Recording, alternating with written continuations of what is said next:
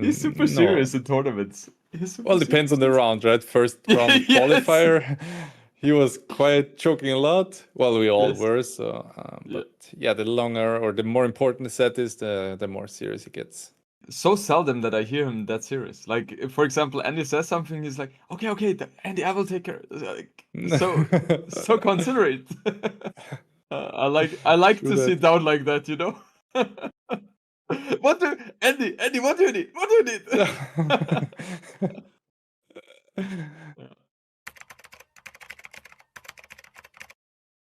The thing is, that's something a lot of people don't know. How it works is you have a certain group of people who want to form a team, and then the player who is the least impatient loses, signs up the team, and has therefore, the responsibility to be the manager. And we were like, I think, a few hours off from deadline of signing up. Dowd won't do it. Let's not talk about it. Like, he would rather not play than being the captain. And then it was between Andy and me, and I was just a little bit faster. That's it. That's why I'm captain. It's like hosting a lobby in AoE. Like everyone wants to have a game, but no one wants to host, right? And at Yeah. one point, someone gets impatient. He just presses host the lobby and sends the code. And Yeah. And then well, I and also said, yeah, sorry, Andy. yeah, and Jordan does the scheduling, right? That's mostly because, well, Yeah. That's also what I said. Like, okay, I can be the manager. I'll do the scheduling. You guys do the draft.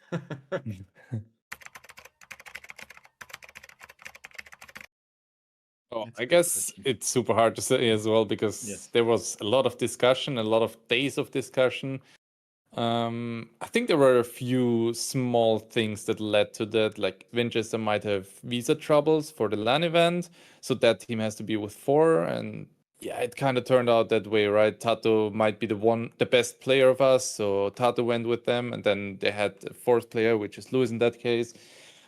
But yeah, a lot of discussion happened there, and yeah, in the end, I was very happy with Jordan and Dowd, and I wanted to play with them because we already had practice sets before that in like internal Onimaru games, and I really enjoyed it. So I think in terms of overall skill, they should be slightly better, I guess. However, we have good plans, and I think we have a lot of potential. So if we are capable of executing our stuff, I think we will be in a very good position for sure. I think it's well, at some point you have to have some good skill in 1v1 and team game, right? So there is a limit to be only good in team game. You will always transfer your skills, but at the top, of course, there are some players that are just not that experienced. I think it's mostly about experience in team game, and I think we do have that, and that's might be our advantage compared to others. Yeah, but it's a bit different, but not that much. Also, recently we have seen in 1-1s there is some sort of all-inish game style being developed throughout the last 1-2 years, right? So that is something which will never transition into team games. Like in team games, you cannot really go for all-ins. It's harder to do so. So it's more macro orientated and strategy based. So if you are like a all-in 1-1 player, you will struggle in team games. But other than that, I feel like team games and 1-1, there's not the biggest difference. 1-1 is harder, of course, because there's more decision making in terms of unit types you have to go for. Team games is mostly 1 or 2 units you do. But yeah. I What guess did I want to say? I don't know. skirms, for example, are less seen in team games, right? Because as a flank, you play archers and your pocket has scouts, and in 1v1s, you mostly play skirms yourself. If you're not that kind of skirm player like Dowd, he says it hates skirms and hates to micro them. So, well, it's good to not have that in team games. And also We the league hope it is tricky doesn't. in terms of the map, right? It's not like Arabia all the time. There's so much diversity, and therefore you need to be able to strategize and adapt very well.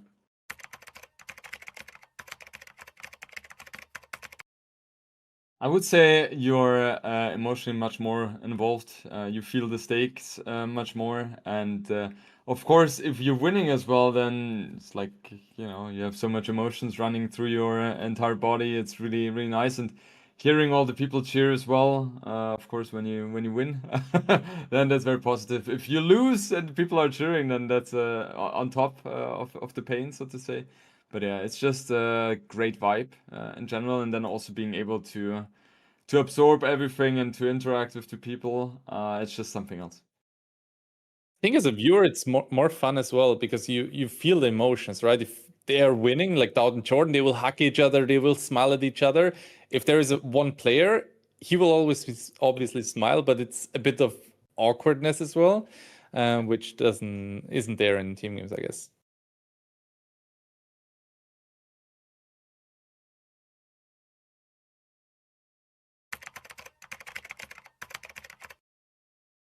For our team, I'm the pocket player, and Lix and Vivi are the flank player. And talking about sacrifice, Lix is always on the front line in any map.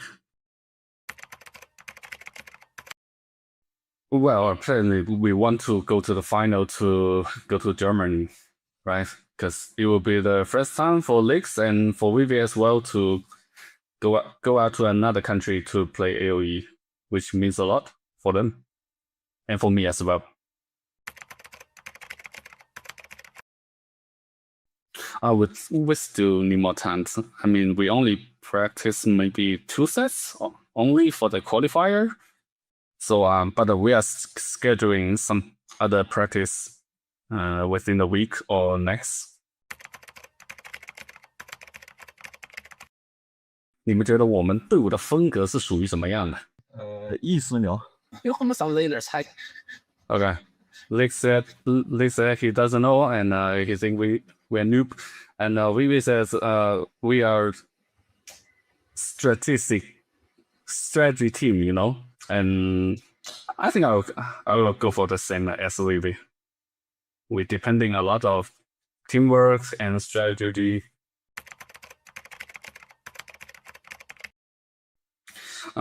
Basically everyone is talking all the time.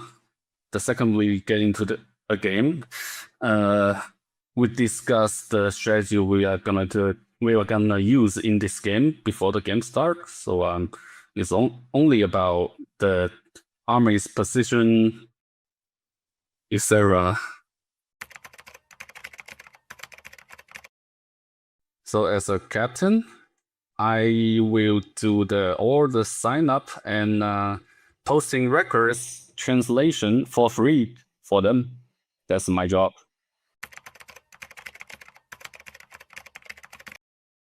我侧重多人局吧，肯定不一样。单挑水平高不代表多人水平高。So Nick said 1-1 and team games are totally two different sections, and he is more of a team game player. 我的回答也是一样。So Vivi said he's the same as Lex, everything. In my case, I think a good player should be good in both, like 1-1 and team games. And but I consider myself more of a 1-1 player, because I don't remember I achieved that much in team games tournaments. As I'm getting older, I find it team games more relaxing, you know. 1-1 is more tiring. So for now, I think I prefer team games. It changes a lot. Maybe I prefer 1-1 tomorrow. I don't know. Hey guys, how's it going? Welcome. Hope you're doing fine. There was no better introduction today. I'm sorry. I'm just feeling a tiny bit sick and under the weather. But we should still have 2 banger sets today. We have Onimaru Vanguard for the first one against Ling Yuan, and then Onimaru Capybaras versus Tag. That's going to be a very, very, very stacked one as well. Let me just say hi to everyone. Minika, thank you so much for the 21 months of support. I appreciate you. Thank you, Apex, for the $10. I appreciate you a lot. Hello, everyone. Turtles, Dale, Turnip, Matt, Hulky, Templar, Punky, Mr. Hyde. Hello, YouTube, Ramiro, Justin. Hope you guys are doing well. When was this interview? It was before we started the main event. It was in that week that we had a pause between qualifiers and the main event. We just see something really quick. Okay, that should be fine.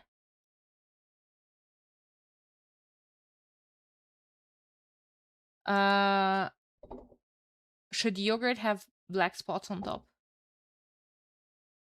Huh?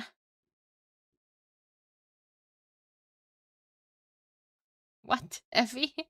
I'm wondering if today's still a day when you like Steam games more. Maybe. It could be. Definitely, they've been playing fantastic lately. Now, we do have the map draft, the Civ draft all ready, and apparently there's a couple of things to talk here about. The first map is going to be Nomad. So Onimaru Vanguard has Doubt, Jordan, and Andy, and they all love to play Black Forest. And you guys don't see the bans, but that was wait, I forgot to do something. That was their first ban, Ling Yuan's. However, I find it kind of wild that Onimaru Vanguard didn't ban Nomad from the Chinese team. They are known for liking Nomad a lot, and well, that's going to be game number 1's map here. Going to find the civs in a bit.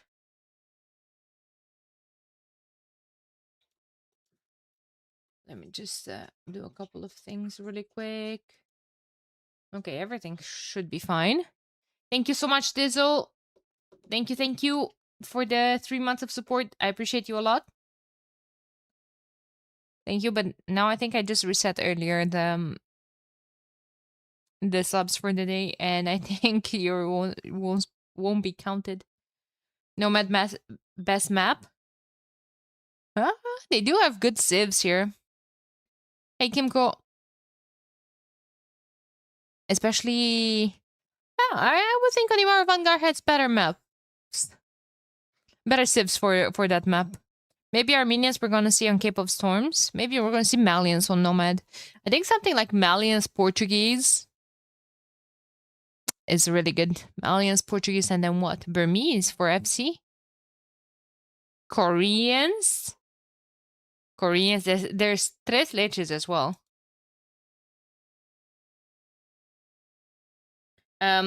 Shall we take a look at the standings before, really quick?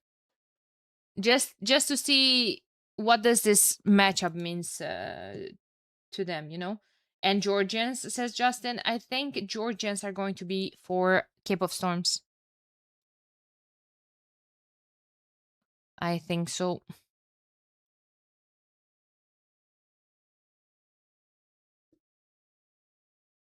LOTR or Mr. Lord of the Rings is saying hi. Only realized recently you're the host of this event, so here to support all that you've done. Thank you so much. I appreciate it. And discovered that apparently I received a gifted sub. yeah. People have been supportive lately, so make sure you see who gifted that sub and throw him a thanks. Let's take a look at the standings, by the way. Thank you so much for watching the tournament and for being here. Ling Yuan, position number 4. 2 sets played so far, 6 points.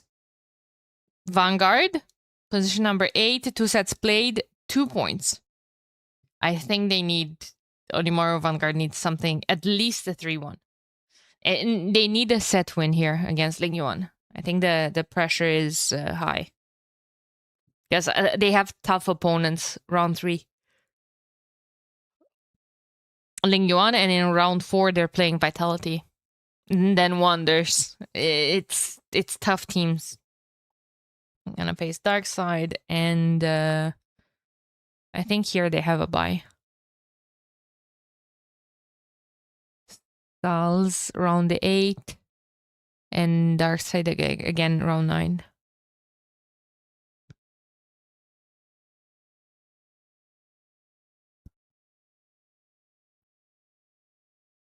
Oh, they're playing tag here. Sorry, not dark side. Hey, Sanju, how's it going? No free rounds. Yeah, exactly. No free rounds. Everyone is for themselves here. They're a very strong team. Onimaru Vanguard needs a very good result though here. Look at how stacked the top 3 is. We have 10, 9, and 9. Tag, however, is at 9 with only 2 sets played. And they're going to play today against Onimaru Capybaras, who only have 1. They had a bye in the second round. No. Lewis is in Capybaras.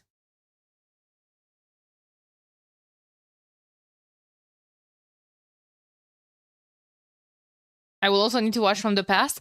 If you like to watch specific sets, exclamation mark YouTube, I'm uploading every single set on YouTube. So make sure you're subscribed there as well and keep an eye on that because they're easier to find basically. Oops, sorry about this. Now let me see. They started already. Their started is going to be Maya, Vietnamese, and Bohemians for Ling Yuan, and Vanguard with Portuguese, Koreans, and Chinese. Interesting civ lineup. You guys were right about Chinese. Good on Nomad, especially on 9 will start. The Brazilian team named Capybaras being 4 white Europeans will never not be funny to me. 2K YouTuber subs, exactly. Exactly.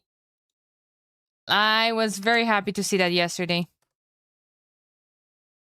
Okay, let me just type here Team Ling Yuan, Team Oni Vanguard, and we are in the game, guys.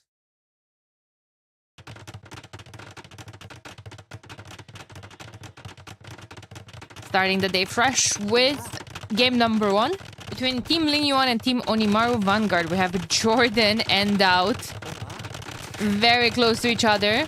Already taking a board from, I assume, green is Vivi, but now Jordan is going to be housed. He's paying the price for that board. Very important board though, because that's taking the starting foot from Vivi. Next board he has here, he's looking for it.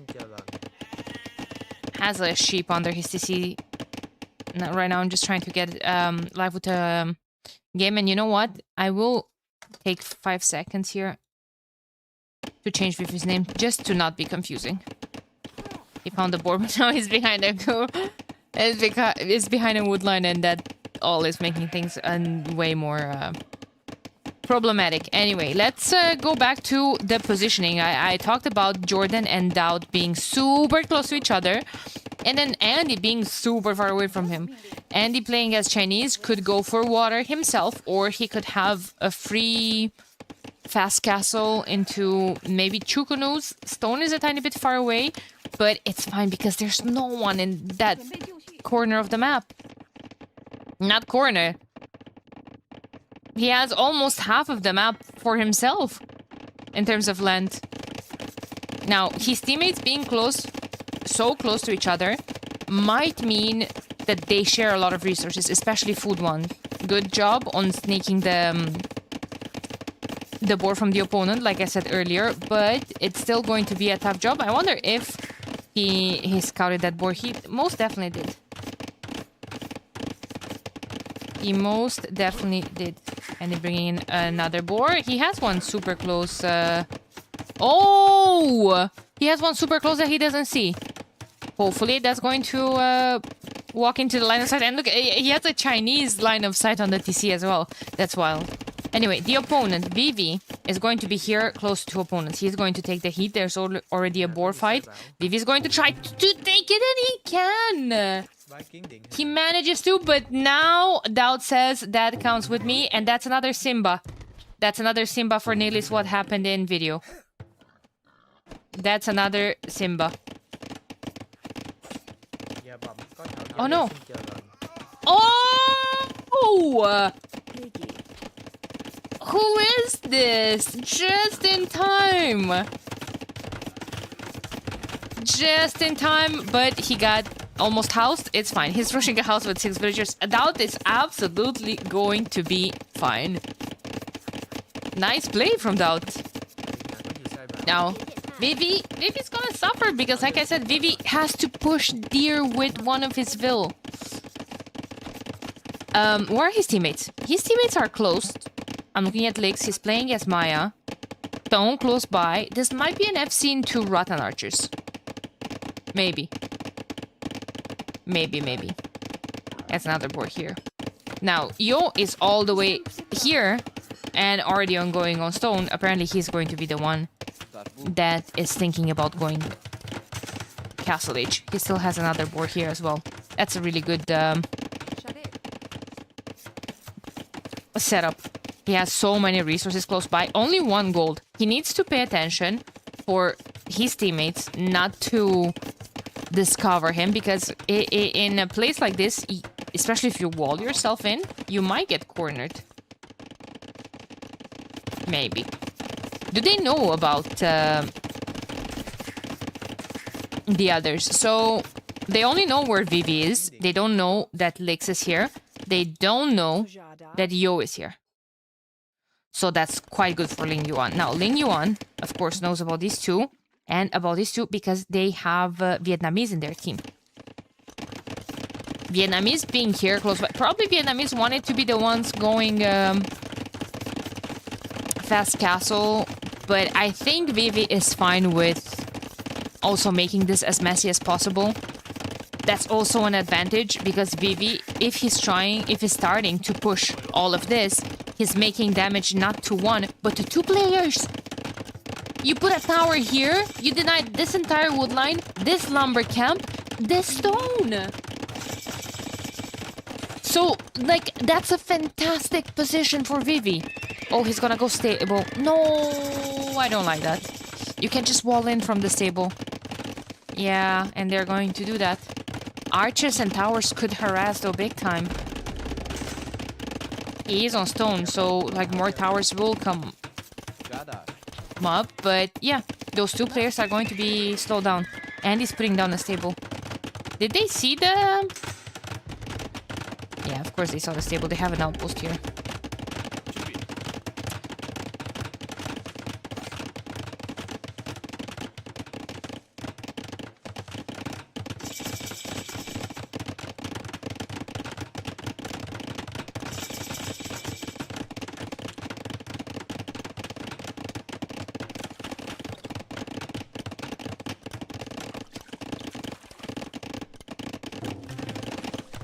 Daniela is gonna be so chaotic. You know it, Kenny. There's a tower already up here. Jordan still has this wood line, but like I was saying, this area right here is crucial to defend. And wait a minute, what a change of scenario here for Vivi. He's starting to pressure from the top. He just baited a tower here, but his actual tower is going to go at the top, and well, Doubt is going to have to defend that area. Yeah, okay, he's going to make a tower of his own. 5 villagers garrison. You only need the 4. He's gonna shoot this down. But Vivi doesn't care. That tower does enough for him. That tower keeps 5 villagers from Doubt idle to shoot it down and pushed him off of this wood line. Jordan does have stone for a tower of his own. The other 2 members are going fast castle. What's Andy do? Oh, everyone from Team Onimaru is going castle as well. This feels very greedy for them, but hey, if it pays off, how are things looking like on water? Just minimum investment, I guess. There's 2 hulks here. Going to threaten Vivi's fish. Vivi might be caught in the sauce here. Pushing from all of this. I would like a tower here as well in front of his gold. I feel like that would be really good. But yeah, he has to do all of that. He reacted to this pressure, which is, in my opinion, really, really good. Lost the fishing ship, but hey, could have been worse losses there. Another tower coming forward is going to pressure Doubt's stone. Doubt desperately wants to save for a castle, doesn't want to invest into yet another tower here. I think he wants to just buy a castle. Guy, Lynx, every single day we have 2 sets. Every single day we have 2 sets. Thursday to Sunday. So, no, we're going to have another banger after this one. It's going to be Onimaru Capybaras versus Tag. Castle drop coming up from Yo. Straight on Doubt's face. Where's Doubt putting down his castle here? Maybe? To protect the stone and push all of that back? No, he's gonna put a castle on Vivi, of course. You kill me, I kill your teammate. And Vivi's putting down the tower. Nope, homie, nope. That's not gonna be it. Nope. Doubt losing a couple of vills. Does he have no loom? He does, but TC is strong. And Vivi's like, hey, I did my job. I'm bouncing away from this. I'm bouncing away from this. Like, you can't kill me. You're already kind of, like, dead by my teammate. So, like, I'm just going to move my eco, nomad style. Doubt wants to take this wood line, but I don't think he can see. Oh, he can see that Vivi's already putting down a tower there. Oh, guys. Okay, Doubt is going to have to move to this wood line. Jordan is just trying to defend with one mangonel against all of the pressure that's, well, coming from the top. Vivi still making things messy for him, and Doubt is still struggling to find a wood line. Finally, that initial tower from Vivi goes down, and he can stay here comfortably. Maybe scouts from Vivi are already here again. Like, Vivi being in feudal age, but still making things so messy for Doubt. After Doubt had castle drop him, it is wild. Andy will have to, you know, make up for his teammates taking a lot of damage, and Andy's investing in military, both knights and fire lancers at the top. I saw. Yeah, there's a couple of fire lancers here. Jordan is investing in double monastery and siege workshop with Portuguese against the wagons. Yo would need redemption monks. And you know, in all of this heat, Lix, who usually takes the heat, Lix is 3 TC booming, 51 eco, putting down a castle in defense. I don't think. Okay, they do know he is here. He was quick walling, or not quick walling, market blacksmith. There's some shenanigans here. They know he's there, but yeah, Doubt trying to put TC there exactly for those wagons to deny it. Spotting that castle from Lix as well. Lix just expanding his eco. Doubt has no TC. His TC went down, and Doubt is 34 villagers, and this can get more nomad than what Doubt has here. In the meantime, on water, I saw Jordan getting medium warship, so he has 2 war hulks, 2 fires as well. He's contesting water. Vivi still has fish somehow. Of course, Jordan's just patrolling those forward. Jordan can't really focus on the water since, well, he has to deal with all of this. Oh my god, man, that's just so annoying. And Doubt has no escape. Doubt has no escape. Like, he ran into wagons here. There's wagons here. He can't run here because of this castle. Where does Doubt run? At the top, there's wagons there from Yo as well. And this is the moment where Onimaru Vanguard is probably on voice saying, man, we really should have been nomad.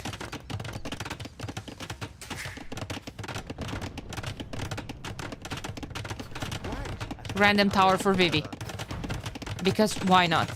I mean, it's not like Dowd can afford upgrades on those wagons. No fletching, no Balkan arrow. So yeah, Jordan's coming here with the TC, but his vills are going to have to be garrisoned. Oh no, okay, he has the mangonel there as well. He's going to attack it. Dowd found the spot for a TC, guys! If only Jordan would delete that house, so he has some efficiency. Has some food in the bag, that's good. And oh boy, though. Oh boy. Rocket cart and tower. Denying that castle, that will just go probably here on this one. Oh no, I fear that might have to be cancelled again. No. Oh, yo, flying too close to the sun. Oh no. I fear that that's still not a great spot with...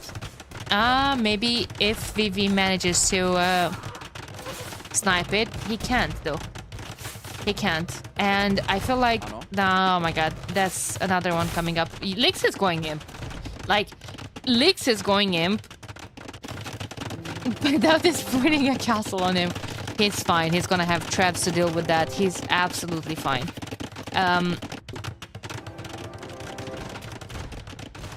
Vivi is still feudal age. Vivi is still feudal age, but still super annoying for everyone involved in this game. Probably including his teammates. Have some water fight at the bottom. Lix did invest a tiny bit, forcing Andy to invest into water as well. Andy top score with the best eco in the team. Fighting on water, investing in knights and fire lancers and rocket cards, defending against Dio, and is playing really, really well. But it's also easy to look like you're playing really, really well when you started at the top, you know, uncontested, and his teammates were all struggling to, well, against Vivi's old shenanigans. Jordan trying to quick wall against Vivi. Against Vivi. He might be feudal age still, but hey. He's still investing in scouts. He's not... He doesn't care. He doesn't care. He just wants more scouts to snipe monks and siege from Jordan. Yeah, but now we have Imperial Age in 8 seconds for Lix. There's going to be traps contesting Dowd's castle, and Dowd probably, for the first time in a while, in the last 2 minutes, he was just taking a breath here that he now has a safety C that with the castle protecting it. However, that castle's gonna go down to the trap. Holkans is already in the queue for Lix. He already has Eagle Warrior. It's going to be Elite Eagle soon. Castle versus castle type of scenario at the top though. And this castle's gonna go up. Feels like Yo's gonna go up as well because this castle was attacking the wagons for the longest. Rams trying to take out the wagons. There's a mangonel there. What even is happening here though? And he's going up to imp as well. How are Yo's resources looking like? He is not close. Man, how many Dowd Castle did Yo put down this game?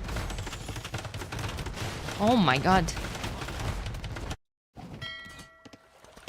There it is. Elite Eagle Warrior, last armor for Vivi as well. Conscription. Look at Dowd. Castle dropping Lix again. 16 on stone. 16 on stone. Do wagons have bonus damage against rams? Not that I know of. Apparently I don't know anything. They do. They have 3. +3 against the rams. Man, that's a bonus that sneaked past me. I never realized.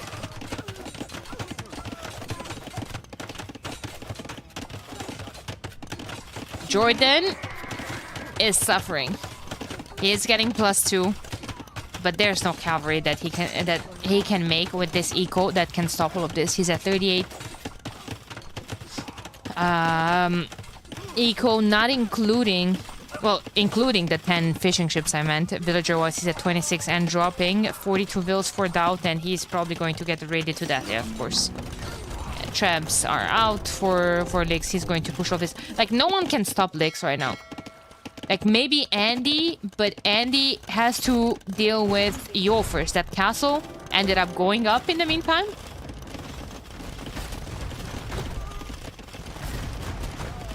And Yo is like, you're daring to ram me? I ram you. Oh, wow. Supplies! What? Thank you so much for the 25 gifted. I appreciate you. Oh no, rocket car's gonna go down. That's huge. Rocket carts were the answers against all of those wagons, but the castle's gonna go up. Andy is building it with 19 villagers. Supplies, you absolute legend. What's happening here? There's just eagles running everywhere. Chat. This has 67 elite eagle warriors. Don't. Oh no. Remember when I said that maybe Andy can stop all of this? He can't. He can't. Oh, Andy has to struggle with this now. Not the boar. He did nothing. Yes, putting down university is probably gonna educate his opponent, I guess. Damn, what a good game. And damn, why didn't Onimaru ban Nomad from Ling Yuan? Oh my god. Team Ling Yuan taking game number 1. They're playing fantastic. Fantastic.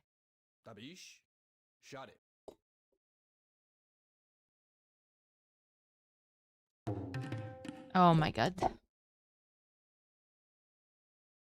I mean, honestly, going back, Nomad can be very RNG. Like, they did play fantastic, but they were also a bit lucky in the beginning with a better position, I would say.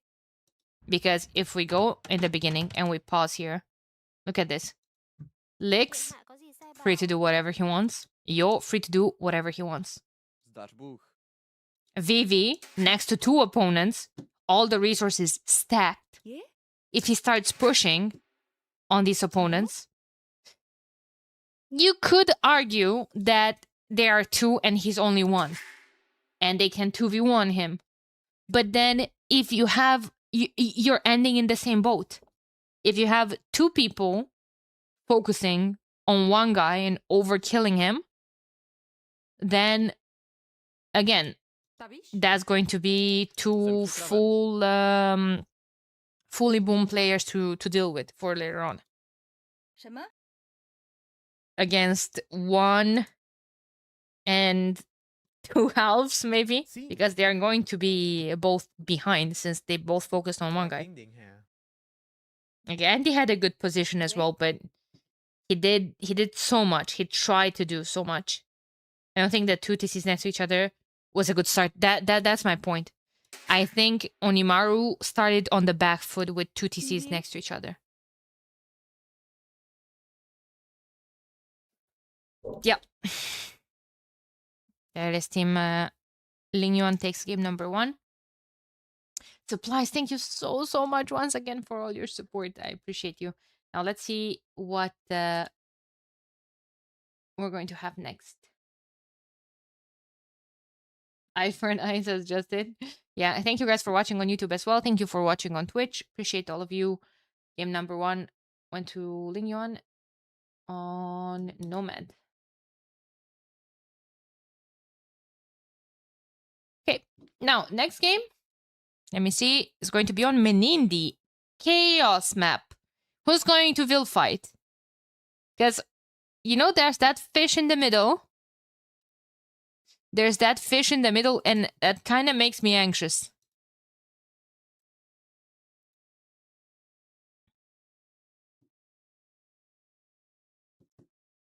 Against 3 players that main Rage Forest back to back all day.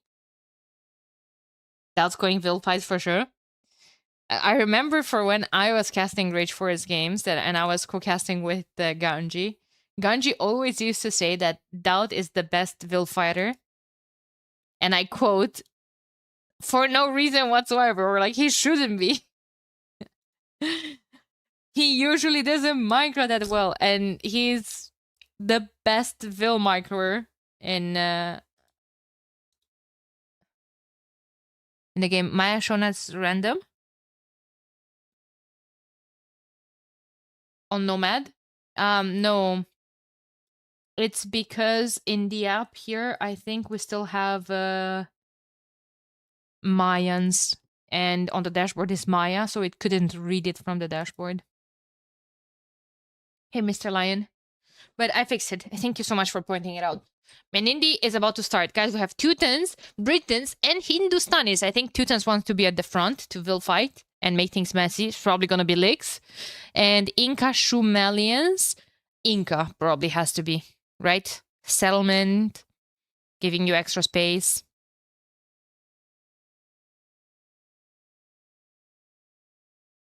Oh no! Oh my god! Oh, I misclicked on something. I restarted the session for the gifted subs today. Or for the subs. Oh no. No one sub for the rest of the day. We're already at 26. Oh, I'm so sorry. Holy, I look like the #1 scammer right now. I'm so sorry. I'll hide it. I'll hide it from the screen. I'll hide it. No more gifted subs for today. Nope. Nope. No more. I'm so sorry. Jesus Christ.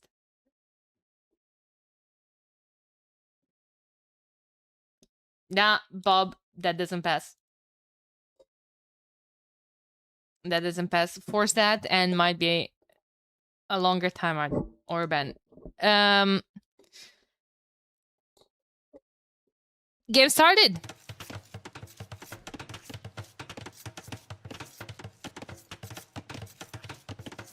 Game started, and oh boy, I was right. Doubt is here with Inca. Forward. He's going to be facing Licks with Teutons. Have a Champy versus Scout. Apparently, people are telling me that that's a 50-50 fight because of the attack reload. I know they have exact same stats. Wait, let me open the tech tree here.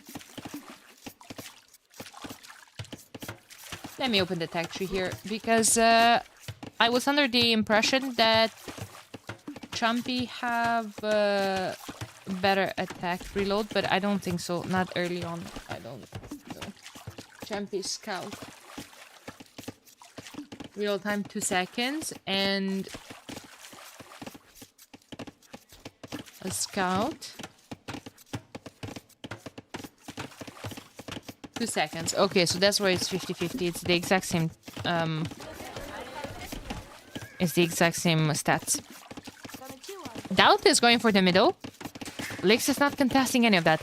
Is Licks just going to chill, push Ostrich, and guys, is he tower rushing again?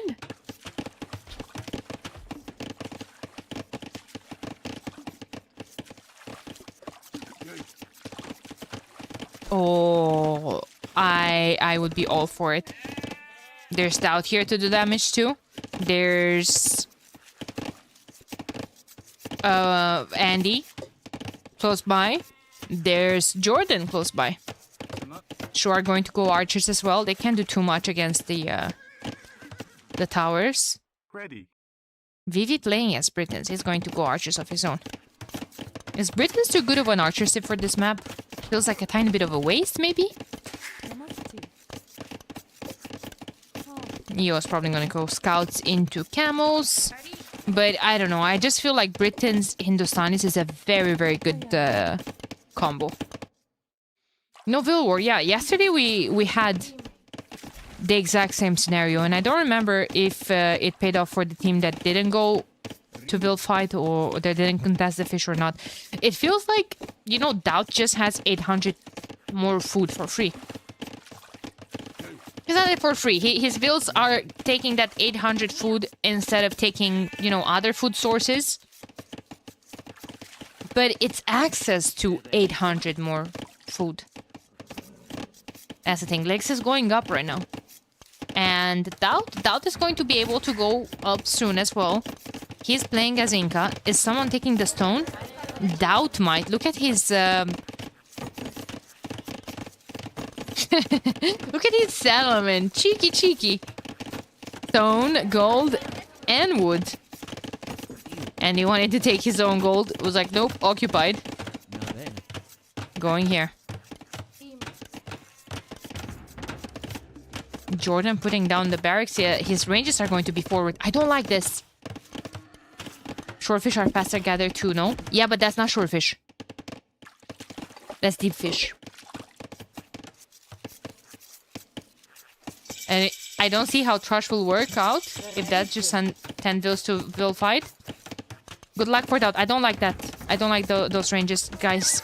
Because I think you should recognize that Lix is 2 tenths and he's gonna tower rush you. He's even putting down a blacksmith. And his ranges are coming here.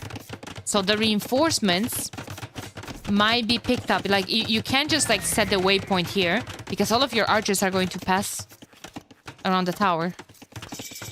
And Lix can just stay there and punch down the buildings. I think he will. Oh my lord. We've even won the scout fight. Oh, Jordan is even rethinking his second range. He ends up deleting it at 64%. He's gonna put it a tiny bit more in the back.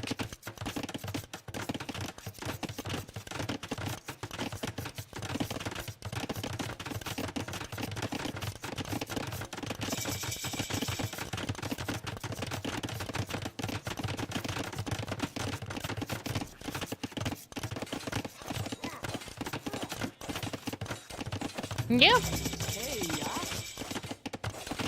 Now what?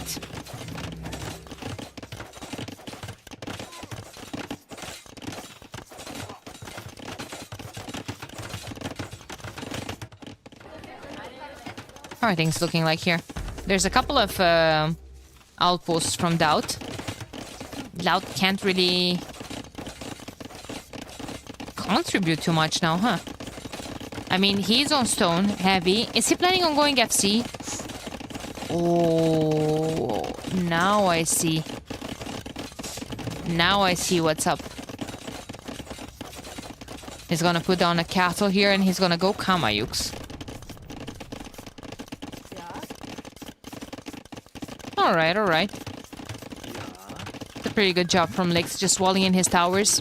Going forward with another tower. What are his teammates doing? Oh, everyone is going FC. Except for Jordan, maybe? Jordan still has quite a lot of archers. Nah. His gold's gonna be under pressure soon. Getting fletching. What could he do with those archers? Nothing, really. Viv is going up to the next stage. Market blacksmith. Is he on stone? Yeah. Lix is on stone. He's on stone too. Oh, it's gonna go long post. Oh, chat. Oh, I like that. Kamayuk it never is it? I don't want to say that, but I very much am of the same opinion. I feel like whenever I see Kamayuks, they don't really work. I think they... I don't know. I don't want to get ahead of myself. Inca has already so many good options as well, but I would like to say that maybe they need a buff. Oh, tower here with only 10 villagers forward. Doubt. Those scouts do not have upgrades to jump on all of this military, however.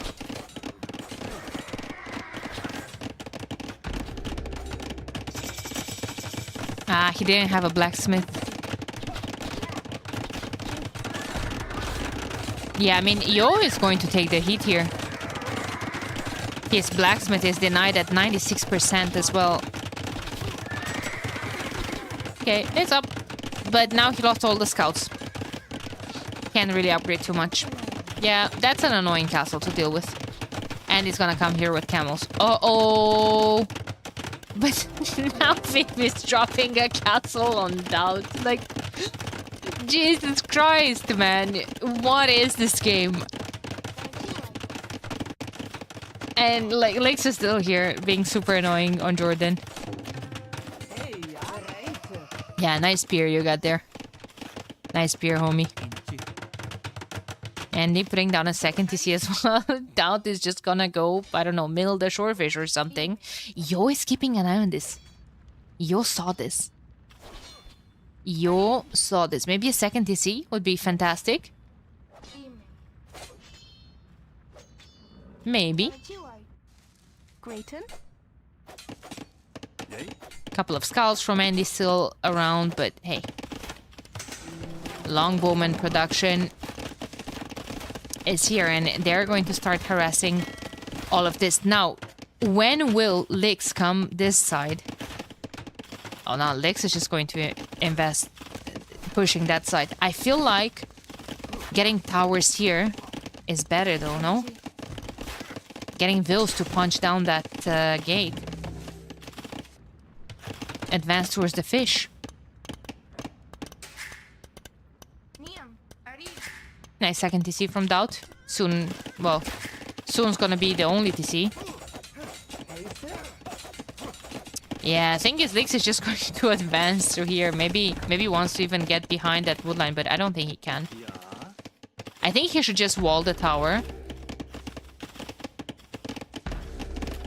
And go here, help Vivi push this side.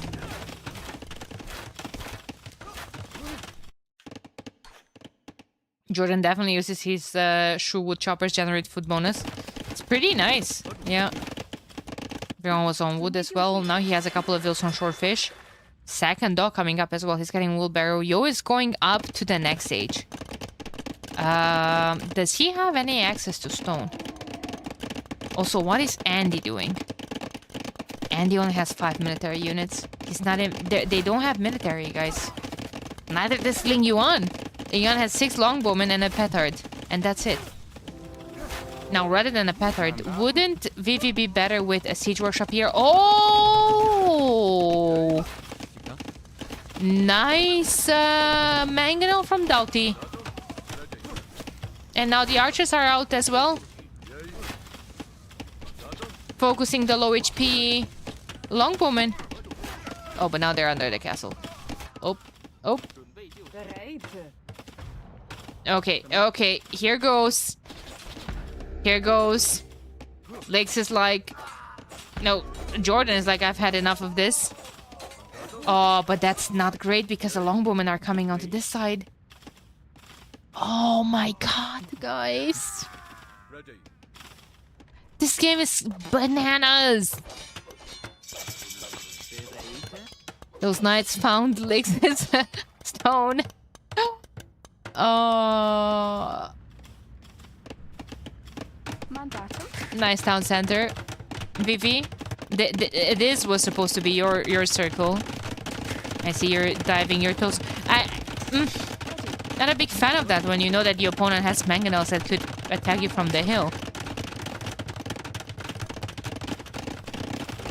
Oh, Petard about to look at those juicy walls. Lick still super annoying. Jordan going up to the next stage with his TC. Lost almost 1,000 HP to the towers. Those towers have 10 kills on them and 2k damage. 2k damage, chat.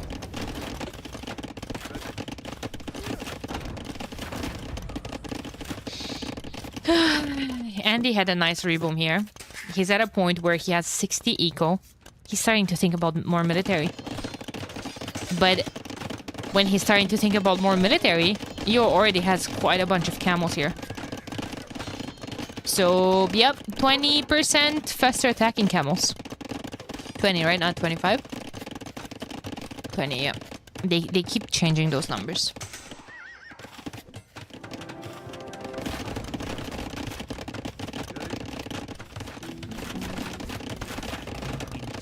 Tough to micro that mangonel behind the wall against the longbowman. Especially annoying for Andy to keep repairing it as well. Like, these people are used to from Black Forest. Usually the flank ends up repairing the pocket from the pocket's mangonels. Jesus Christ.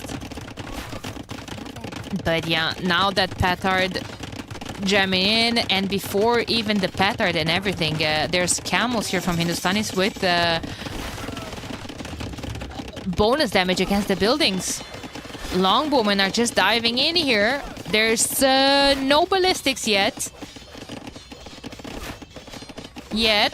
but this is tragic. Like, there's only 4 fish left for Andy. That dock is gonna go down as well. Like, all the lumberjacks have to evacuate all of this.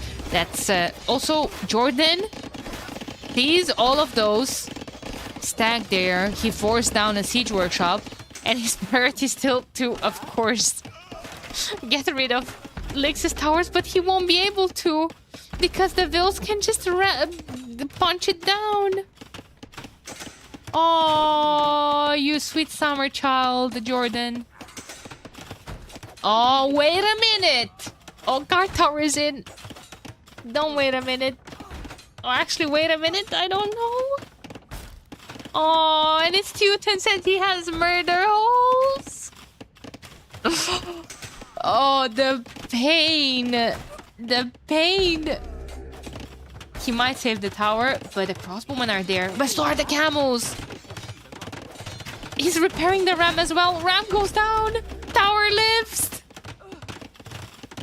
Tower lives, chat. Oh my god. Where are the longbowmen? Where are the longbowmen? Oh, okay, they're here. For a second, I thought they're gone to some mangonels. Those are some really, really nice raids, though, from Andy. I think he's done some damage. He killed 11 eco units. There goes the fishbone from Yo Garrison, dude! I guess Yo is just like, wow, it's too annoying to fix those traps afterwards. Wait a second, we have castle versus castle type of scenario. Andy can build that with his entire eco. 27 villagers building that against, well, 10 from Vivi. Treadmill crane is in, though. Wait a minute. Castle's going to focus the archers first. 85%. That's not going up. There's not going up. He's bringing more boys. Oh, no. He needs to sacrifice some archers here. 99 is up. Oh, my God. Lix. Petards coming. Maybe. I don't think queuing up longbowmen from this castle is good. Can be picked up. Guys, the towers are still alive. Jordan is trapped. Well, Jordan has expansion at the top, but it's still, you know, the idea behind the initial TC. There's still a lot of resources here. Rams from Doughty. Ah, but VVC is that workshop garrisoned. Oh, and Andy cannot escape from this. Andy knows now that those longbowmen have ballistics as well. Wheelbarrow for Doubt's villagers to run faster. Doubt has 1, 2, 3 other TCs other than this one. And that's not in the initial spot where he started. Petard's coming in. Here comes the ram as well. Rams from Vivi as well. He needs to add a mangonel. Needs to add a mangonel. Oh, but Andy's there with the camel, actually. Yeah, I think that that castle from Vivi's yesterday's news. Lix has the second TC at the bottom as well. Viv is coming here. Wanting to get some stone. Oh, a castle here. No! What castle? Killing me, thinking that I want to see more castles when we could see guard towers from lakes. Oh, man. You cannot not love his playstyle. Like, you just can't. Yo is now going up to Imperial Age with 95 eco and 7 military. Oh, but he's being castle dropped by Doubt, or is he? Or is he, chat? 14 villagers building that, but 5 camels. 5 camels and a counter castle with 16 vills. I think that castle goes up, actually. Did I jinx it? 92, 3, 4, 6, 8. It's up.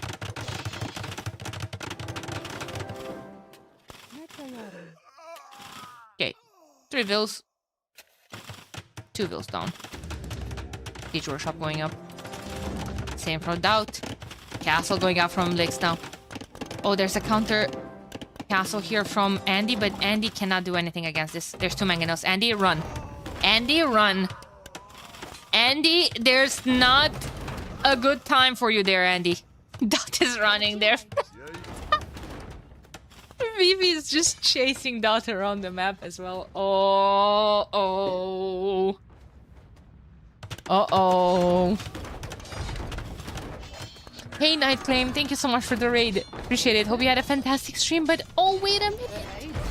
Andy's here as well. I'm sorry I didn't acknowledge your raid, but oh my god. What are we watching here? Suddenly, Doubt is doing God's work. Pushing back Licks here.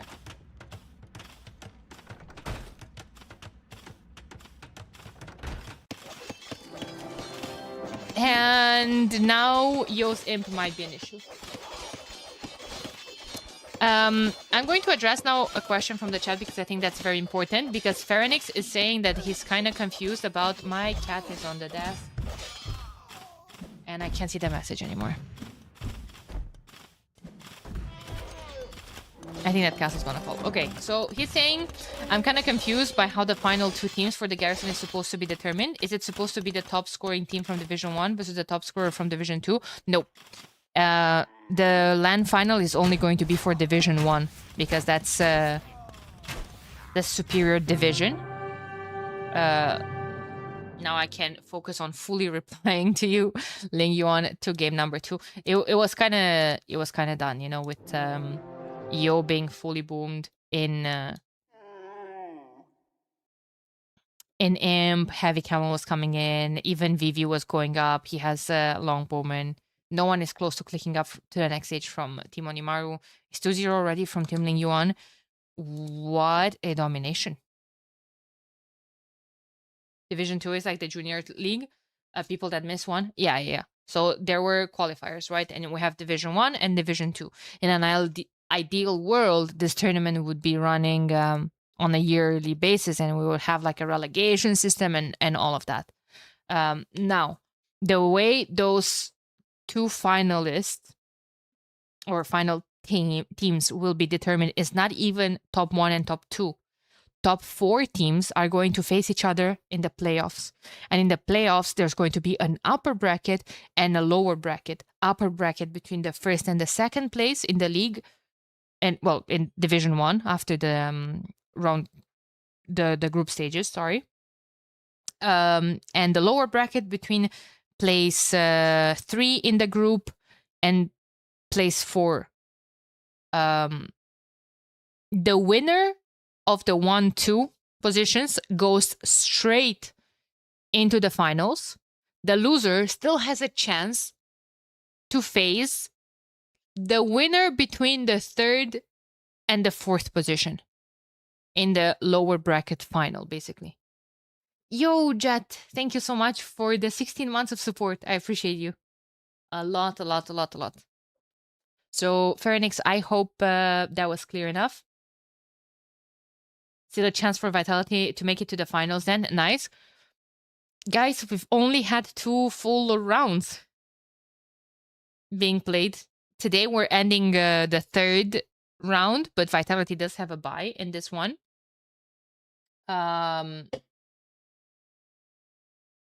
There's still what, 6 more to go.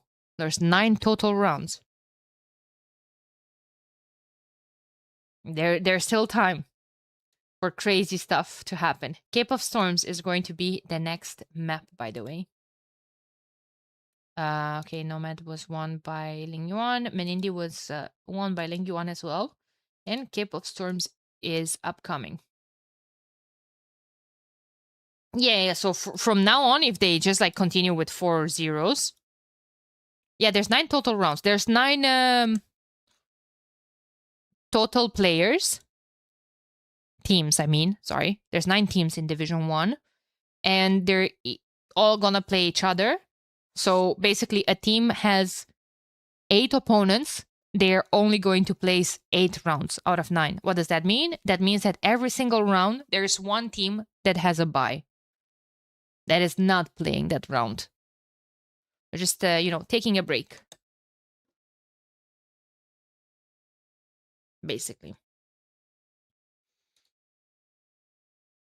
Tara is saying, hello, Danny. I have a question. If you had to guess which 2 teams are going to make it to the finals, who will it be? Guys, right now it's really tough to say. If you would have asked me before the main event started, I was telling you, well, guys, I think it's very clear that is going to be Vitality versus Onimaru Capybaras. Well, not very clear, but I would think those are the favorite teams. Right now, I'm going into the table and I see every team's playing out of their minds. I see Nocturna, position number 1, Tag, position number 2, Wonders, position number 3, and Ling Yuan, position number 4. So none of the teams that I thought will be the favorite are in the top 4. It's really tough to say. Tag is showing fantastic performance so far. Ling Yuan 2, Nocturna, Wonders, Capybaras. I think Vitality had a slow start. Hera was traveling, he was sick. Not really sure how much time they had to practice. But like I said, there's 6 more rounds after today as well. There's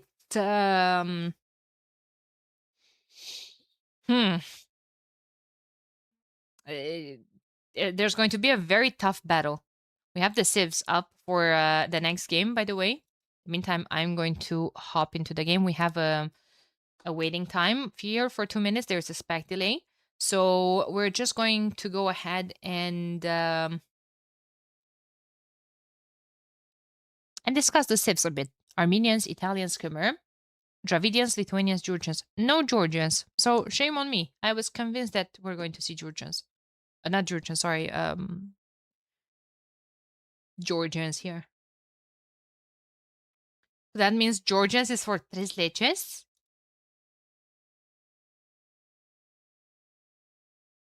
Wait, Georgians are Georgians in the draft, first of all?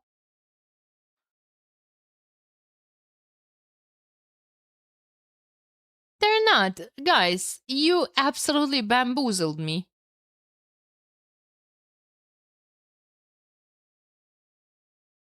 Am I blind? Are they admin banned? Georgians are banned? Okay. Well, thank you for letting me know because I can't see half of the screen.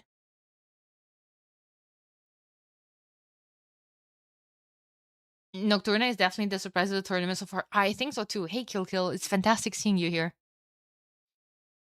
Good day, Snowman. I was wondering if this is the right channel to watch best 3v3 AoE2 tournament ever.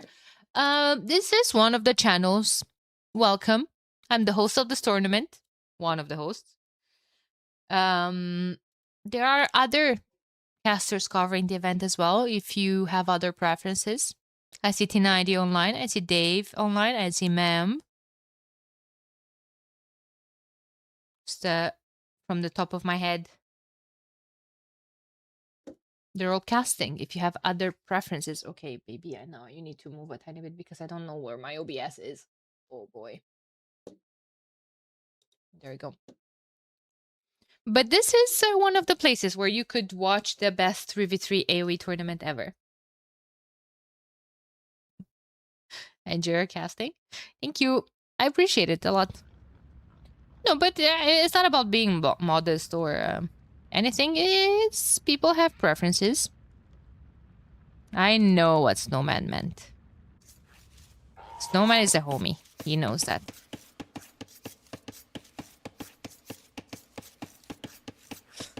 I would prefer Jordy and Andy to be winning, but if we take my preferences of a caster, then I think I'm good. Alright, alright.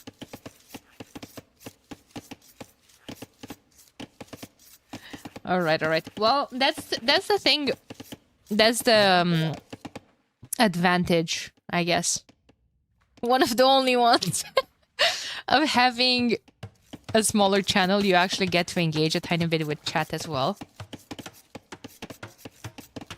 I do enjoy being that. I also am trying my best to be professional, especially during this event, because all of the games are going live on YouTube, and I feel like if you're just catching up with the set on YouTube and you're watching the set, I feel like it's a tiny bit weird if you don't see the questions in chat and you just hear me talking to people rather than me focusing on the map and on the tournament. But I do love to interact with my community and with my chat. Like, that's one of the things that kept me streaming for this long.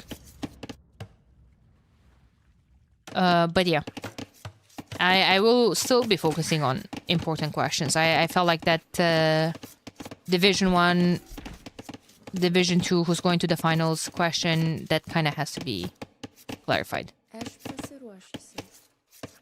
In the meantime, we can just hop into game number 3. What's Andy pinging here?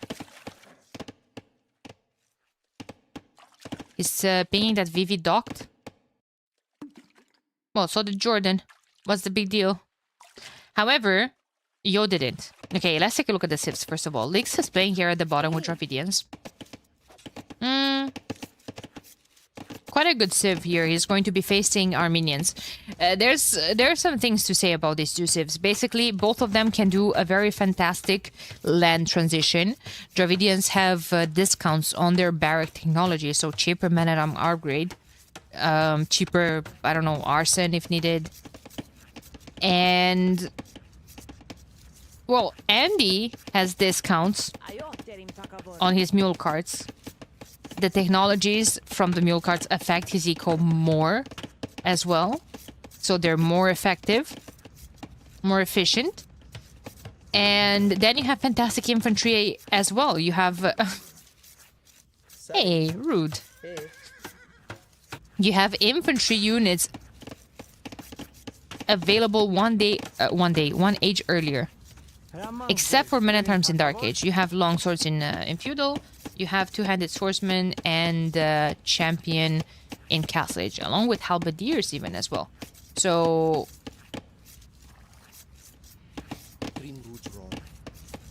pretty good for that, and for, you know, water aggression / defense.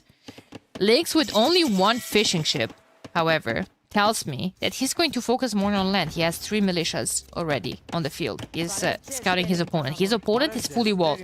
Playing as Armenians, no barracks yet. Oh, but barracks from the pocket. Pocket. No, these games are live. And chat, please not manufacture Danny versus T90 rivalry. No.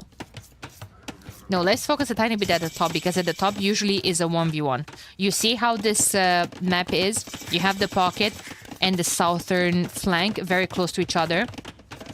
And at the top, you have basically a lot of the times just a 1v1. It's a stable opening versus stable opening between Jurchens and Khmer.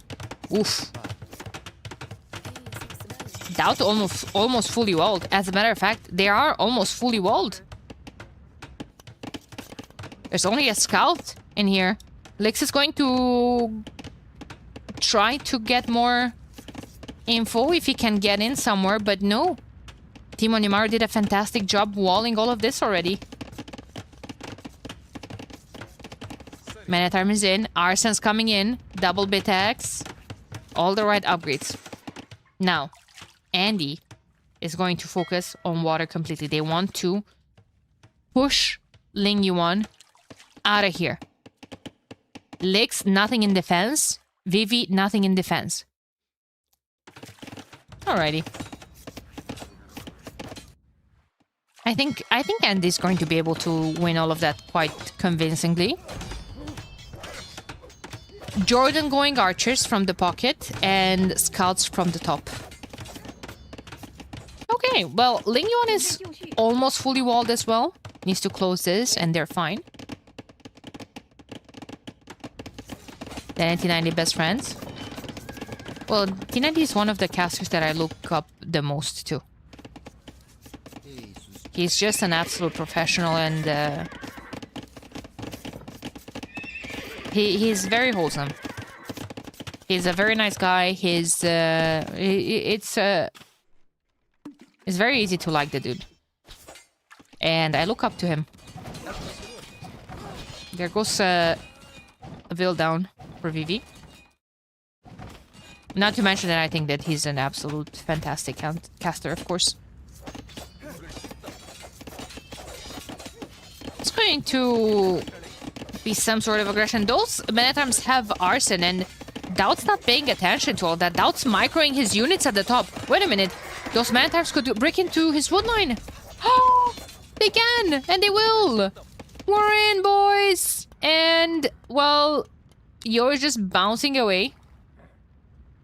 Doubt skipping the barracks gives him, you know, more wood to invest into farms. Uh-oh.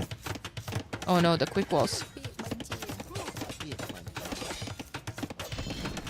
Oh no, the quick walls. Oh no, but wait. He has enough scouts there to clean this up, I feel like. But now, Yo is coming here with the scouts too. Jordan tried to wall that. More scouts coming here from Vivi. Double scouterinos from Ling Yuan. Where are Lix's archers though? Back at home? I guess so. He's not walled. He needs to unite this. Also, they were just chasing random units. Oh, that's going to be solid damage to Jordan's woodline. I don't know who's in a better spot here, because the vanguards are killing the water, but they're I don't know. Tough to see that they're losing on land, because I think they did damage as well. They're defending nicely, but they're also invested a lot, right? Vivi still has scouts here. Gonna be super annoying with them. Freaking Andy, first one to click up to the next stage. It seems like that they're going for the same strategy as the previous game they played in the previous round. Andy not investing into military at all and going full water. In that game, it didn't pay off for him.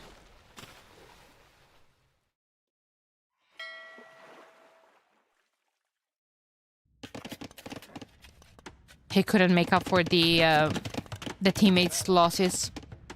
Let's see if he's going to be able now. What can he even do? Is he just going to boom it out? His villagers just taking gold from there are very exposed, by the way. I think he realizes that as well, and he just moves them. There's a lot of scouts, there's a lot of archers, and by the way, those joining forces can mean trouble for Doubt. Scouts can just start attacking this. Archers can camp behind them.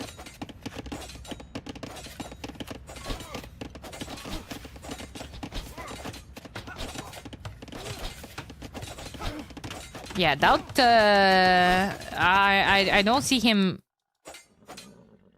defending from all of that. He is up to the next stage, however.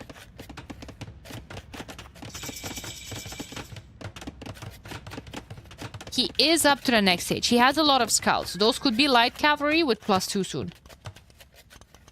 He can hide into houses.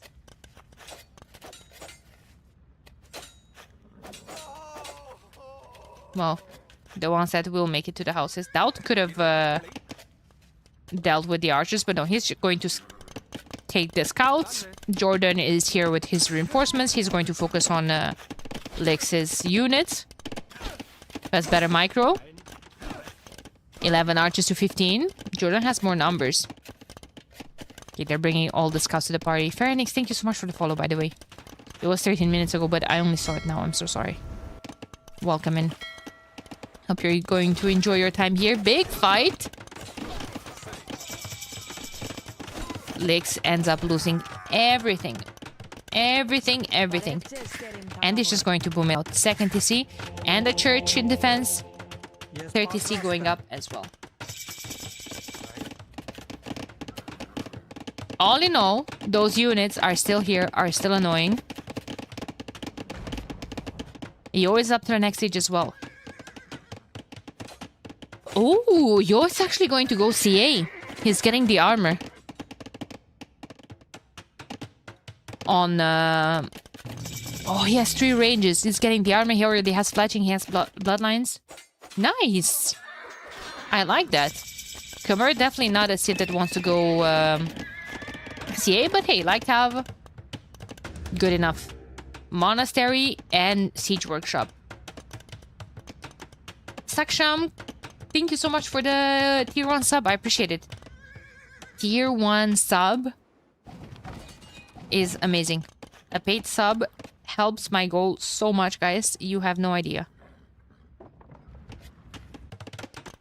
Could get a better split with Twitch, which would be absolutely fantastic. Maybe Grenadiers? Nah. Can't be Grenadiers against Khmer because he knows Khmer are on this table, and that would be too big of a meme.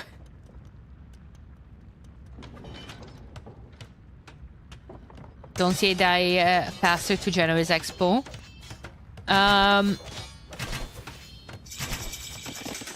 I think there's going to be a long time until we're going to see Jordan on Genoese Crossbowman.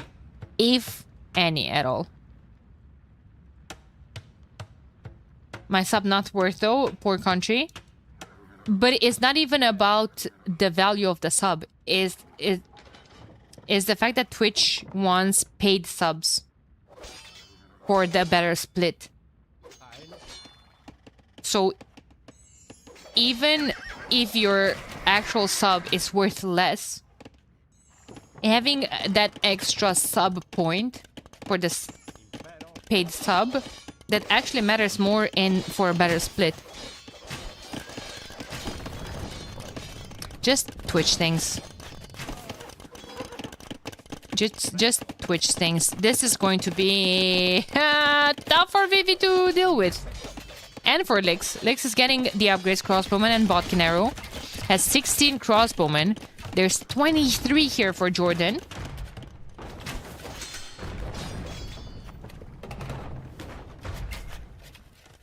And Andy is joining forces with some mangonels that are paired up with monks. Monks are just going to heal all the cavalry. But there's so many CA here. CA can easily snipe the mangonels. Though I do feel like Dravidians could add a siege workshop and a couple of mangonels of their own. Especially because Dravidians have cheaper siege. But wait a minute, Lix is going in? What? How? He actually had to make a second DC to go up to him. I guess that's why he stayed so much in Feudal Rage. It's double the military, guys. I don't know if Lix actually gets to Imp. Now a castle's coming forward on him as well. He's not on stone. There's not going to be a defensive castle for traps or anything. He's going Imp purely for Bracer and Chemistry. That's not going to do anything for his crossbowman against the castle. Yo deleted his walls, and Yo is actually going to try to go and snipe those. Wait a minute. Man, Lix really needed a siege workshop here. I think that's that was quite a big of a mistake there. I understand why he couldn't afford it if he wants to go that early to Imp. But is that a good idea against so much military? We've seen often that if you invest all of your resources into clicking up to the next stage rather than investing them into military, that's not always the right approach. He's going to lose so many crossbowmen before Imp upgrades. His Omega house as well. He lost all of the houses forward. Jordan's military is all here alone. Already 1 Vils and 2 of them barely running away. Oh no. Well, what ranges are we getting the ARB upgrades from? We don't need ARB. We need Bracer and Chemistry. Okay. And another TC. X could be defeated. Yeah. Especially now, like, you're... Where can you run? Like, there's Hulks on the shoreline as well. Oh my god. There's 37 crossbowmen there for Italians. Italians going up to Imp as well. So is Andy with Armenians. It's so tough to micro there with only that 1 extra range. Hulk's at the bottom, like he's completely surrounded. Now, what are Vivi and Yo doing here? Will they be able to do the same amount of damage? It's 120 pop difference, guys. So they would have to delete a lot of the military here and a lot of eco. There's a lot of exposed eco as well. Now, wait a minute. Vivi's fine. Vivi's fine. Someone's saying winning the fish really pays off. And we have a chatter that always says that investing so much for fish is never worth it. We still haven't found the recipe for success.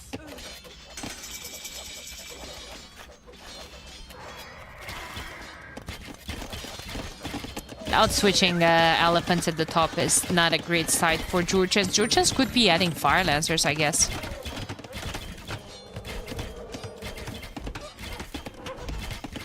But yeah, there's a second castle here pushing into Vivi's base. Vivi's not up to the next stage. She's going to lose the mangonel? No. Good job from him. Is there anyone on stone other than Yo? Nope, not really. There's a stone here. Vivi might be looking for it. Look at all those walls from Andy as well. They're literally cutting Lix out.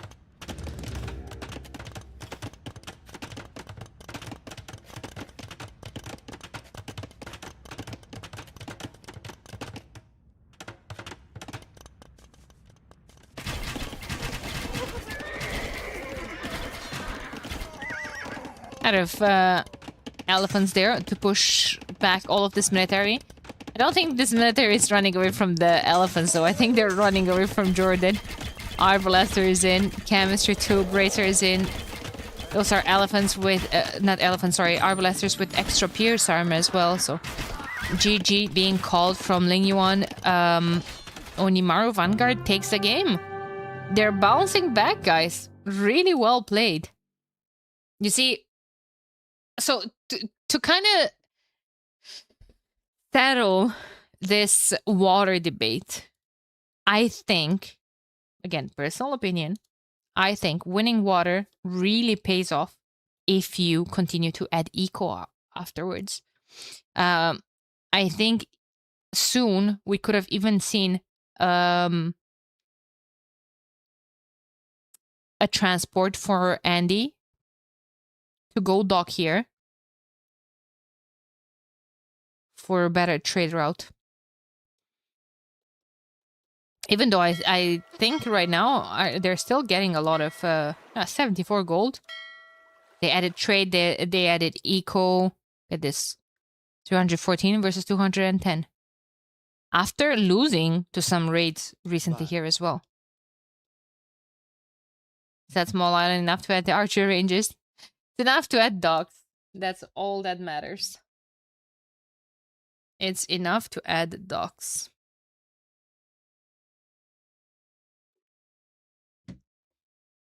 All right. We got ourselves a series, guys. Game number 3 goes to Onimaru Vanguard. And hey, at this point, a tie is just as good. At this point, a tie is just as good as long as they're not giving Onimaru the win of the series. Because the thing with the win of the series, you get points for winning maps, but you get points from winning the set, the entire series as well. So it would basically be stopping Ling Yuan for getting 4 points instead of 2. Basically.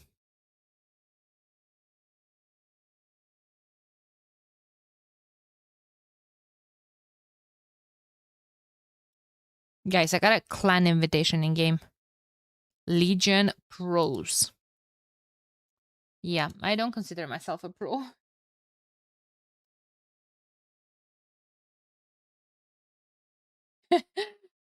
Someone said on YouTube, when I see how good they're playing, I just want to say sorry for playing the same game.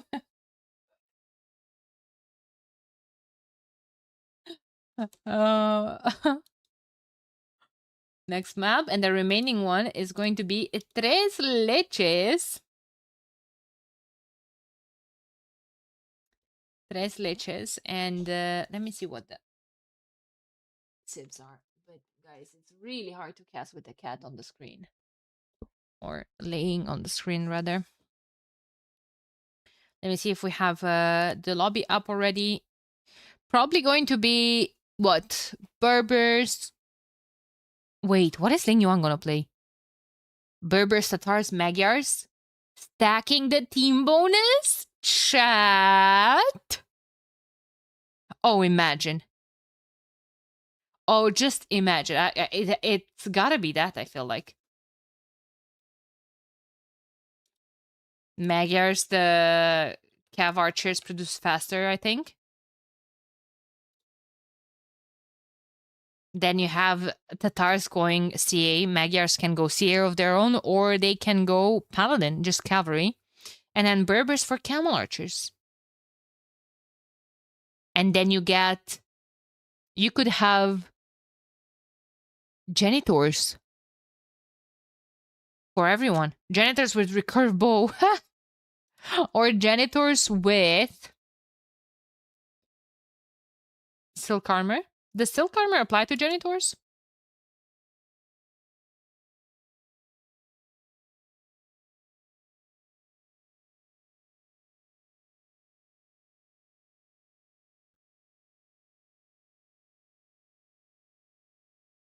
Are you more of a procaster or procrastinator? ¿Por qué no los dos?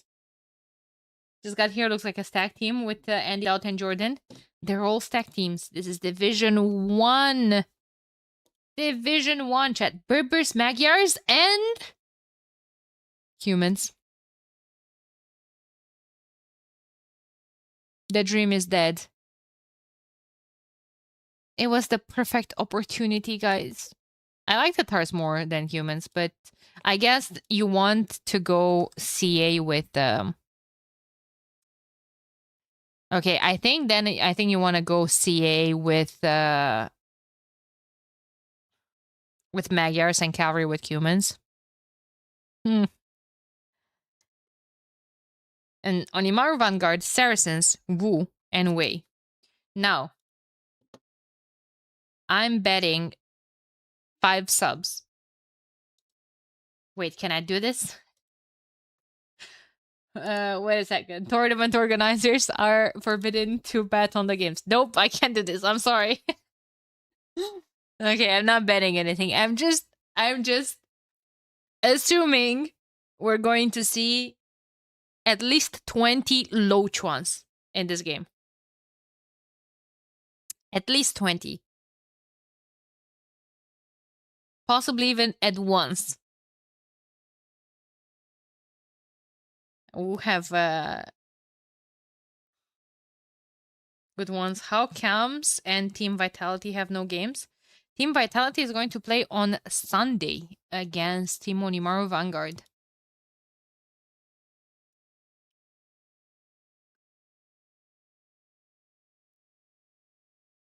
Team Vitality had a bye in round 2.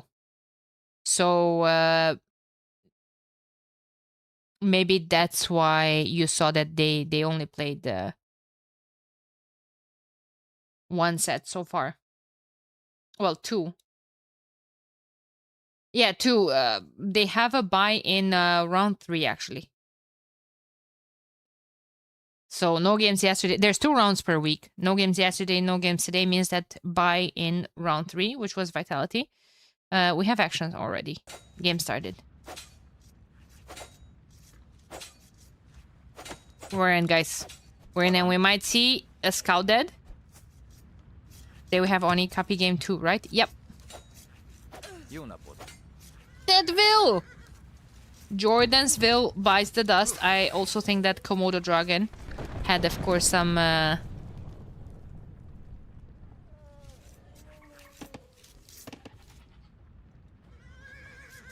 contribution.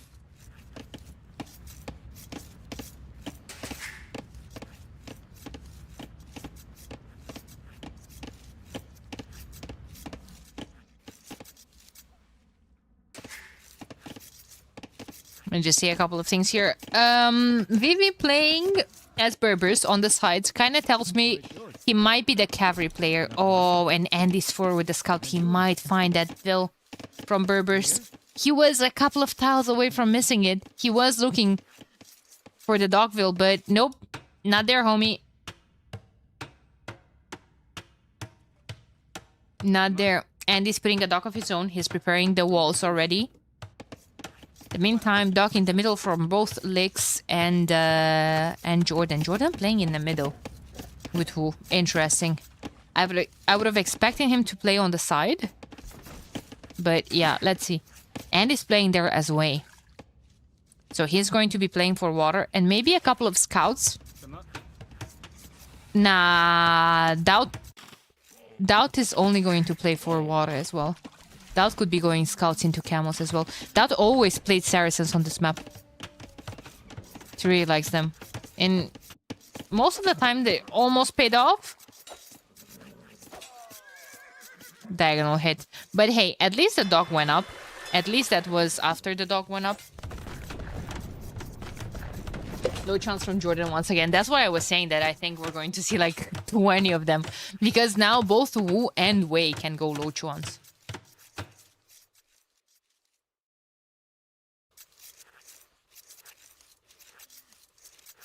That's actually a very good question. How did Doubt lose his scout? In the middle, maybe?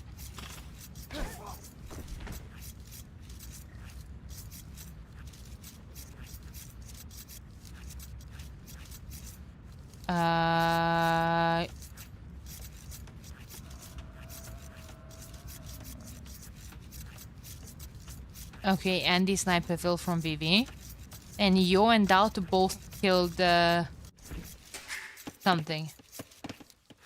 Where's the human scout? The TC doesn't have any kills. The scout has 1 kill. Okay. To this, I guess.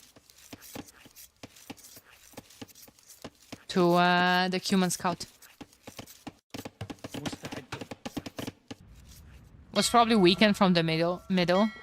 But it's just interesting that Yo's scout has no damage. Didn't fight back at all.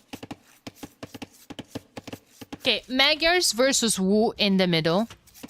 You have Licks fully walling with Magyars. Interesting. This kind of tells me that maybe he wants to go fast castle. Yeah, there's the stone. Fast castle into Magyar Hussars.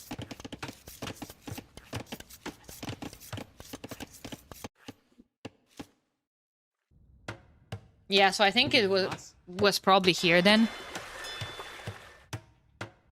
You went after Deville. And then your scout went after the scout.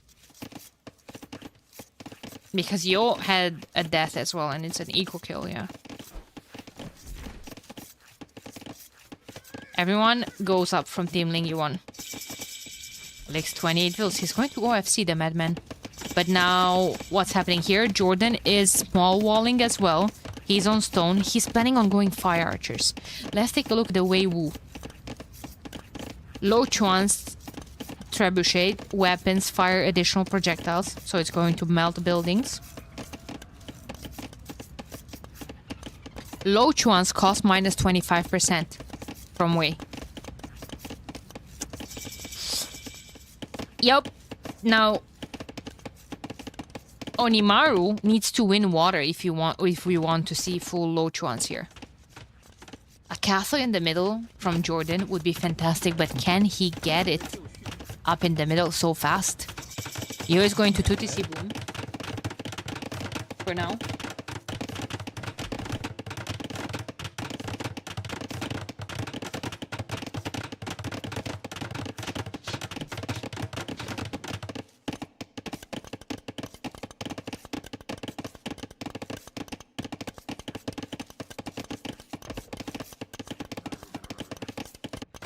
And yeah, I mean, Market Blacksmith from Licks is just going to be on stone and on gold.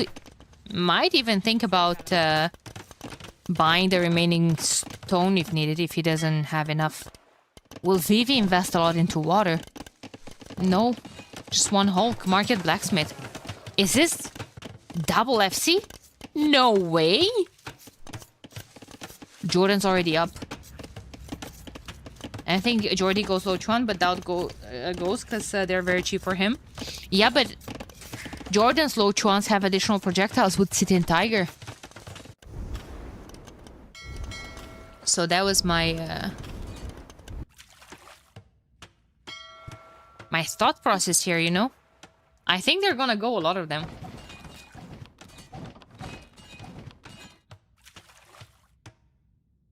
Like, it's not the first time when I see Team Onimaru going so deep into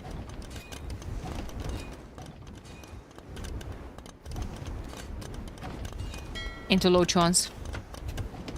Oh my god, it feels like this is so bad from Vivi. And they're going to completely lose water here. And she's gonna have to go back. But hey, 2 people are up to the next stage, and one person, sorry, is just free booming here with humans. Defending a bit on water as well. Stable going up. Isn't it very expensive? It is, but I'm not saying they're going to go fast in Low Chuans. I think this is going to go into a long game. Most of the games went long on this map. And with trade, with everything, you know, you're just living life. Hoping for Low Chuans. Castle going up for Jordan. It's risky to try to put it more forward, but Lix is already up to the next stage as well. And Lix wants to protect his gold. Yo, what's up, Carl? Thank you for the follow. So we're going to have fire archers, who basically just... Oh, wait a minute. Redcliffe Tactics affects the fire archers and gives them extra damage to both buildings and fires. So in the idea where, you know, the opponents would have a lot of navy here in the middle, fire archers can deal with that quite nicely. Yeah, fire archers are just going to nuke buildings on their way, and I don't think Magyar Hussar is a nice counter to them. I think the Magyar Hussar needs a lot of upgrades And I think he just wants the mobility to raid. That's gonna be the Magyar Hussar's job. What is Red Cliff Tactics? Or did I hear wrong? No, Red Cliff Tactics is the Castle Age unique technology for the Wu and gives the fire archers fire damage to ships and buildings.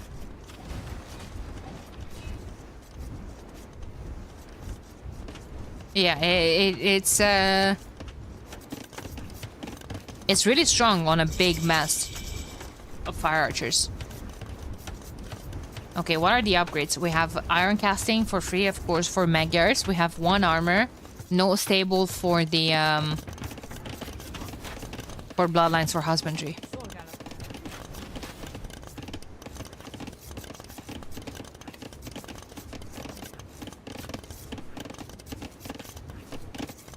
If Lingon let Jordi get like 40 fire archers, it's over. Yeah, but Lix can just mass those so easily. Lix just needs to raid, but raid who? Doubt already has camels. Saracen camels with more HP on them. Now Doubt is also here with the camel archers. He's going to have issues raiding as well. Look at that. He's losing the camel archers to Hulks. It's too much navy. It's tough to push here and raid when there's so much navy in the middle. However, stab lancers from you. I think they're just planning on raiding everyone to death here. These walls from Andy just beg for a forward siege workshop, I feel like.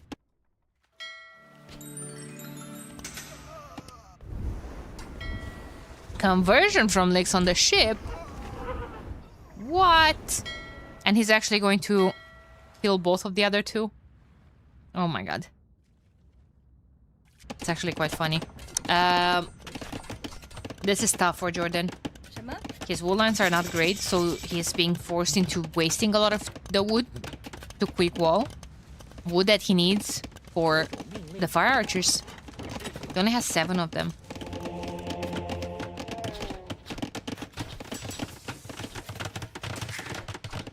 And he's just wanting to boom. Get a couple of Chambays out. Yeah, but I think camel archers are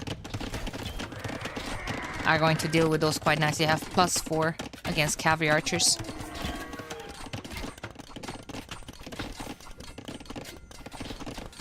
+4. And this fish is being raided as well by the camel archers. Now dogs can shoot arrows for fish garrison. I think that's 3 damage in Castle Age. No, wait, I think he needs 5 fish to be 3 damage.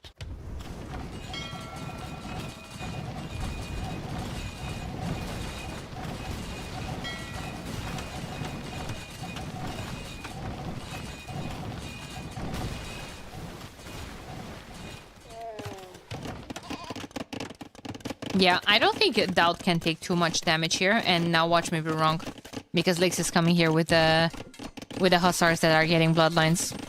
Do they have husbandry? I feel like that's even more important. No, they do not. Mobility is needed here. Now, the Hussars do not have conversion resistance like the Scout line. But +2 can just allow them to stay under the TC. Especially paired up with Mr. Yo's units. Vivi's units as well. Oh my god, remember when I said Doubt cannot take damage? He just lost 9 villagers. But it's, yeah, he's on 4 TCs. And those camels have extra HP. If he cleans up all this military, it's still good. He's still ahead his opponents. Except for Yo. Yo has a full boom here. Even a 30 TC up with Cumans.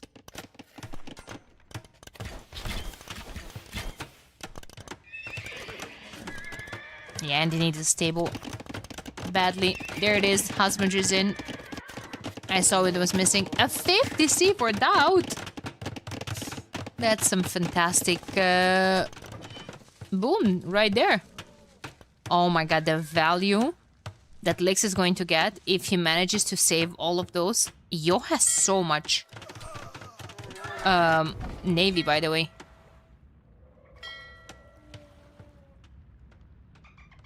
I think that was a Jordan monk. The value a monk is gonna get from healing those. Oh, he's getting herbal medicine. He's not gonna get a monk out.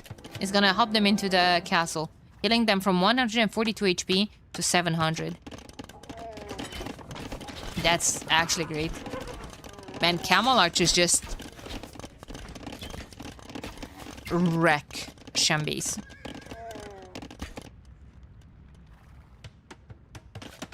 First one to go up to Imp. Yo. Look at his resources. How many stables is he producing from? Just 2 for now. I expect at least 2 more. Only getting the armor now, all the upgrades. He's going to be able to afford Cavalier and +4 instantly. And with 48 on food, probably Paladin pretty early as well. Legs, even a 30C on the better wood line. He has a gold in between those two as well that he can take.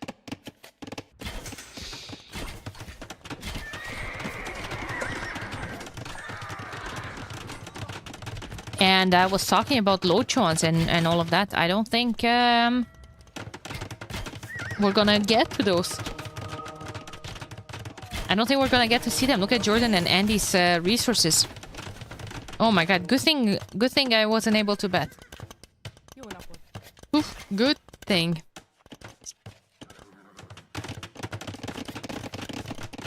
TC coming up from Vivi. He is going to be able to defend quite nicely. I wouldn't even mind seeing either another TC here with a gold or maybe for protection only. Or try to wall all of that. Yeah, they're keeping an eye on him. Instant reaction from Vivi. Now he's going to trap all of those units with the Camel Archers. Even Lix is here with a couple of units. There's nowhere for Andy to run. And Andy's also super busy here. Trying to defend Jordan. 8 seconds left. Yeah, I was saying that we're going to see at least 2 more stables. Yeah. What about 5 more stables? What about Cavalier? Iron casting. Iron casting instead of +4. Interesting. Interesting. I guess he has +4 queued up. Where's the blacksmith? Haha. Yep. Yeah, he does.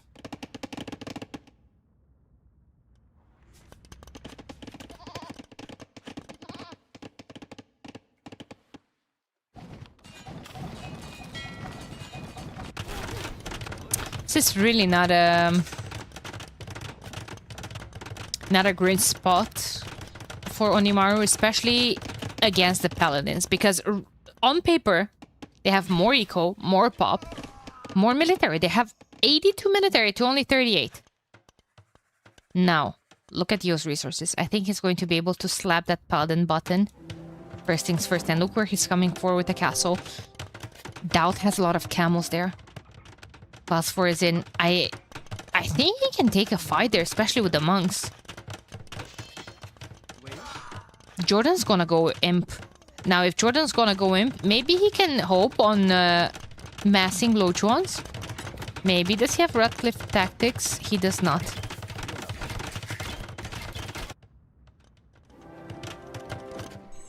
Maybe he's just going to try to use his mobility. Paladin is on the way, though. Paladin is on the way. He probably doesn't want to lose all of those units before. Doubt sees this castle immediately. I think he should try to come deny it. I think they should try and deny this. I think with the amount of units he has, maybe he's just waiting for, you know, heavy camo. Still does quite well against the Paladin. Putting down more stables. A castle in defense. Now, the issue is that Lix only has 12 military. Compared to 37. His opponent. But he's up to Imp as well. It's getting Corvinian army. Now, none of those will cost gold anymore. The gold is replaced by food cost. Still raiding. But still only one castle for him. He still has 12 on stone, so maybe he's going to place a couple more in defense. For safer production. Definitely doesn't want to take these direct fights against the Shambase.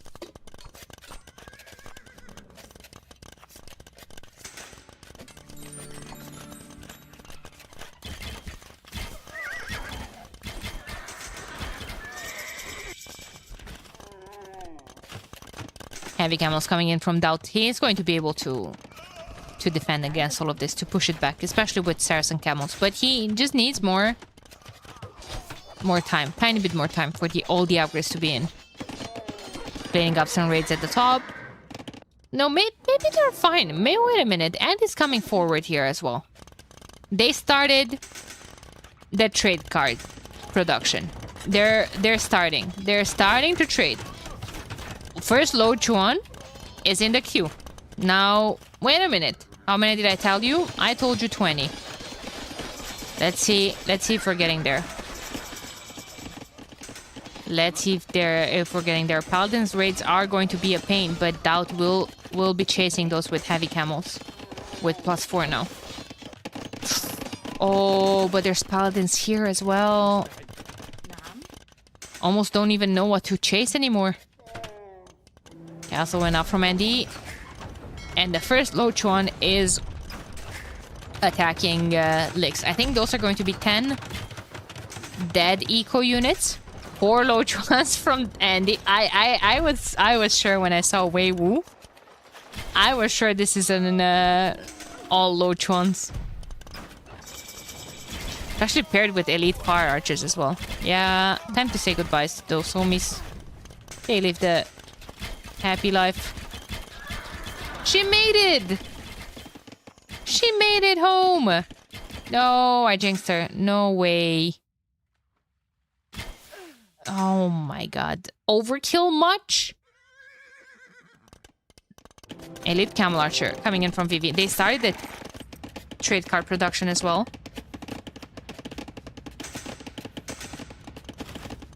Tiger Cav are going to be brutal if Andy gets them. I don't think that's the issue. I think the Lo Chuans are going to be an issue if they get to, like I said, a mass of like 20 of them.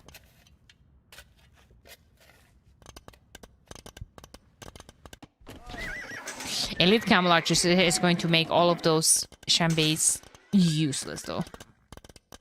So maybe Andy would feel like it's better to raid or to pull those homies back and put pressure somewhere else.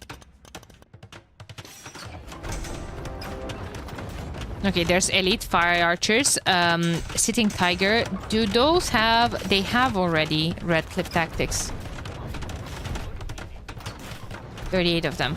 Sitting Tigers will affect the Lo Chuans though.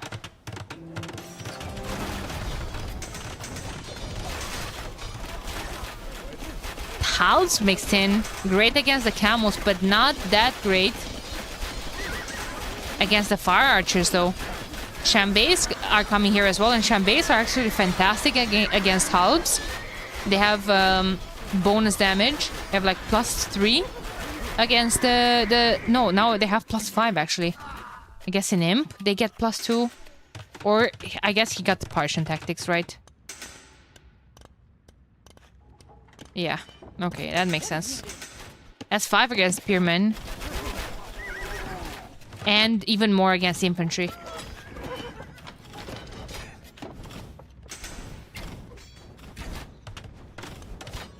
No! Not the Lo Chuan! And Paladin is so tanky. 180 HP. And so heavily armored as well. I don't know whose castle was that. Yeah, okay, I guess this was Andy's. Game is stabilizing. Onimar Vanguard 168 military. The Paladin timing wasn't enough. No siege. No siege, just fire archers. 6k damage dealt. Oh my god, no, the traps are not gonna do anything. Yo.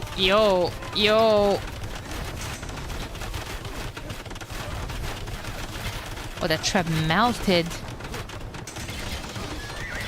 Big fight. It's going to be a tough micro for Jordan. No, he's just running away. I guess they're running to the TC or something.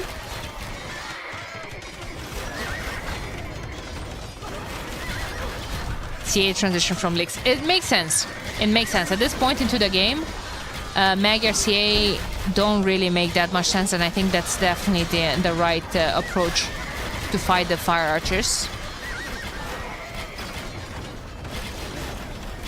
A lot of camels died, but hey, so did a lot of Paladins. Camels are spawning right into the front line.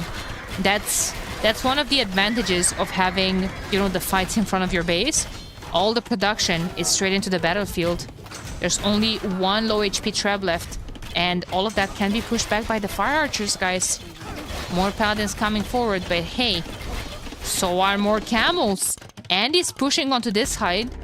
He has keeps with Chambays. He has low ones, cheaper ones as well. And I don't even know about that castle. I think the low ones can do some damage. Yes, you have oh, wait, don't have access to siege engineers. That's important.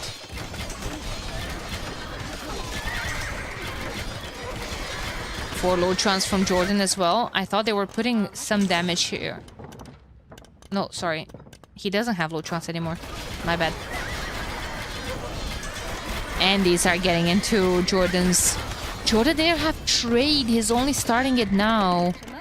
I guess they had some raids there from Yo earlier on as well.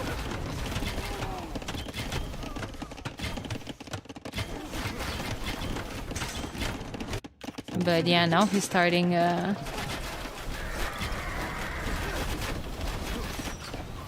He's starting to trade as well. Now, compared to them, Ling Yuan... 33 trade cards, 27 and 21 from VB. Like, they're doing a fantastic job. I don't know about this hill, though. This hill seems to be incredibly annoying for Ling Yuan to push.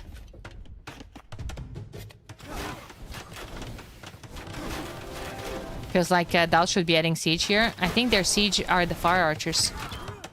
Now, I agree that while the Fire Archers focus on all of this, siege behind could do some damage. But yeah, that hill is going to be quite nice. Magyar CA though, do they have recurve bow? They do. Of course they do. All the upgrades are in. This push is going to be very problematic. There's a bomber cannon coming in here. Bomber cannon, even easier to snipe by the CA. But the CA, I'm not gonna care about that. They are going to go straight into the trade. Someone in chat is saying maybe they should raid Yo, but right now they're on the back foot defending. Onager coming in from Yo. Now, who should raid Yo? Doubt with the camels. If the camels are just leaving, and first of all, how are you even getting there? You're running past 1, 2 castles. You could run through here. This is 1, 2 TCs.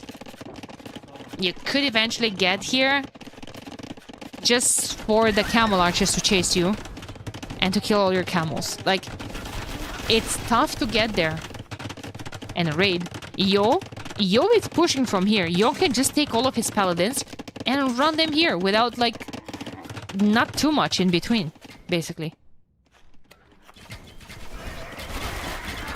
Nice. Jordan is on the hill trying to micro against the Recurve Bow CA. Recurve Bow CA not really taking too much advantage of their unique tech. Doubt trying to come from behind, and CA are managing to escape. All of those houses, it feels like they're only making things a bit worse for Doubt. Castle's gonna go up in the trade for Jordan.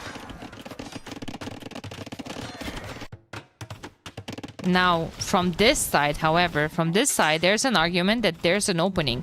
Andy could send a Chambays.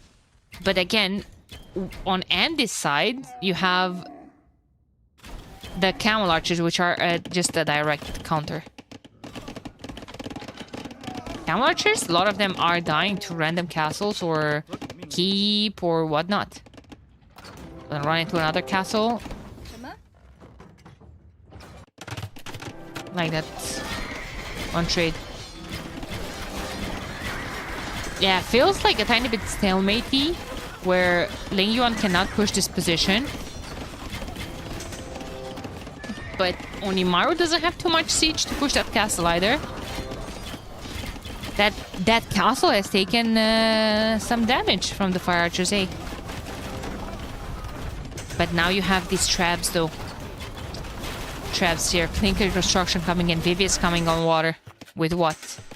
With fast fires. Okay, okay. He wants to deal with the annoying low chuans, but he needs to mass a lot of them. Oh, low chuans are going down to the janitors.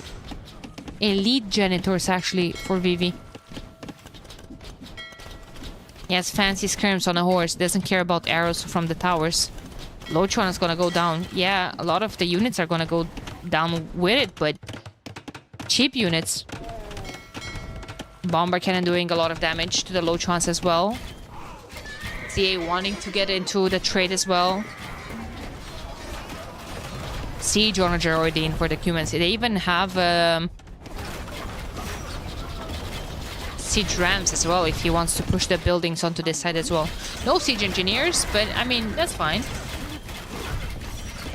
Travel hull, elite cannon galleon, careening. Vivi is taking all of the nice upgrades from the university on the navy, and feels like vanguards are pushing this position back with, especially with that castle going down.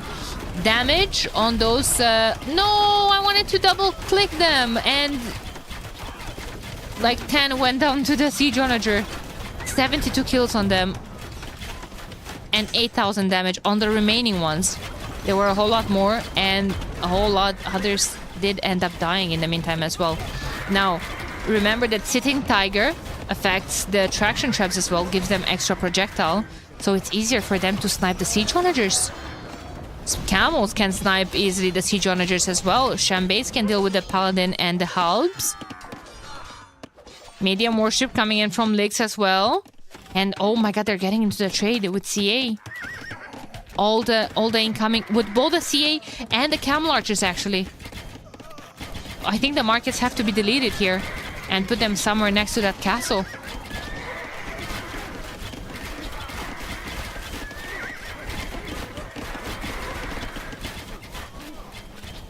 Oh my god, siege ram. I was talking about that, but that's very good against the buildings. Another castle going up on this hill. All of Jordan and Doubt's military is focused on dealing with all those raids, so that just offers Yo this hill to push through. Would killing this wood with the onager and putting that castle on this hill be too greedy?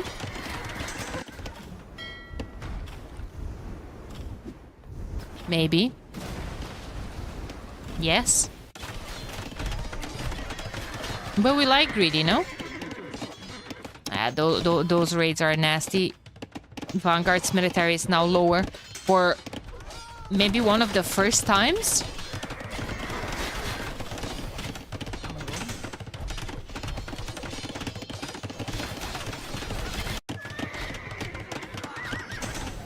Maybe one of the first times.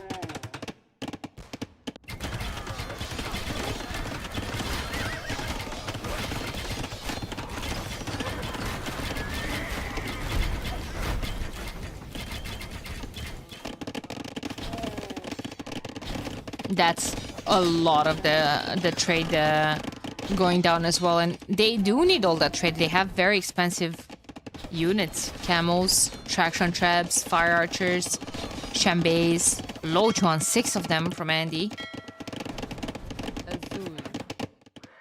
They're so strong. 4,000 damage done by 6 units.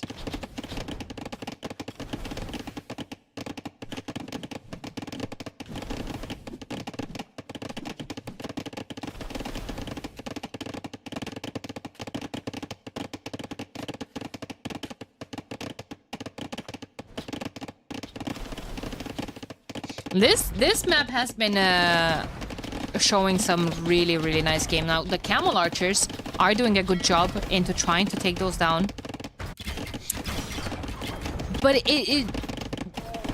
Vivi's main job right now is to kind of keep Andy in place.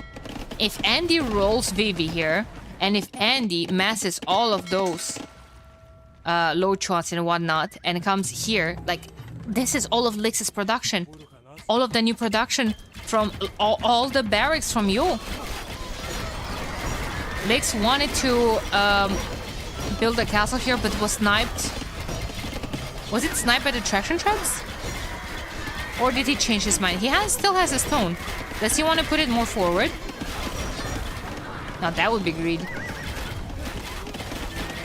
Counter castle here from Jordan as well. I don't see a whole lot more trebs from Lingyuan. They have that forward castle. I feel like trebs are needed there. Paladins trying to stop that castle. Nice weak walls from Jordan. It's still open, but hey, it's gonna be good enough. Didjonger doing a lot of damage here. Especially to Shambase and the traction traps as well.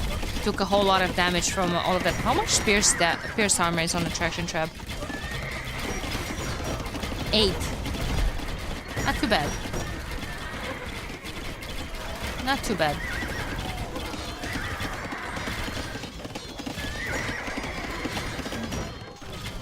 Nothing compared to the 200 from a normal trap, but it's the same as a packed trap, I guess. This push is starting to look real ugly here, especially with the rams.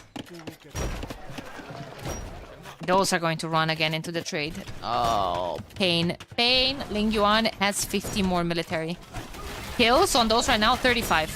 35, 3 eco. We're going to check the eco in a bit. Now from 35 to 57, that was really... to 60. To 70. From 3 eco to 30 eco.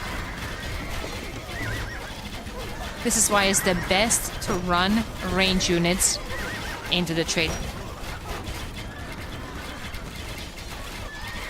That's wild. There's another castle prepared from Lix this time. If that castle goes up, that's game right there. If that castle goes up, that is game. Demolition ship coming in now from VV even. He really hates those low ones. But he does manage to get rid of them. Yeah, Jordan's base is absolute ghost town. Yeah, 66 villagers. Most of them, they're up top on wood. Castle's gonna go up.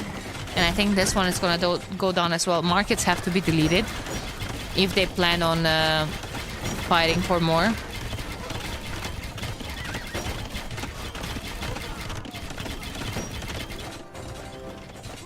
Well, Lake's gonna delete them. Anyway. GG.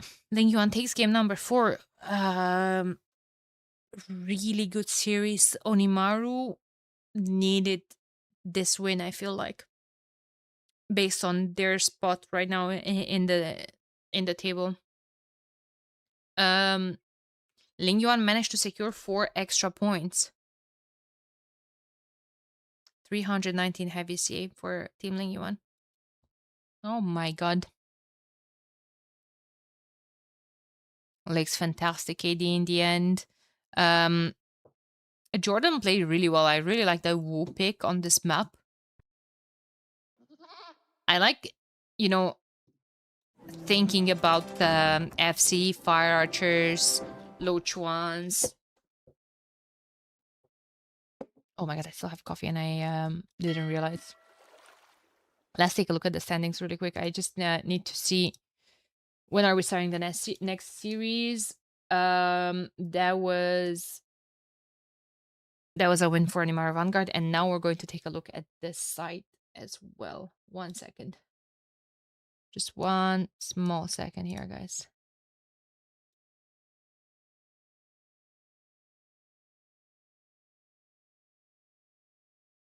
30, 40.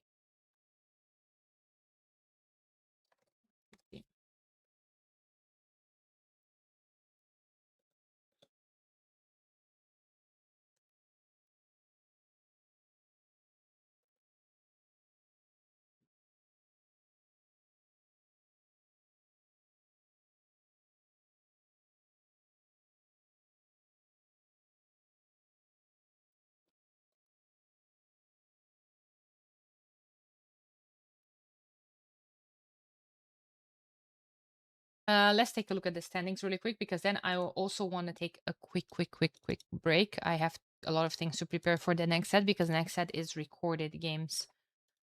So let's see. I hope this was updated. In the meantime, usually admins are really quick with it. 1-3, not 2-2. Yeah, I'm sorry, I messed it up in the app. Should be fixed. Wait,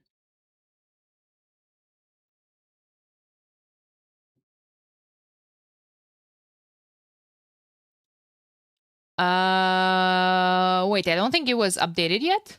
Lingyuan should be at 6 point. I think they were at 4, no? So they should be at 8 now, or maybe this is just wrong. It's 6 instead of 8.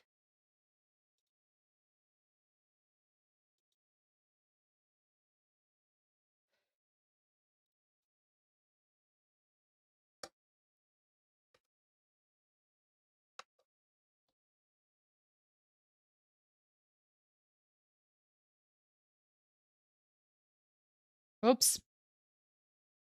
Damn it.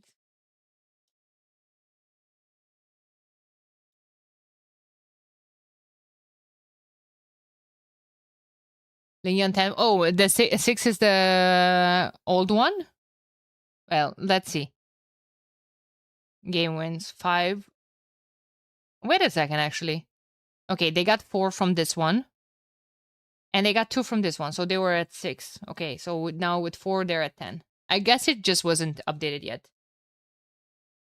In 20 minutes, actually, we're going to start. There are going to be recorded games. We're going to start them in 20 minutes. I'll be right back. In the meantime, I will play the interviews as well. I just need a quick break to just run to the bathroom, and then when I'll be back, I'll do all of that. Be right back.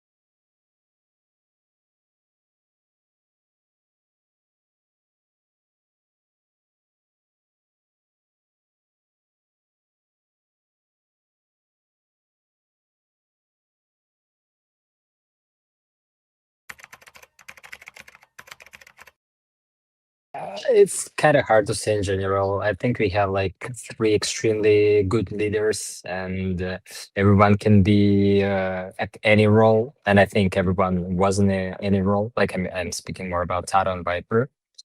So it's hard to say. I think we just get the roles. That's our maybe strong part. We just get the roles for a particular map, for a particular situation, and we just try to keep them perfectly. I think that's kind of our strong part. And at the same time, Lewis has an amazing execution. We have some plays where we need a very strong execution as well, so Lewis can do that as well. So yeah, I think this is one of the trickiest question actually for our team. Oh yes. Well, I think my role is kind of like the 4th player. Obviously, I don't have as much experience as everyone else on team games. Like, I know that, I'm not gonna like deny it, but just like what Vince said, right? Execution, flank player. If you need me to micro versus, whoever, it's fine. It's kind of my role. Finals for sure. I think we all want to play on the stage as well, and I think we have the potential to win the whole tournament. So definitely we are aiming for that. I think we start like really good. We might be on a position where we can hide the stuff and just waiting for like the playoffs. But in general, I think like practice is super important, and I think after we face Vanguard the first round, we will practice a lot with them. So definitely we are looking forward for that. Yeah, I mean, practice is good. I feel like we're practicing quite a lot, like most days of the week, and it feels pretty solid. I think I can't speak for any other people, but I feel like sometimes I'm still making some, be careful what I say, some stupid decisions, but I guess as I play more, it's just getting used to the team game thing more. Well, ready is a hard word. I think there's always ways to improve. For now, I think that what we need is to keep practicing, and from practice, we need to get more different approaches, even on similar maps. Just be more, flexible already. But at the same time, we can get more strategies on the similar map, different approaches. So it's gotta be make it much harder for our opponents to guess what we're gonna do and be ready to react to what they will do. I think that was the key for us. Yeah, I think it's kind of similar. We just can play everything. I think our style will be to adapt. That's our strongest part, I think. So we can just adapt to what other teams do and just do it better. I think it's pretty good. Like before you play a game, you kind of have a general idea of what you're gonna do before you go into the game. But then, like depending on your opponent's saves and your map and things like that, you kind of have to adapt like on the fly. But I think it's pretty good. I think overall, very confident in the calling and stuff. So. Well, I think it should be Viper usually, or whoever plays on the pocket role, right? Because he has more view, more time to ask if we are not say we don't know where the army are and such. He should be the one aware and be like proactive and asking where the armies are. But basically, I think pocket is the position where he should talk the most. Well, basically, I'm responsible for people to get to interview. If they don't come here, then I have to ask them again. I have the schedule thing, all the stuff like that. But yeah, in general, as I said before, I think everyone here is strong enough to make the calls. So basically, it's just more like get everyone together and probably just, I don't even know. A little bit more responsible to everything go flawless. That's at least how I see that.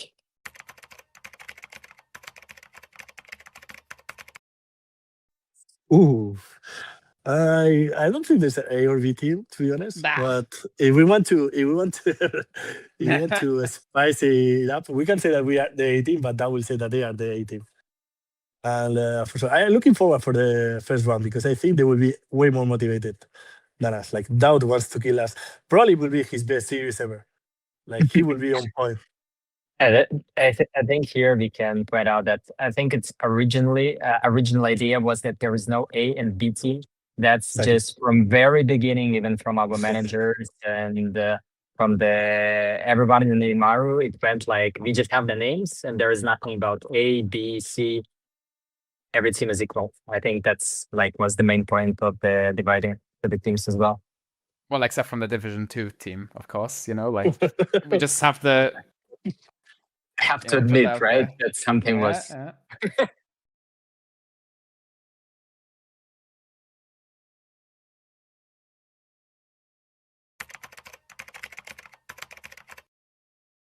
I feel like I'm the pocket, like more the boomy player. I don't think we don't have a drafter, like we all draft together and give our own opinions. But yeah, more the player who is chilling and watching my teammates struggle and coming back with full eco and start playing the game when I'm 200 pop.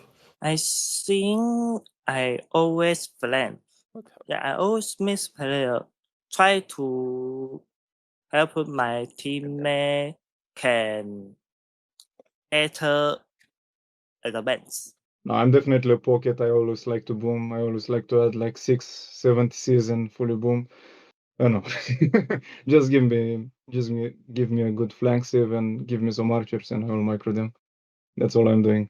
And it's simpler because I only have to focus on my part of the game while Sito and Sorokuma trying to make it messy, have to focus all over the place, while I just have to deal with my player mostly. So I think we want to go final. I have seen how much effort everyone put in every single day, whether it's practicing, prepare strategy, or review our guests. Of course, everything here is strong, and that is a great thing. But if we keep playing our game and continue trusting each other, I believe we have a real chance to make it to the final. I feel like my goal is for us to do, as good as possible. Like final would be great, but improve our team play a lot because I feel like we are very strong players. Especially we have a really good style for team games. But what we struggled the most in the past show matches we played together were communication.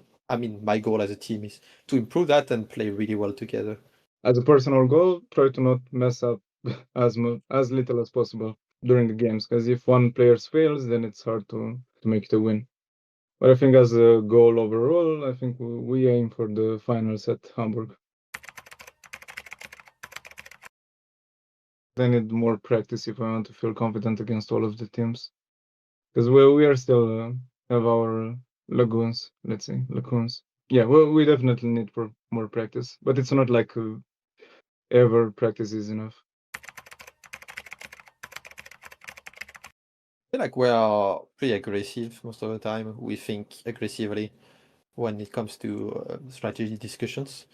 And sometimes, I feel like this is typical aspect of my gameplay, even in 1v1, is like over preparing, overthinking strats when it's just better to play just YOLO. But I think we are like pretty clean players and aggressive. Like it's like a sharp gameplay overall. That's what I would, that's how I would call our team. I can speak English with my teammate. It's fine. My teammate is have patience and have patience. They can accept my poor English. It is it is confident for me. I feel like most of the time, all the ways of the communication is put on the shoulders of the person who don't speak English, but it's also on the teammates. It's like a teamwork to find a good middle ground, I would say.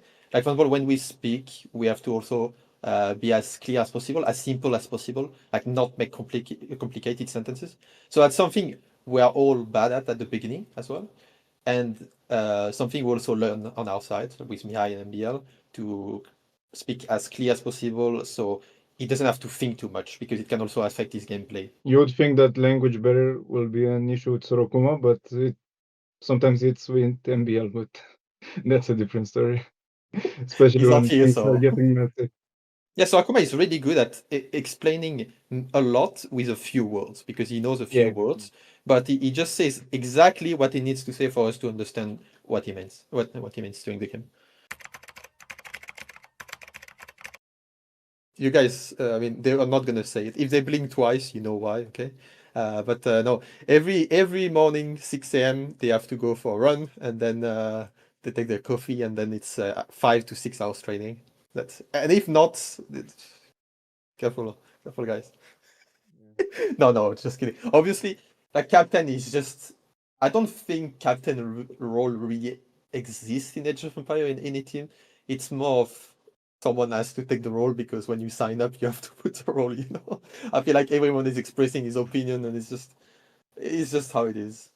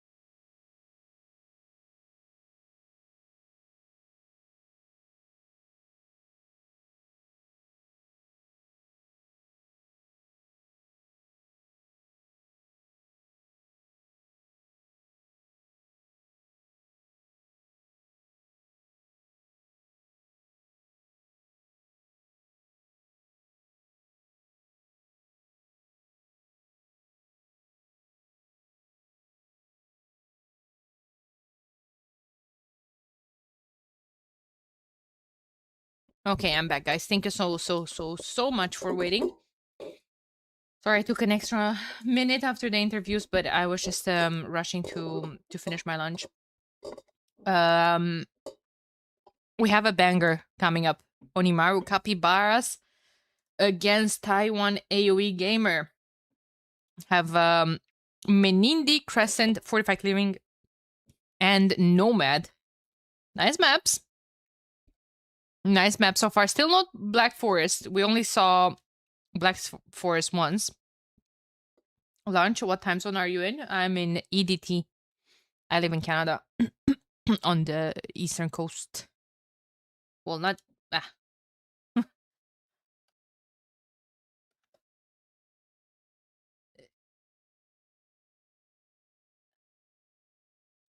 Oh no, wait, this...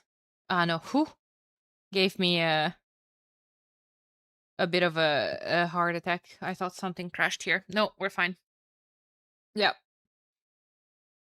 Near Montreal. Guys, Menindi, game number 1. We're gonna have a Crescent, Fortify Clearing, and Nomad. Nice civs all around. I see a couple of interesting picks here that could work on multiple maps. I see Chinese, Shu, Koreans, Inca. They all got banned. I see Burgundians banned. That could be a fantastic close map pick or a Crescent pocket. Japanese, Italians as well. Guys, this is going to be a banger set. We're talking on the Mario Capybaras versus Taiwan AoE Gamer, and I have just as a fantastic co-caster for this set as well. I'm going to give him a call. Montreal is lovely. I visited only once, but I enjoyed it. I prefer Vancouver though. I visited Vancouver once as well. It was nice. I think I'm still very much fine with Montreal.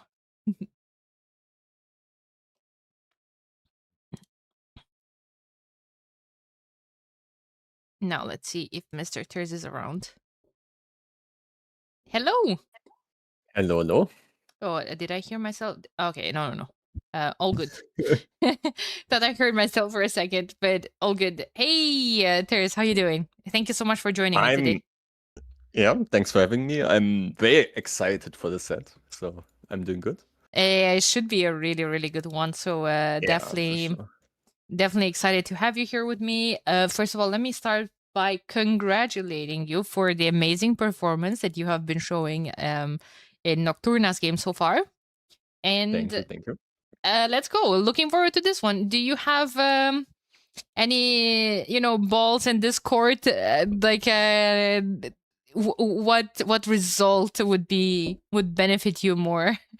I think honestly, like it depends obviously on which place our team wants to be, but normally a tie is best for other teams because then the winning, like there's a winning team that gets more points.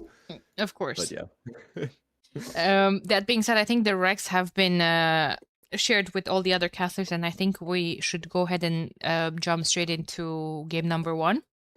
Yeah, I've also downloaded them. Yeah, you have it loaded in? Yeah, I'm just putting it into my rec folder, but I got them from the website. Okay, tell me when you're 0 seconds in game 1. Because then we're going to do a countdown. In the meantime, I'm being told that your volume should be a bit up. Okay, should be better now.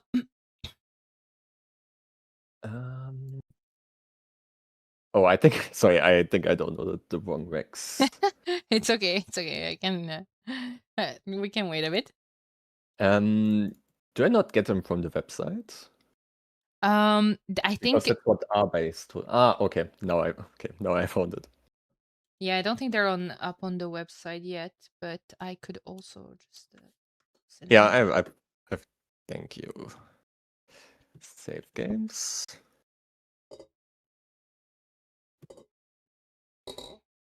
Okay. Well, in the meantime, while you're getting ready, I think I can already start talking about the saves that we're going to see here. Tato, Winchester, and Viper are going to play this one. Let me know if you're ready in the meantime. And for Tag, Sito, Sarkuma, and Mihai. Okay, I'm ready now. Okay, I'm doing the countdown. Yes. 3, 2, 1, go. Okay, so welcome, ladies and gents. We are in game number 1. I'm here with Ters, who's going to be my co-caster for today, and we have a banger series ahead of us. Another one. We just finished a really good one as well between Vanguard and Ling Yuan. Have Capybaras represented by Viper in green, playing as the Maya. Yeah, oh no, right? Bet he wanted that juicy yellow. Tato playing forward as Jurchens and Winchester as the Wei. And for Team Tag, Sarkuma is going to play as Aztecs. Super forward, Mihai playing as Bittens as the Archer player, and Sito playing as Grujaras. Oh, interesting. What do you think about the Civ lineup? I think we haven't seen a lot of Gujaras on this map before. But Britons we saw earlier as well. Yeah, I don't know, pretty, like, I would say more standard civs where you could potentially see some more scout archers than we've sometimes seen. Mm-hmm. But we'll see. I think we've seen Gurjaras, if I'm not mistaken, by Leary actually, but he used them as the forward civ, as the Wildfight, even garrisoned the Herdables. in that Ah, mill. interesting. Yeah, I'm not sure actually if it was. I think he went double mill and made a mill on the berries. While we're talking, Tato already down one villager. You know, I discovered Sorakuma to be a fantastic Vil fighter. Yeah, he's been playing a lot of Black Forest as well, I think. Yeah, yeah, yeah. So maybe he's gotten some practice. Yeah, another Vil might be going down from Sorakuma this time. However, no, he's getting the low HP back, and he even has less villagers there right now. Yeah, but he's gonna lose one. Yeah, so I lost the scout though, which it's always nice because you can heal up the eagle. Yeah. But yeah, Tato's dead as well. And now you have Viper with an eagle of his own joining the fight, getting some hits on Sora. More HP as well. I think it has more attack. Yeah, one extra attack than the scout as well. So that's pretty good. What's your take on, you know, contesting the middle versus not contesting the middle? Because there are some teams that are not bothering with that. However, Yeah. It's quite interesting. I think like normally you would say, okay, taking the middle is always better. But yes, I think some teams have been avoiding the middle just because you can plan the game better, right? You're not going to be in a long will fight, and then you can say, okay, Licks, don't go into the middle and just tower everyone. That's harder to do when you are in a total will fight for 15 minutes. Yeah. Seems to be going slightly better for Sorakuma, though Tato with almost 1 Vil worth of idle TC time plus 2 deaths. Wait, how is he the same Vils with Sora then? Interesting. It really is. Well, I guess it's maybe not exactly 19 Vils, it's just Yeah, I mean, I know they Sora both- lost 2 as well, actually. Never Yeah. mind. Okay, it's going to be interesting. And now, in the meantime, we have Winchester going up to the next stage. Viper is going up to the next stage as well. Viper, a whole lot slower, so it's not going to be archers for him. He's probably going to go fast castle. He's taking gold. Well, no. Actually, he has a barracks. Could be fast mean, castle into crossbowman. Yeah, he still needs the barracks for the range, right? So Yeah. if he wants to do that. But yeah, it's gonna be more army for Team Tech, probably. Archers already in the queue for Mihai for the Britain players, and Sito getting to the next stage. 26 villagers. Oh, he's just fish booming. He's just like fish some teams booming, have done. Do you like that, or do you like it more when people go FC? I'm not really sure. It feels like FC would be better. It feels like he is in a spot where... actually, I don't know. Doesn't know. It only has 22 Vils. He could be grabbing fishing line soon. Not entirely sure there. No, Winchester is doing the same, by the way. Also, just fish booming, getting his eco upgrades for mobiles. Yeah, but Winchester is way. Winchester booming here is going to give him, like, getting all the eco upgrades is going to settle his eco and get Vils for free. Just don't see it paying off for Sito just as much. However, if Sito doesn't take damage, those Gujar camels can be very annoying later on. Yeah, for sure. Especially with like Britain archers, Britain expos. How do you kill those with Gujar camels in front? Yeah. I mean, Castle Age coming in from Viper. He is going to put a second range up. It's just going to be fast castle into crossbowman. Well, interesting. Usually, no one is taking the stone for the capybaras. Maybe Winchester will want to move on stone. Like, I can't even tell. I mean, maybe Tiger Cub later on. We've seen the tiger cab before on this map. So definitely not the end of the world. There's fishing lines for Sito. Let me see the eco upgrades from Vinch. He only has double bit X. He's missing, well, horse collar doesn't have a mill yet. Okay, maybe that's why he's putting down one. He got a fishing line, or Yep. whatever it's called. He got that one. So that's nice. So probably even a Also- mining camp soon. He could put a mining camp in between those stone and gold. Yeah, go ahead. Sorry. Like super small thing, but Winchester stocks are better than Citos. I think he can fit like 1 or 2 fishing ships more in. It's not necessarily a super small detail, because like that might pay off. Like it's more fishing ships, more eco production on food. So what's Sorakuma doing here? I guess he was just trying to put down outposts. I've seen some teams doing this before. Just Yeah, I wanna- like that a lot. Mhm. Sometimes, like if you do that, sometimes it feels like you're playing with all visible, because you can just see the enemy's whole base. Yeah, exactly. Mihai is putting down a market. Oh my god, look at this wall. Where is he thinking about walling? You can't really unite. Maybe he puts down a dog there and unites with the wood line? No way. Right? Yeah, you can do that. I think I've seen Dark do that in the qualifiers. What was Sorakuma doing? He was taking all the ostrich from the middle of the map. He lost 4 vills just now. And he could have seen it, I think, because of his outpost. Yeah, Or exactly, something. exactly. Didn't pay attention. And the one forward in front of Tato's TC ends up going down to the villagers as well. Tato really hates that outpost there. He really doesn't want Zora to see their business. Tito lost the camel. Sito is up to the next stage. Yeah, Barracks. before Winchester, and Winchester's even missing his 2 upbuildings, so... Yeah. Yeah, that's a very nice uptime. And the thing is, one stable coming up, second one, without cavalry from Winchester, Sito can just go Shivamshas, yeah. And he can clean this up. Yeah, could be nice. Winchester also on stone, so he's gonna go for Tiger Cup later. Not the biggest fan against Gujar camels. But I guess when you have like Aztecs and Britons on the other side, I think they can be really nice. Well, let's see if it's going to pay off.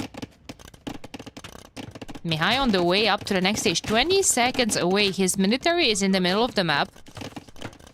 Getting... waiting to get the upgrades. And then he's gonna have an extra range over the Maya. Yeah, Britain's just so good in Castle Age with the extra range. Yeah, he can just move somewhere in the north, take some stone as well. But no, Mihai is just going to micro this out. Go full crossbowman. Viper is probably just...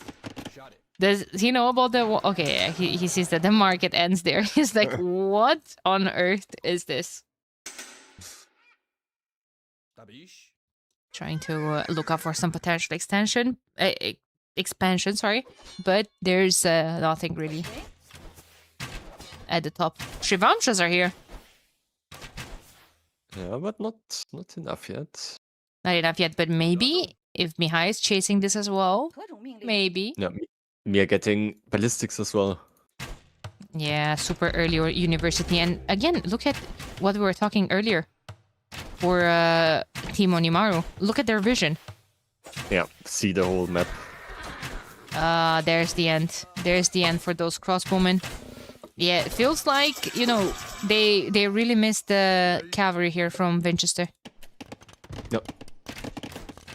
That's the problem with Tire Cap, like you are a bit later. And he was up later as well. Sorakuma is up faster to the next stage.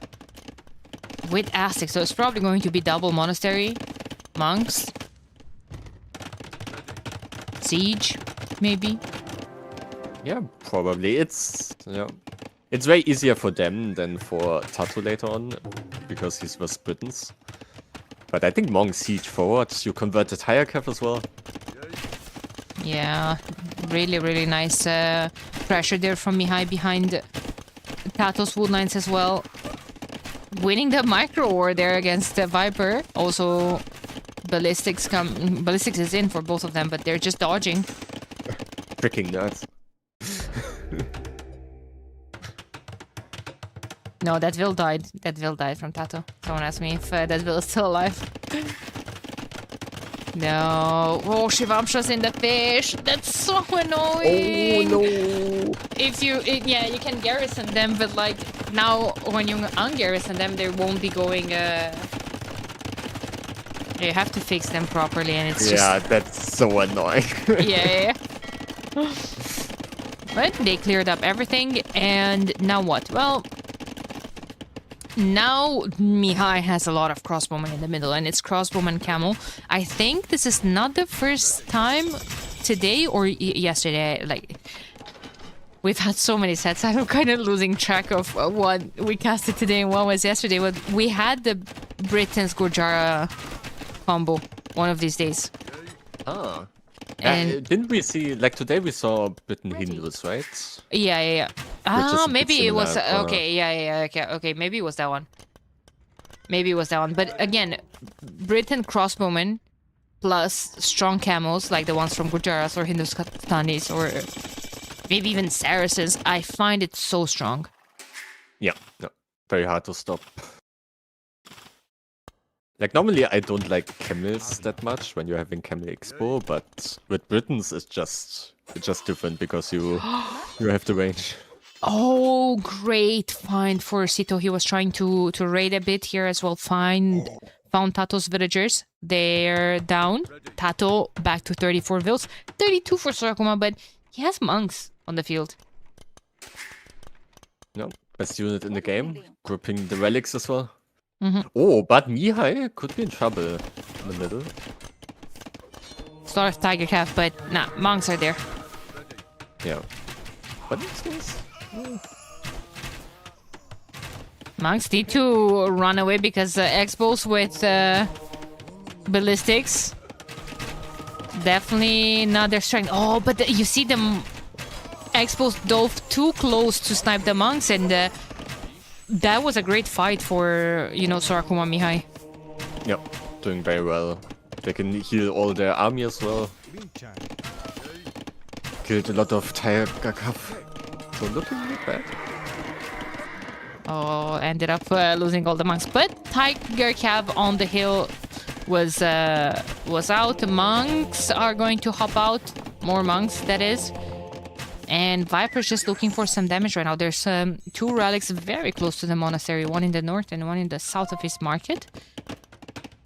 I really don't mind Tug's position here. They're a tiny bit behind in eco. But look at the military numbers. Yeah. And feels like Mihai might be the one going first to imp. No, look at Winchester's res. Never mind. I'm sorry. Spoke too soon. Yeah, Winchester has been booming like a beast behind all of this. It's crazy because he only added like a couple of Tiger Calves that forced enough reaction. Okay. Yeah. And he's gonna go up to imp soon. He's at 98 eco. Sito is 94 as well, but Sito has 20 camels and 14 vills in the queue and only 50 food in the bank.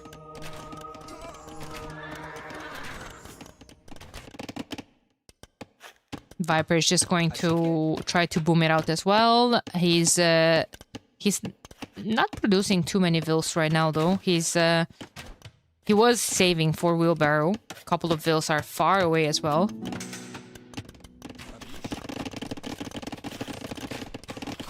And yeah, all in all, it feels pretty even game.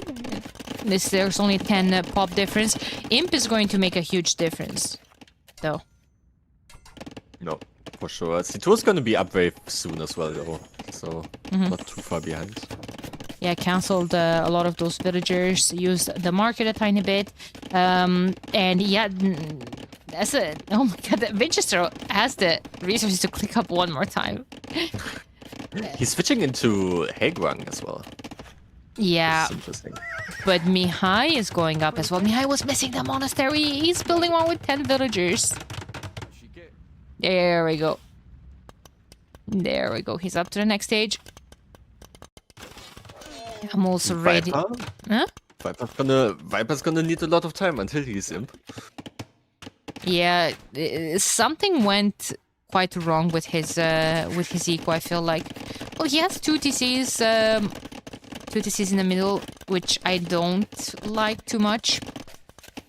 As an expansion at the south, maybe he could add more, but it's Maya. It's Maya.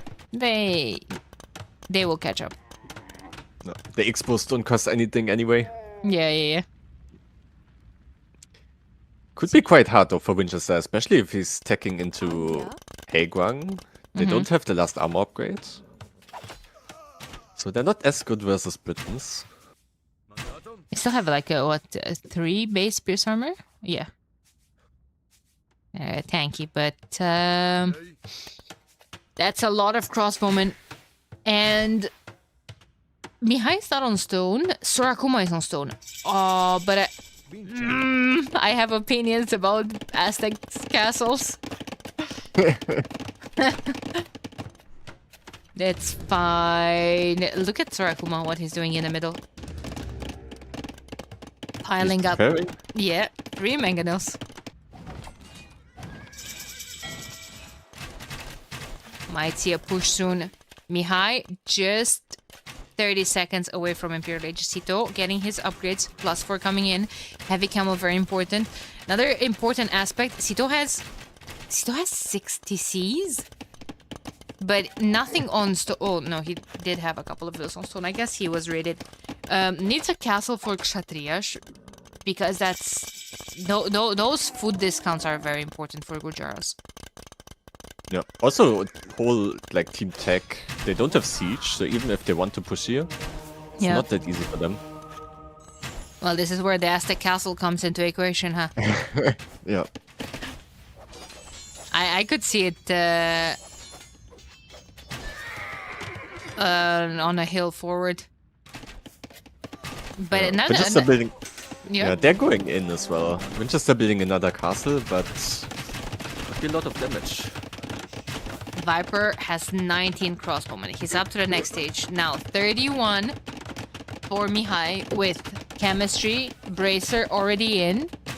Resources for our blasters. Missing them, but that could be a lot of damage. A lot of vills dying, a lot of snipes there. Sorakuma moving on to more stone as well. I still don't know where that castle from Sorakuma is going up. And now it can, because he actually wasted 100 stone. It's fine.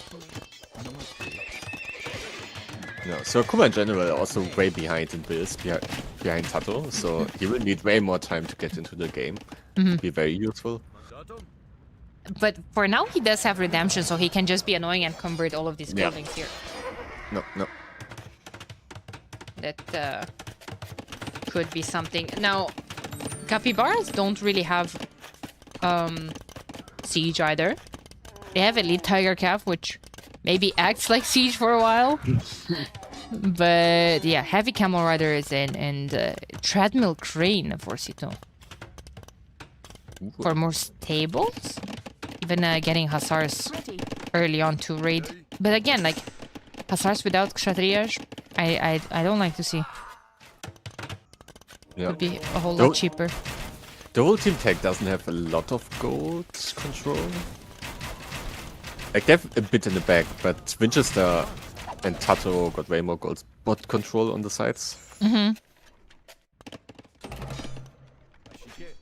Yeah, Sorakuma abandoning the siege workshop. Where is he going? Actually, he's starting to put pressure on this TC from Tato, maybe? Maybe, especially... Nah, I think that Tiger Cabbage is gonna kill all of them. Nope, just there's also passing. guard towers for Tato. Break Tato move to get that. Man, Sito was so annoying with the raids this entire game. Like, he has a random 7 HP camel at the bottom, a random Shrivamsha behind their base. Now, big fight in the south. It seems like they are trying to push this this position. All the tiger calves coming in here. The camels need to come here as well. Frontier guards gives them 4 melee armor, which is kind of the same effect with Mingguam armor, isn't it? Yep, true. Yeah. Could be a bit dangerous maybe for Mihai in the middle if there were a lot of tiger calves. But I don't know, seems like this fine. Yeah, there's so many camels from Sito. He has 45 of them. Yeah, he's doing a good job. Having them everywhere. Oh my god, then in the south they're just gonna eat everything. And now on that hill, I swear that I can already see a foundation from Kuma's castle. Yeah, in between two hills, because why not? Yeah. In between two hills is better. And in the meantime, Sito cleared up everything at the top as well with his camels. So Winchester is on 31. Tiger Calves, they're starting the trade. They're thinking about a long game. Yeah, I think this could be a very long run, right? No one has really an opportunity to push.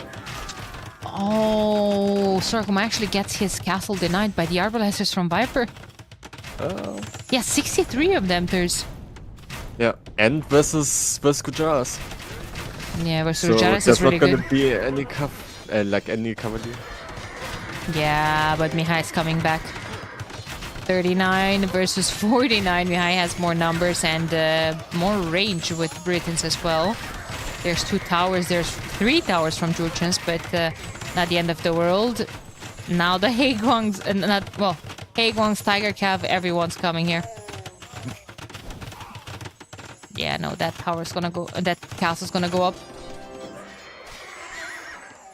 Not the end of the world here. But the raids might go straight into Sorakuma Sito's eco there. And that's actually Sorakuma's MTC. If they jump on that DC, yeah, that could be super annoying. That's difficult for Mihai as well. Like, does he have to send his army back, or is Sito fine? Yeah. Oh, wait, is he losing his DC maybe?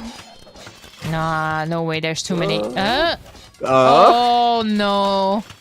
No. Camels cannot. No, camels can't engage because of the Arbalesters. And Sorakuma is. Oh, now he's repairing?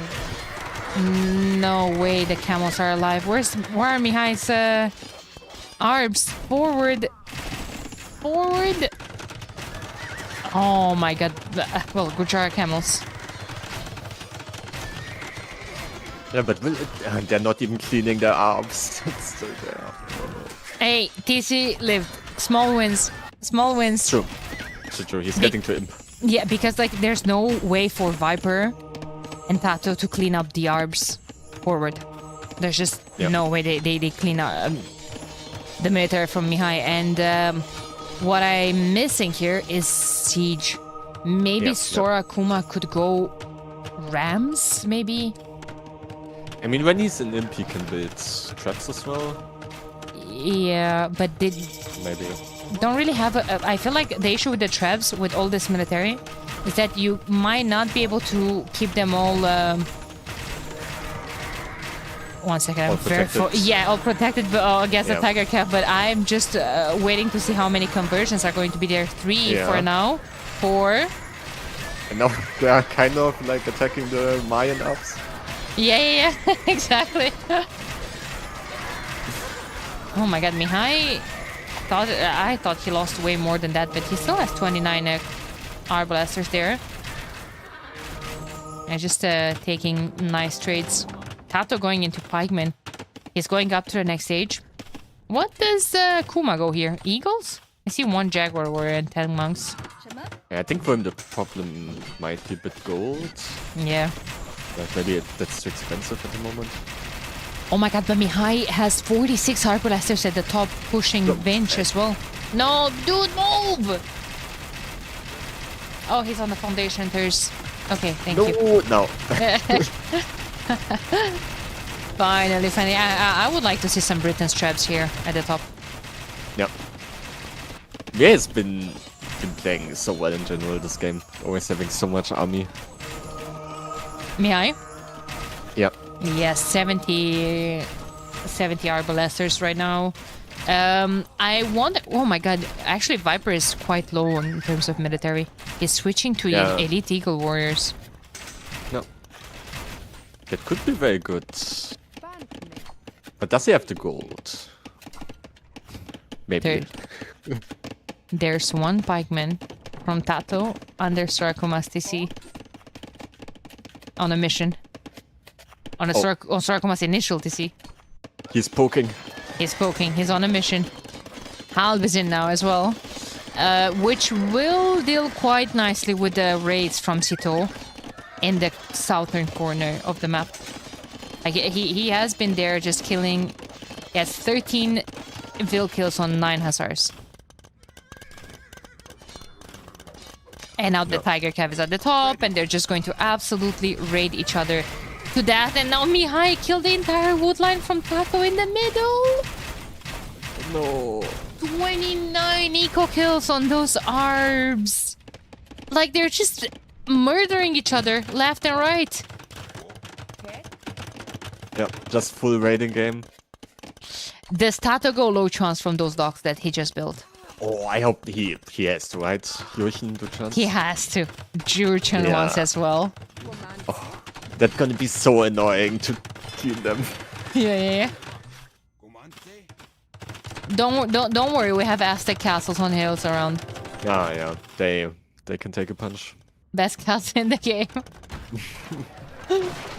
Holkan's coming in for Viper as well. Those eagles are very annoying as well. How do you deal with them? Because you have, well, camels don't do great. Jaguars, maybe Jaguars can keep up. Maybe eagles of Sorakuma's own, but Sorakuma has 50 Vils.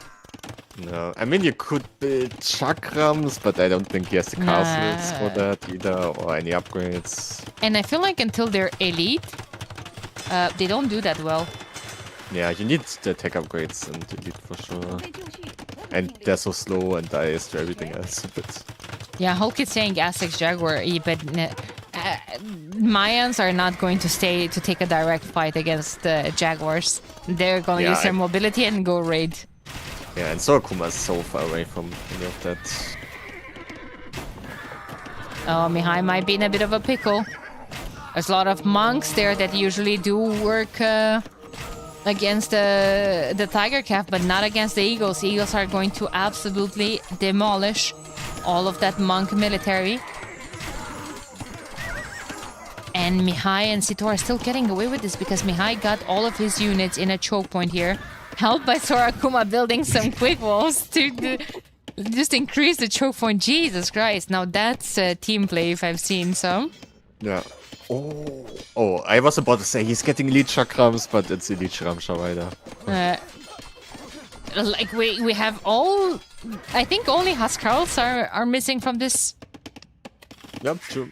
Yeah, we have Sri Vamshas, Tiger Cav, Eagle Warrior. So we have good chance now as well, a few Iron Pagoda. Yeah. Oh my god.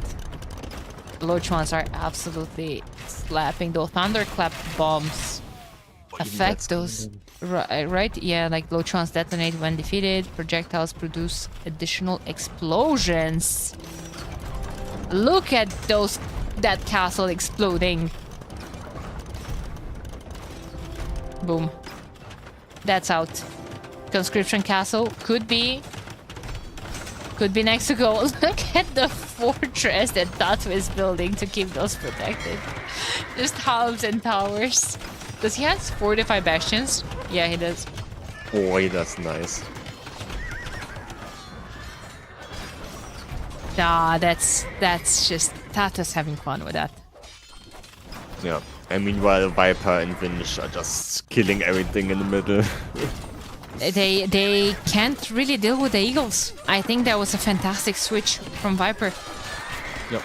They don't have anything to deal with, and there are 8 Jaguar warriors, but yeah, they're going to take forever to go there.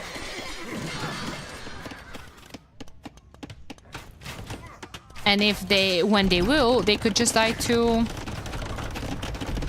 I don't know, Haegwang. crossbowmen from, well, arbalesters from Viper. Only has one, but he could Iron Pagodas. Mihai down to 8 army. Oh, Yeah, so and he's putting a castle up, and I think he's going to lose all the eco there as well. 57 army from Sito, his 200 pop. Thinking about going into hand cannons, maybe. I see chemistry. yeah, true. But now they can't stop Tato here. Low chuans and halbs and towers. Yeah. And it's not even like Surakuma's getting back into the game. He's losing more wills Yeah. than he can produce.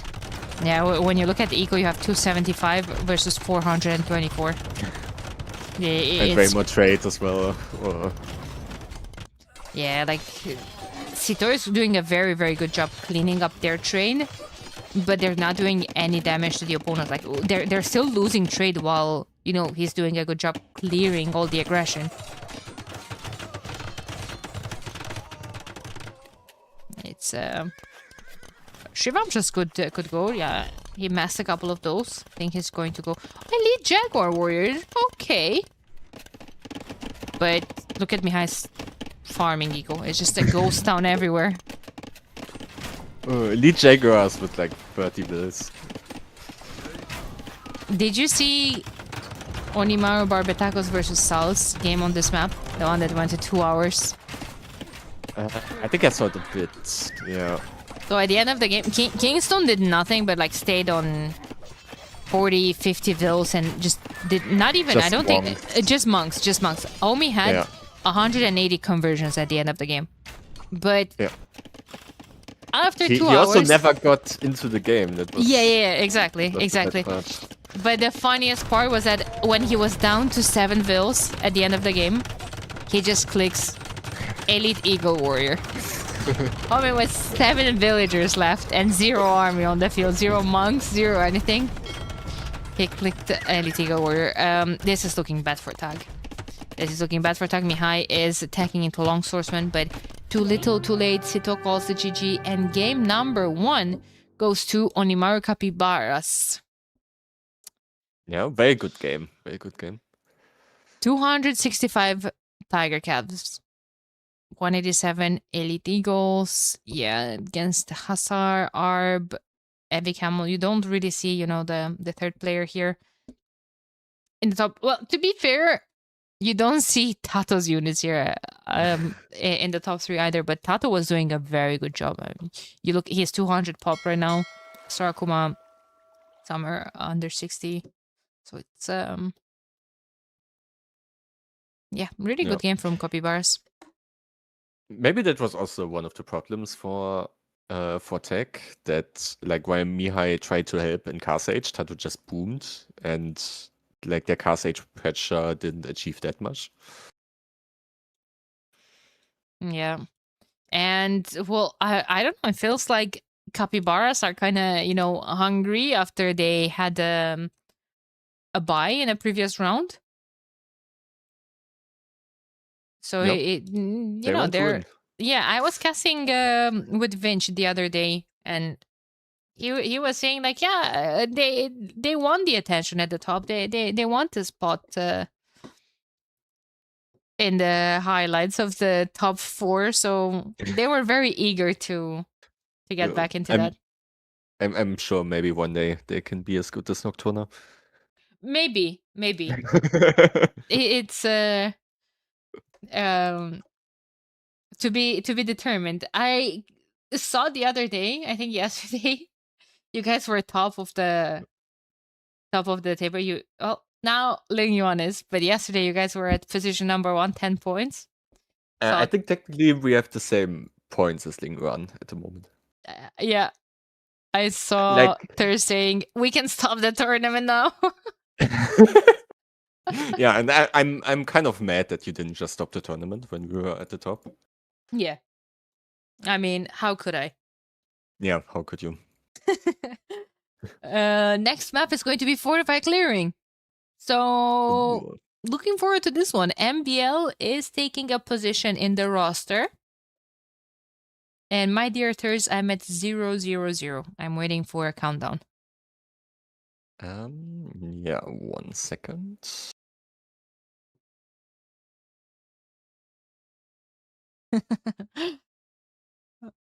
Okay, I'm ready. Okay, 3, 2, 1, go. Lois is playing as well. Let's go. Ooh. The goats. MPL playing as Teutons against him. Oh no. Oh no. The British Lion might be pressured here early. No? On the top Might side. be a bit of pressure. Yeah, a bit. On the top side, we have Mihai facing Winchester. Oh no, Celts. Ugh. Celts, Celts are Ethiopians. I'm a big Celts hater. Oh no, Arbe, don't say that for Arbis to hear that. It's like Yeah, it's fine. Yeah. I'm fine with starting beef with Arbes. Okay. Well, you didn't say anything. Oh wait, you said you don't like camels. I was like, good No, thing you. Celts. Yeah, but previous game you said you don't like camels. I was about to say, good thing you didn't throw any jabs at Gorjaras. But you said you don't like camels. Uh-oh. I mean, then you have to play for your Shakrams. I'm sorry. No other option. Alright. Viper playing as Skimmer in the pocket and Sito's playing as human. Sito is hoping to a nice free boom here. Now, I don't know if you remember that exact game that I'm going to describe to you, but Qualifier 1, qualifying match, Vitality versus Tag, MBL with Teutons on Arena versus Leary playing as Britons. Yeah. Yeah, I do. Do we think that Lewis's base is going to look like that in 20 minutes? It's gonna be very interesting. I mean, at least he has Stone in the back. That can help. But yeah, it can be so hard to defend versus Teuton Tower Rush, especially from a player like NBL. Yeah, he's a pass with all of that. However, MBL making a mining camp.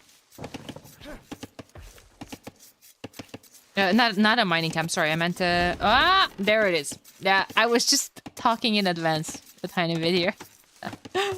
I wanted to say he's not making a mining camp, he's making a meal, so maybe he will not tower rush.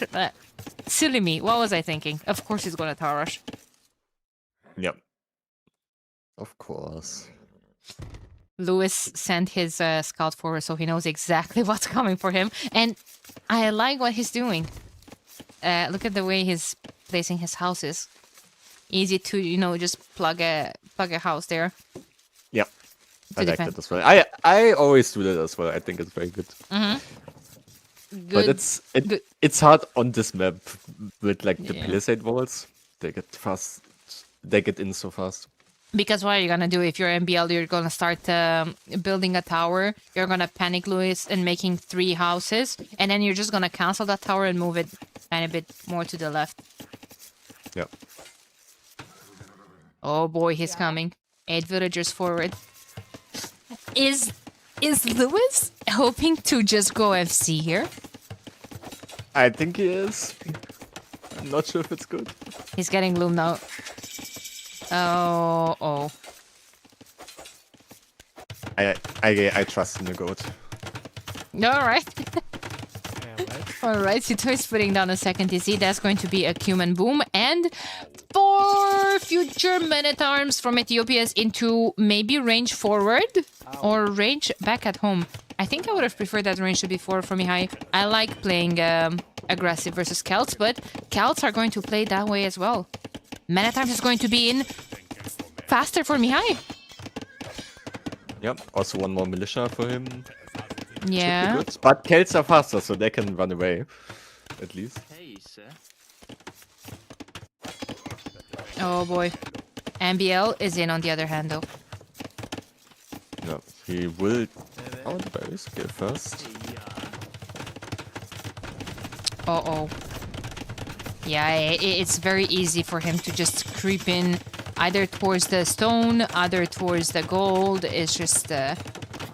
And Sito has the Cuman Scout here as well, which is fantastic. They are scouting. He sees that he's not on stone.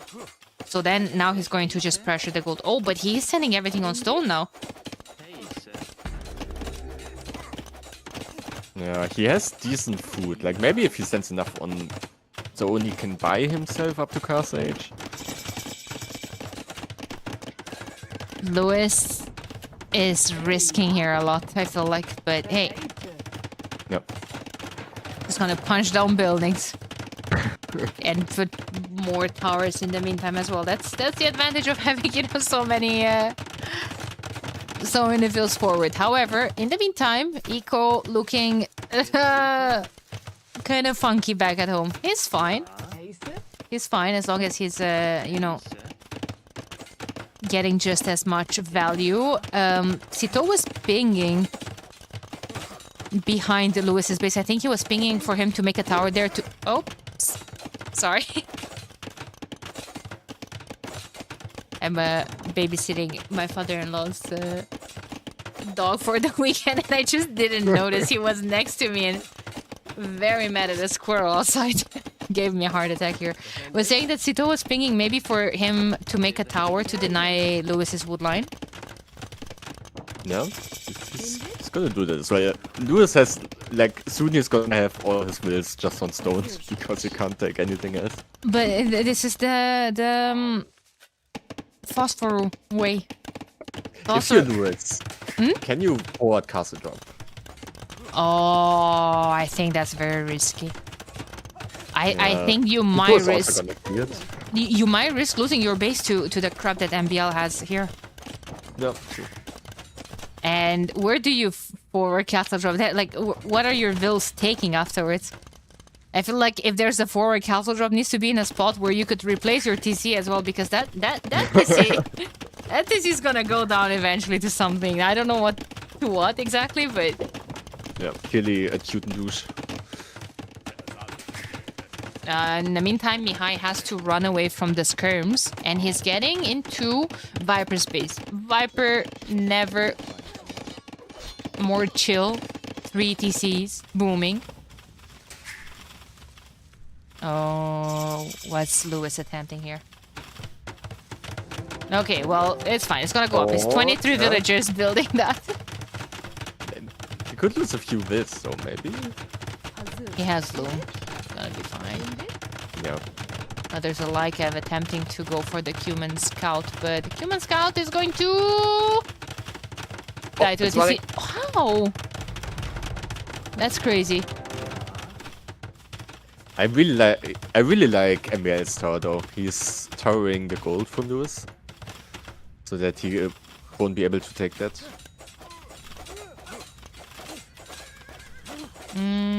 No fletching though for MBL. Yeah, true. Yeah, still super annoying. Like, if you look at Lewis's eco, he has 1 on wood, 3 on food, 3 on gold. Like, homie's going to be able to afford exactly 0 Janissaries. Yeah, already has 2 minutes of ILTC time, and that's probably gonna grow. Vill's idle, punching down towers. Can't take gold still. It's he's taking stone to sell it, maybe? Yeah. It's so annoying. Like, now Lewis is trying to rush down the tower, but there's another tower coming up.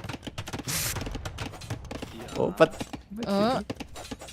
Alright, Lewis wasn't born yesterday here. Oh my god, but there's... the absolute pest. Vills going down. How many Vills did Lewis... Oh, that was the first eco kill, actually. Man, props to Lewis. Not too bad of a defense. But... Where can you take gold? Yeah, just go in the middle, honestly. Yeah. Yeah, I mean, that's actually, like, safer. But you see what Sito's doing? He's pinging that exact thing. Yeah, he knows. It's a really nice synergy from Team Tug this game, I feel like. Yep. Okay, what's happening with Mihai's aggression? Man at arms are still here. Only 1 archer left alive. Who's going up to the next stage? Vinch has it queued up. There he is. Really, really nice eco from Viper in the meantime. He's preparing a stable. What do you think he's gonna add? A couple of scouts for map control, maybe? I think they will probably need knights versus humans, but I don't know what Tech's plan is now. Like, with humans, you normally want to push someone. Like maybe, I don't know, maybe even push Winchester together with Mihai. Yeah, he's 2 stables right now.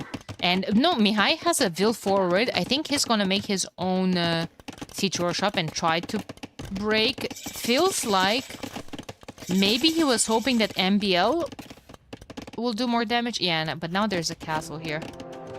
He needs to come defend MBL. Yeah, I think no, MBL. I think MBL is gonna be fine with his tower. Can build more as well if he wants to.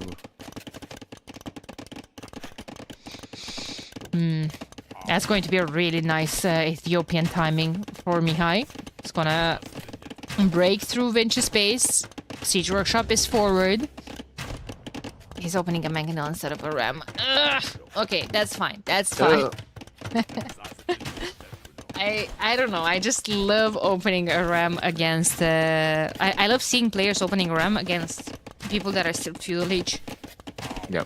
Yeah, he could just clean so many houses as well with the Ram. So many houses, and the production building is right there. Yep, yep. And by the time, like, now, you know that regardless you're going to force a Siege Workshop from Vinch, a Ram would have been attacking. Now you already have a Mangonel in the queue before his first Mangonel as a response. Technically. Yep. I don't know. I like that a lot. MBL is going to Tower Rush Viper. What? Oh, such an MBL move. It's like forcing Viper into making a couple of elephants. No. I think Viper might just be able to clean it. Yeah. But now Sito is going forward. Where's Sito going? He's getting +2. He's going to Lewis's base. I think. Yep. Also sending some to Mihai. Yeah, just that Cumin Boom getting into discussion here. But hey, Cumin Boom is behind Viper Khmer Boom. Yep. I mean, he's probably way ahead in resources collected. But in the long run, actually, he's not even that far ahead at the moment. Let me see. But in the long run, Khmer is gonna be better for sure. 14, 200 res collected. Yeah. Double bid for Lewis, let's go! We're booming. We're booming. Nice coming here for Sito. I actually thought he's going to... Yeah, MBL is like, yo, kill this Ram, will you? There we go, Winchester just getting some relics. Nice, really nice defense. I mean, he has Kelt Siege. But he still has to fight 4 Mangonels now from Mihai on the hill. And now the Knights here from Sito can just dive in and snipe the siege. Yeah, can Winchester quick wall? I feel like the Mangonels should be able to just kill the house. Yeah, they will. Oh boy, they will. There we go. Nice shot on them, but it's not gonna matter. Viper's here though with the elephants.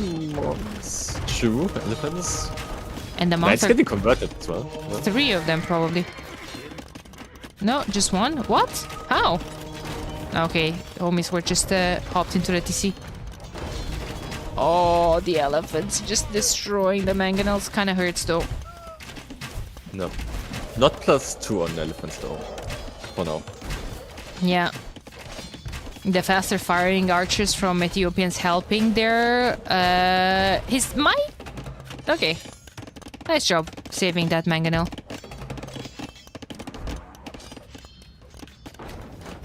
But castle's going up. And there's a Mangonel and a lot of elephants there in defense. What is MBL doing? MBL is castle age. Oh, what booming? He has 2 monasteries forward. No. He has 3 TCs back at home, you're right. 4th one going up. And what sort of bloody shenanigans is he cooking here? Because, like, what is he doing with 2 monasteries forward against Teutons? Not against Teutons, sorry, against Turks. Yeah. I think it might be nice with the Janissaries, but You know what? I don't That's know. I feel actually like it would be hard to push for him. Yeah. that's actually probably the reasoning why Vigis I think had more conversions there because they have Teutons in the team, but I didn't realize. Yeah, Yeah. I didn't remember either. Yeah, I was like, oh my god, That makes sense. that took forever. They also have Tuden healing. True. And you know what? Mihai poked the bear there. And now he's gonna feel the wrath of Viper. Gonna have to reroll that. No! Skirmishers for counts! The best unit in the game. Yeah. It's going to be some heat there for Mihai to take. Another monastery from Teutons forward towards Viper's base because why not? Well, maybe they want to push Viper's base. Man, look at his base. It feels like that's what you're playing Tetris all your life for. It's just farms. Yeah, he will be happy that he's Chimera with this base. Yeah. But yeah, especially if like MBL pushes Viper and then Mihai and Zito can play together, that should be very good Oh. for team play. Agreed. Nice job for Mihai saving his monks. Mangano's gonna be sniped by the knights, and now, all of a sudden... Now Winchester's like, dude, I have Tudens. Yeah. Nice snipes. But Mihai did end up losing a lot of the vills on the outside TC. Yeah, they were... Losing the Look at that disrespectful Vinch TC. Forward like that. Imp here for Sito is going to be a huge thing. Viper invested all of his resources into 26 elephants around the maps. Then, well, some of them will be converted. I think after a couple of patches ago, they have conversion resistance as well. All the battle elephants, right? Yep, they do, yeah. Yeah, MBL with his own... MBL, when are we going to see guard tower upgrade, at least? Oh yeah, now he's getting it. He was listening, clearly. Yeah. Recorded game, by the way, but I took a longer break because I sped through all the wrecks, so... Yeah. I know everything what happens, so I can pretend I'm a good caster and know exactly... No, that's your secret. Yeah, all of their strategies. Actually, Winchester is going to be up faster than Viper. Vinch is going to be up faster than Viper. What does that mean, though? Because humans are going forward for that castle. Mihai seems to be slightly delayed, though.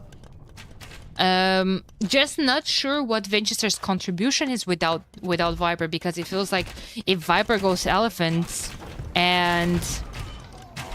well, he just goes siege... Yeah, I don't know either. That's why I don't like Hells. You don't really have units until late game. Could go halb siege, but man, Viper is just focusing his base. He's getting Tusk Swords. He's not even saving for him. He's just going to go stay in castle. Yep. He has to deal with Mambiel's monk push.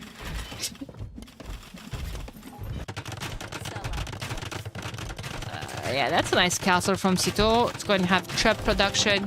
Mihai up to the next stage. I mean, that's good for Team Tag. MBL up to the next stage. Little do you know. So on that side, MBL being up before Lewis, that's actually really good. Lewis is struggling for food eco. He's trying to extend it as well. He was being raided too, and he's still dealing with MBL's shenanigans. No, so annoying. That also means they can't even start trade at the moment. Yeah. But yeah, Winchester will have to do something here soon. But like, I love that they're giving MBL a sieve to do what he likes to do with. But like not...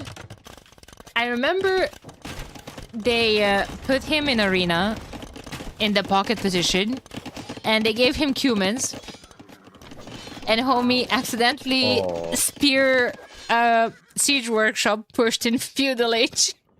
Oh, and then that looked so bad. I remember that.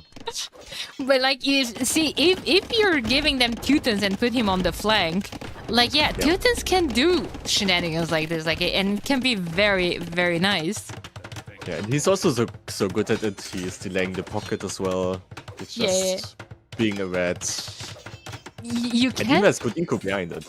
You can't just give him a booming sieve and put him in the pocket because like he's gonna find that Omega boring. In the meantime, Mihai's initial Minotaurs was like contesting some of the Viper's expansion in the back. Imp almost in from MBL. Is he coming with a castle here or siege workshops or chemistry? Look at the amount of upgrades here. Paladin is coming in for Sito. Arbalester insta in the queue for Mihai. Castle goes down though from humans. And now Viper is up. They will need someone to go halberdiers here, I feel like, against that many elephants. Yeah, for sure. Otherwise they have nothing versus the elephants. Yeah, like Paladin, great and everything, but you know, in a 1v1 they still lose to the elephant. Yeah, even Khmer elephant with the extra attack. Heavy scorpions though. Ooh, but now I just want to see Mihai go for torsion engines, bomber cannons. No, he should definitely do that. And he's building a siege workshop, so he's thinking about it. Yeah. His chemistry's almost in, yeah. Maybe Cito needs to go halb 7. But he's going light cap at the moment. Yeah, but it feels like if you're stuck on siege onagers as humans against Cal, it's kind of sad a bit. Missing for sure. Siege engineers is huge, but maybe Mihai could go, but Mihai doesn't have the Furiko to get all those upgrades.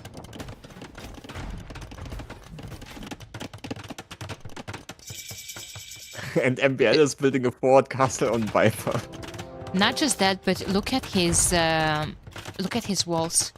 His walls are denying the trade. Yeah.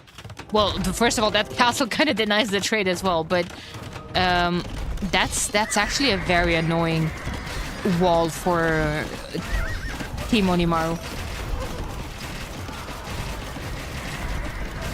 Yeah, Tech is starting to trade soon as well. Paladins from MBL as well. Torsion engines coming in from Mihai. He lost the siege workshop though. He could build a couple more in the back. He is an Ethiopian arbalesters. Elite battle elephant coming in for Viper. He doesn't have too many left. He only 19 of them. Yeah, and he has to deal with MBL, so for him it's super awkward. Oh no, but Lewis is back. Wait a minute. He's about to push MBL, but Cito can clean that up with his paladins. Yeah, feels like not enough Yanis to do a lot here. But at least he's getting the gold from MBL, so that's something. Oh, Viper's base is going to be under attack by 15 future paladins. Paladins in 30 seconds, but hey, for now, they're going to kill 2 trebs and half of Viper's farmers. Oh my god. In the meantime, I was praising him for that fantastic wall. MBL, delete your walls! MBL, delete your walls! MBL! Oh my god. That's a quick wall. Yeah. It's fine though. He has paladins there as well. I was praising that wall, interrupting the trade from Onimaru, but he didn't actually finish it. Ah, sad. I think Tag might have this in the bag. It's just on Winchester if he's going to be able to push and do a lot of damage, but it just feels like such a good position for Team Tag. Lewis is way behind MBL. Look at Team Tag, they're almost 600 pop, while Onimaru Capybaras just dropped under 400. Yep, they have amazing ecos. They're pushing everywhere. And even like Winchester, it's so hard for him to push anything against bombard cannons.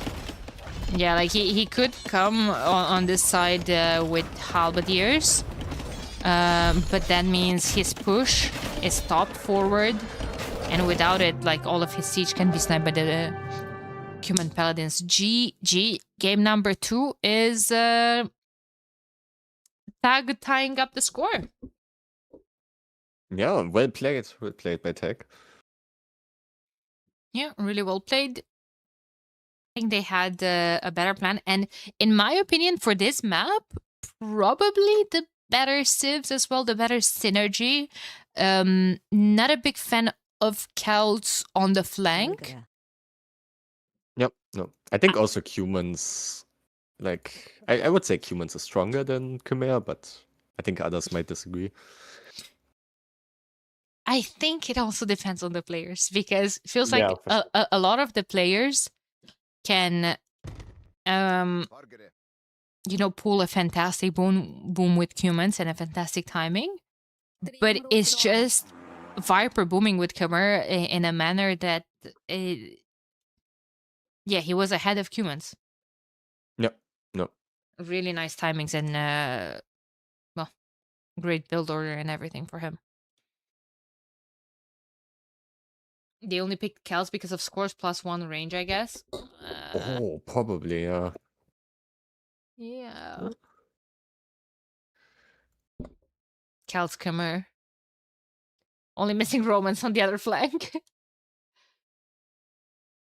Okay, so that was a win for Tag.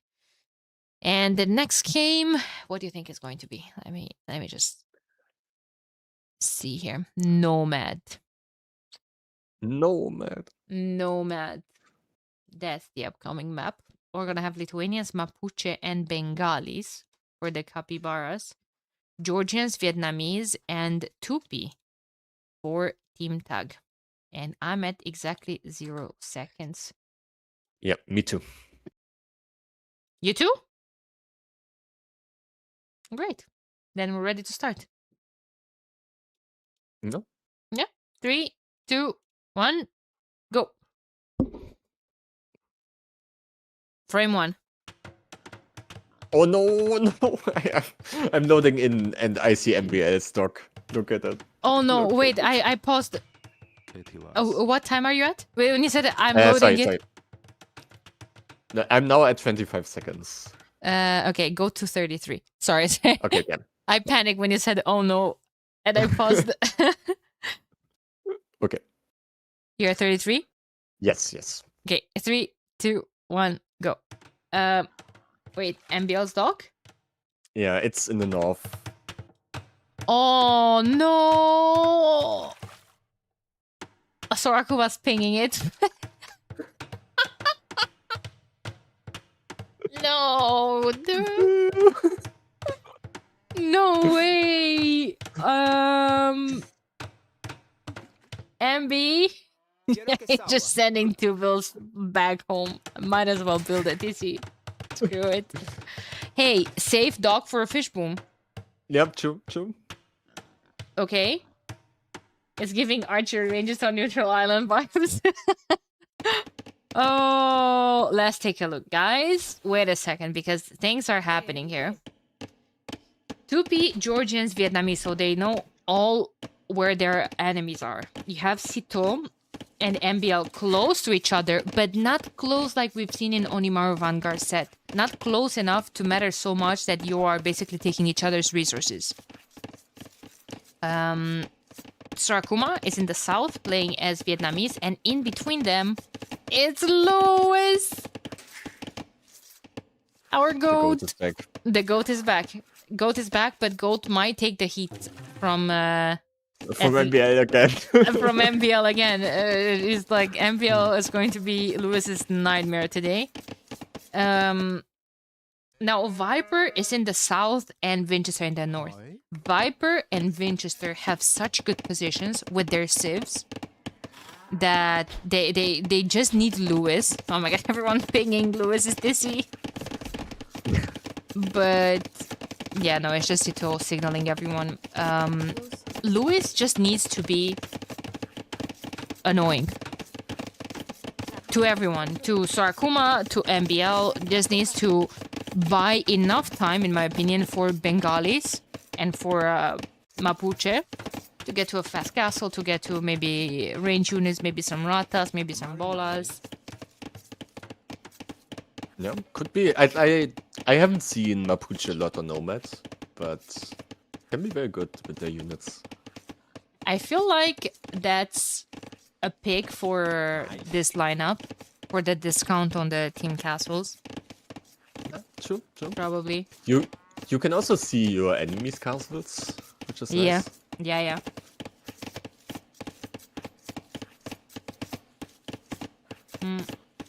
Oh no, Viper lost the boar. Washed? What does Lewis know? Lewis just discovered Sora's TC. I don't think he knew about that. Okay, yeah. And you're gonna keep an eye on MBL's TC. He might lose that Vil. There's... Oh no, okay, it's fine, Nope. it's fine. Alive. Happens. Yeah, Lewis is like, well, flash news, guys. I'm in between two people. Just ping both of them.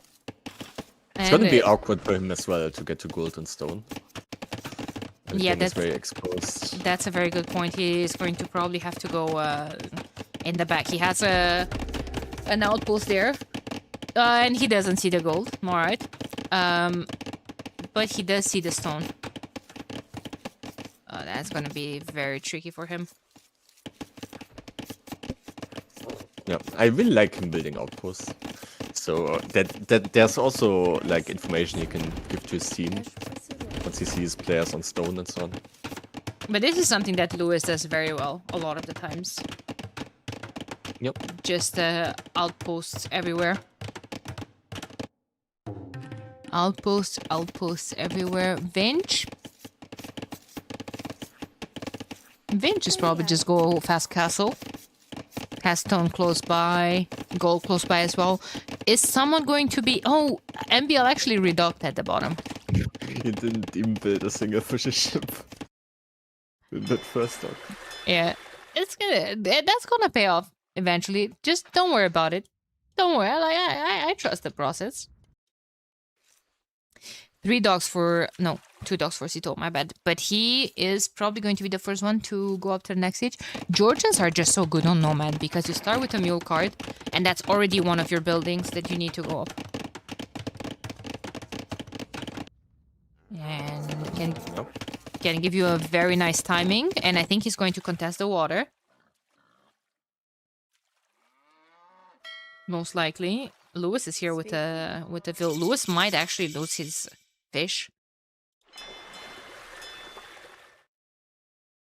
Definitely not gonna have time to invest into water.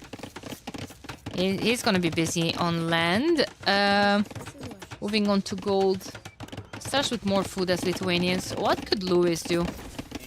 Because like... Yeah, I don't know. He's going FC for sure. I don't like that because... Again, like I said, it feels like you have to do damage to the opponents. Otherwise, you're just gonna take the hit. And it feels like right now he's just going to get castle dropped by MBL. Yeah, or by Sorakuma even. They're both on stone. Yeah, oh my god. Hopefully for tag, not by both. Because that would be a bit of an overinvestment to kill one guy. Yeah, for sure. But at the same time, where else could they build their castle? Bit awkward for them. Yeah. Hey, Lewis is here. Might as well. Might as well. Yeah. Wait, no. What? MBL is making towers? No. Why? I mean, it's giving him pop space. He's stupid. Might as well. Yeah. Man, yeah, he just cannot stop himself. Yeah.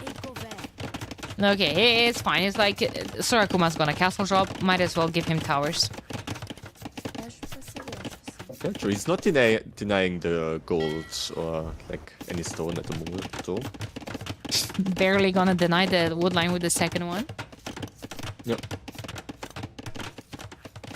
Maybe. Meanwhile, Cito and Winchester playing water. Yeah, like I said, I think Lewis is going to lose his fish. However, Winchester opening hulks, fish is alive and kicking. Strakuma's at the top, so again, is Lewis. This is just like, what's the most awkward position for you to start on Nomad? What's the worst case scenario for you? In between two players on land, in between two players on water. It's not like he could have done anything. Yeah. Exactly. Viper is coming here with Ballas Riders, though. That's nice. Leave Lewis alone, but I'm not saying it's his fault. That it's just a Nomad start. Start can be quite RNG. Like we've seen in the previous set today as well. Again from Onimaru Vanguard at that time, that it was a very, very awkward start. Where's yes. Viper built a transport ship and it transported some bolas into Sorakuma's base.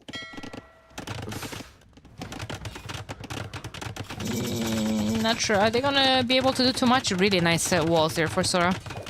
But no, I think that they're not doing anything, but well, they also no, they had both Fletching and Botkin arrow. Killed one Vil. Let's go. One Vil. But yeah, now it's time for Lewis to relocate somewhere. He's Castle Age though. He's building a ram. Look at that. He still has gold access. So he could have been more out of the game if his gold would have been hit. Oh my god, if MBL would have had anything on water, that transport ship would have sank. Oh, castle drop at the top. MBL is going to move the heat on Winchester, actually. Yeah. Like you said, they're not building both castles on Lewis. Well, yeah, that's really good. I like that. Might as well, rather than overkilling one guy. Might have split the heat. Winchester only noticed now. Blackwood archers in the queue. MBL is just building a second TC. Is living life. I would like eventually maybe a siege push at the top. Yep. Should be good. Especially because Winchester is playing water, right? So yeah. If he has to invest onto land, that's a big win for them. Yeah. Maybe he thinks he already has like a castle or something, but even so... Oh my god, Lewis is actually sniping the fish from Sorakuma.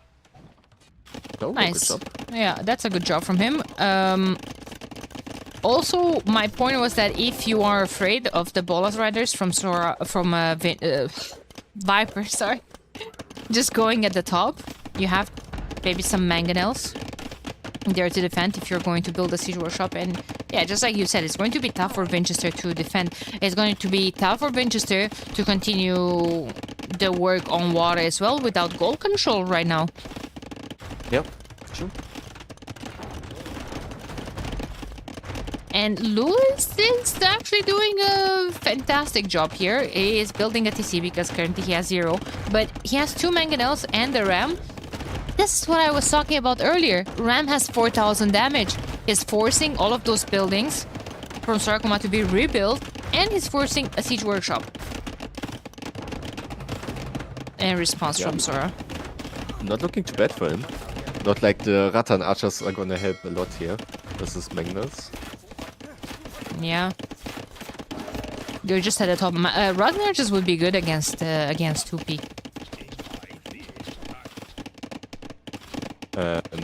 Yeah. I mean, they're on the same team, so not, but... Ah, true. Sorry. Against something like either Ratas from Vinch I think they would be decent because they have extra pierce armor, or even against all those annoying ballers. Yeah, no, definitely. I feel like Viper's also, he has kind of the problem that any unit he's fighting, even the Blackwood archers, this unit doesn't trade that well. Like, there's no cup units.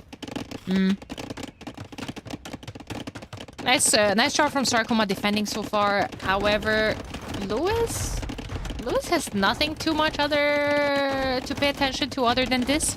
So it's gonna be annoying pressure. Sorakuma is repairing that DC, but even more so, like Sorakuma is kind of tucked a bit into a corner here. Like, where does he runs to MBL maybe, or to Sito, but like they don't really have that much map control. Yep.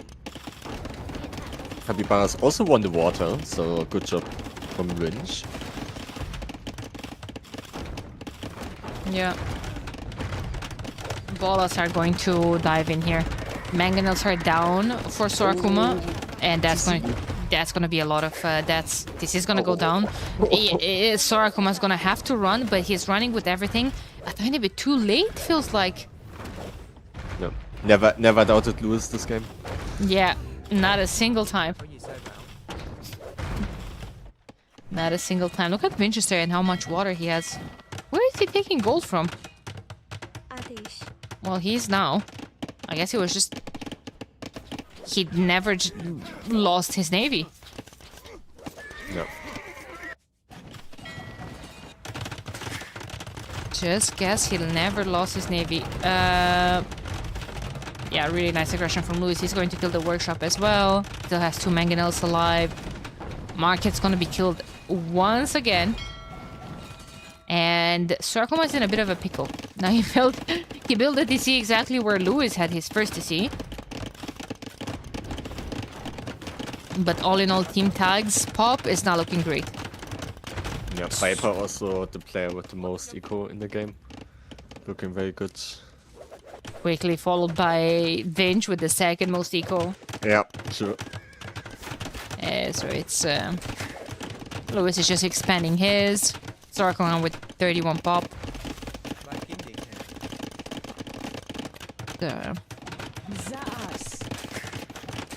Man, Sito putting down was at the 50C.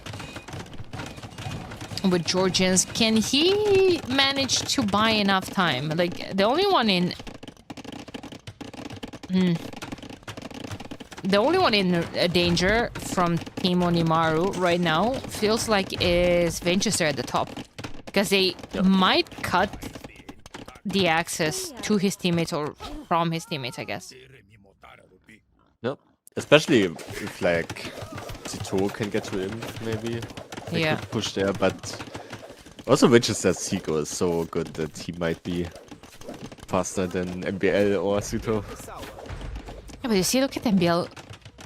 He's going on the side. He's trying to. No, he's going on Viper. Oh. Yeah. I think that's a good move. Ballsy, but good. Viper putting down a market. Is he missing something? He's missing the wood for the buildings? What was he missing? Oh my god, that castle is going to be so good. No, he's going up to him. What is he? All the way at the bottom. Boo. All the way at the bottom. It's fine. And Sorakuma is getting cast dropped again. Uh-oh. I think that could have went up on the hill. But maybe they were scared of MBL's towers. Yep. Yeah, no, Viper's absolutely fine. He's gonna have a castle on the hill, and he's gonna have trebs to push MBL back. Now, those 2P archers are still super annoying. They could start raiding Lewis. Lewis is getting wheelbarrow. Second castle is coming forward.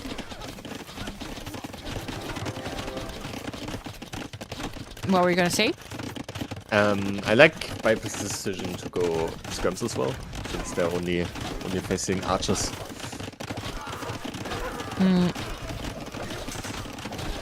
That's oh my god. That's a lot of bolas going down, but hey. Yeah. The MBL Blackwood? would say, yeah, MBL would say he's booming right now. You With think so? 2P, like losing all his units. Yeah, okay. Making more space for Eco, I guess. He has a good expansion at the top. Sito is getting the stone mining upgrade. He's still not up to the next stage. Man, he barely has any Blackwoods left. Yeah, And he's gonna lose probably all his 4 castles versus Viper. That would be too good for him. Oh, well. Yep, that was a nice mangonel shot. Crabs coming out. A couple of Konas here and there as well. Sito putting down a castle. Picked up to the next stage. But yeah, you are right. Winchester is just about in the same time as well, up to the next stage, and 21 on stone. I think he's going to be fine with castle in defense here. No. What is Citro even going for? Is he going unique units? He's getting the armor. Thing is, unique units is tough. He only has 1 castle. I think he should be going knights into cavaliers maybe, but he's gonna go monaspas, yeah. It's so weird because now you have 1 minute and 30 seconds time to mass them, but then that's about it. Then you need trebs. Yeah, you need upgrades as well. It's gonna be so slow. It's coming forward the second castle forward, but Winchester's castle's gonna go up in between. In the meantime, I mean, and he's gonna go what? Elephant archers? Yep, range is going up.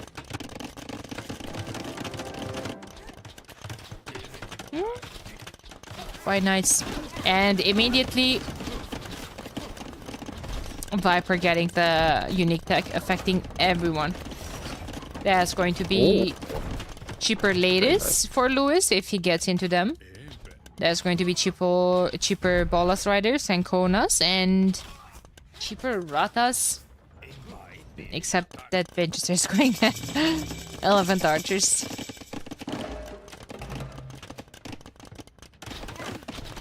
Yeah. And MBL is even dropping another castle on Viper. He's really trying to hold Viper at home. It makes sense, but Viper is also putting pressure forward. Like, oh my god, those were some really nice mangonel shots from Lewis.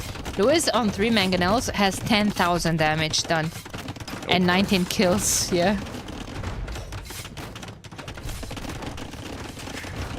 Yeah, Viper is pushing on the left-hand side. He has two trebs, another castle coming forward. They even are preparing another one going forward on Sito's base. Well, Sito's expansion, I guess, on the right. Yeah, and Bolas are even they will be very good versus the Monaspa as well. Even though we only have 1 Monaspa at the moment. Yeah. There's I'm sorry, but MBL is going imp from the forward. You see that he built behind Viper's base, and Viper has 2 trebs there that he just killed the workshop. If those 2 trebs are moving onto the town center. In the meantime, he's sending battering rams to Viper's CC. Okay. Now wait a minute, Thurs. Yeah. Thurs. Oh, Trebs are moving. They're gonna go to the castle probably. Yeah. Yeah, okay, they're going to the castle. And Imp is at 77%. He's fine. Never doubted for a single second. 17 elite Monaspas in the meantime. Winchester can easily add helps here, but... Also, you know what's very good versus Monaspa? Latest. Yeah. 6 of them only in production. And hey, British Lion going up to the next stage though. Only one castle. Might see more later on. But yeah, MBL is just like in the middle of the map, running his base straight into a group of Bolas riders. They're just dinner for all of those units. Yeah, I'm missing so much. Oh my god, that's tragic. That's And I funny. mean- He's getting food back for every will he loses. Yeah, but he's also will fighting Konas. You mean that's not a good sign? No, that's not a great sign. I'm pretty sure. Now I might not be a pro player, but that doesn't seem a good sign at all. There's Onager from Sito. Now maybe Halb Onager helps. Onager will help definitely against that massive elephant archers, but they're Bengali ones. Yeah. And just make more of them because of the space. Yeah. Game tag taps out. Onimaru Capybara taking game number 3. And this next game is going to be very important. Man, I gotta say, first of all, props to Lewis for not dying in that bad of a spot that he started.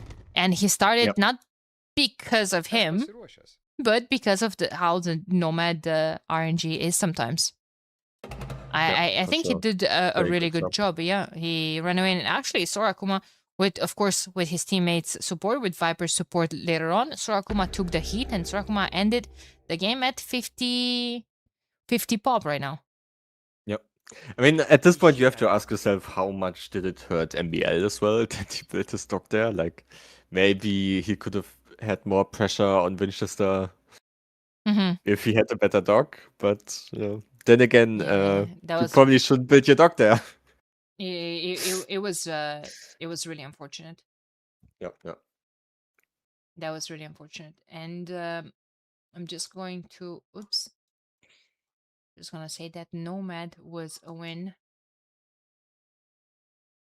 for the Capybaras. And now the remaining map is Crescent. Ooh, this is one of the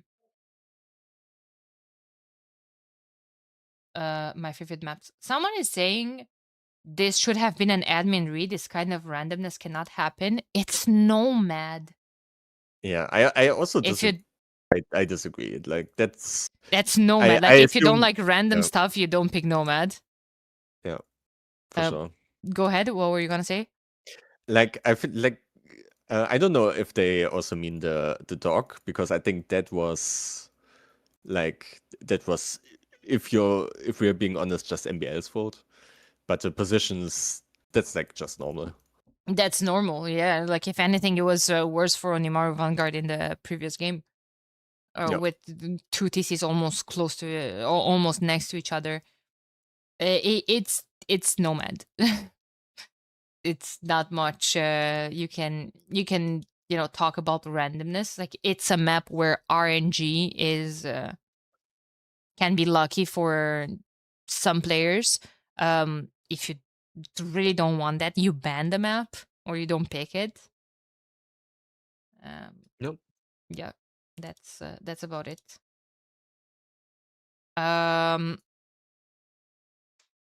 It would have been. It's only an admin re if the TCs are in the same line of sight. If they,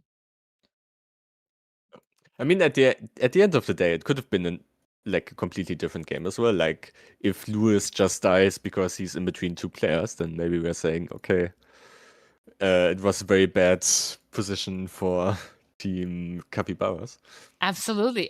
But hey, we're usually bound to double standards here.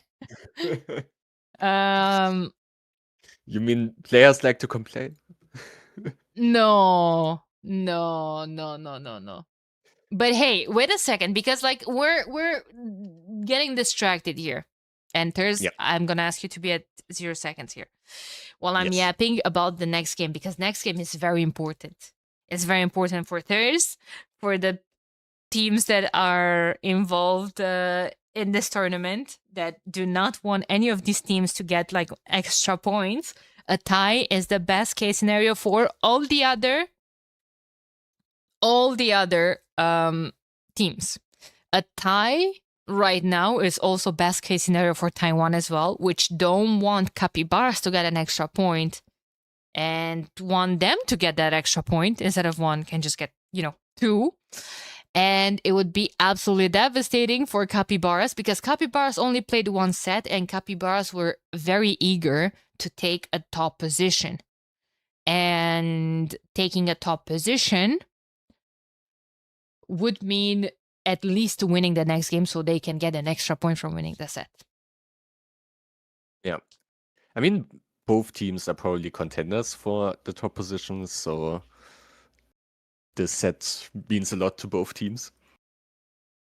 Yep. In the meantime, I am exactly 0 seconds. Yeah, Are you me ready too. for the last game? Yes. I'm starting the countdown. Okay, 3, 2, 1, go. And the map is Crescent. And there's a side, as you guys know, where you have a water side, water heavy based focus. And a side where you have some crossing, some sort of crossing. It's land. And you have Mihai facing Viper on the flank. Okay. Okay. Wu against Portuguese on that side. Tato sent Lewis back on the bench. He's coming back for the last game. He's playing in the pocket position as Berbers against Cito, Hans. And on the other side, you have Winchester playing as the Dravidians, facing Surakuma with Vikings. What do you think about this lineup? I mean, it's quite interesting. Vikings, Portuguese, some very heavy water sieves, but I think then again, Wu, Dravidians, kind of the same too. I would say it's pretty similar sieves-wise. Yeah, so especially on the flank, to me, it just feels like both Wu and Dravidians are good not only for water, like you said, but they get that upper hand in their transition into land military. Wu are getting, food from the docks, so they basically get 1 or 2 militias for free in terms of food when they need to transition. And then Dravidians with cheaper technologies. It seems like they picked these two flanks that it really doesn't matter who's on what side. You have a very good man-at-arm into archer civs and you have a very good water civ. Whereas Portuguese and Vikings feel that exact same, but in terms of water. Yeah, I would say they probably got the better positioning as well, because I would say Vikings are a bit better at water play than Portuguese. And Portuguese may be a bit better at archer play than Vikings, but I think they also would have been fine with either way. Is Mihai's deer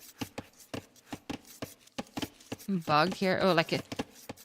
I mean, obviously these are recorded games, but I'm not really sure. I think I'm going to ask. Yeah, it's very bad for him.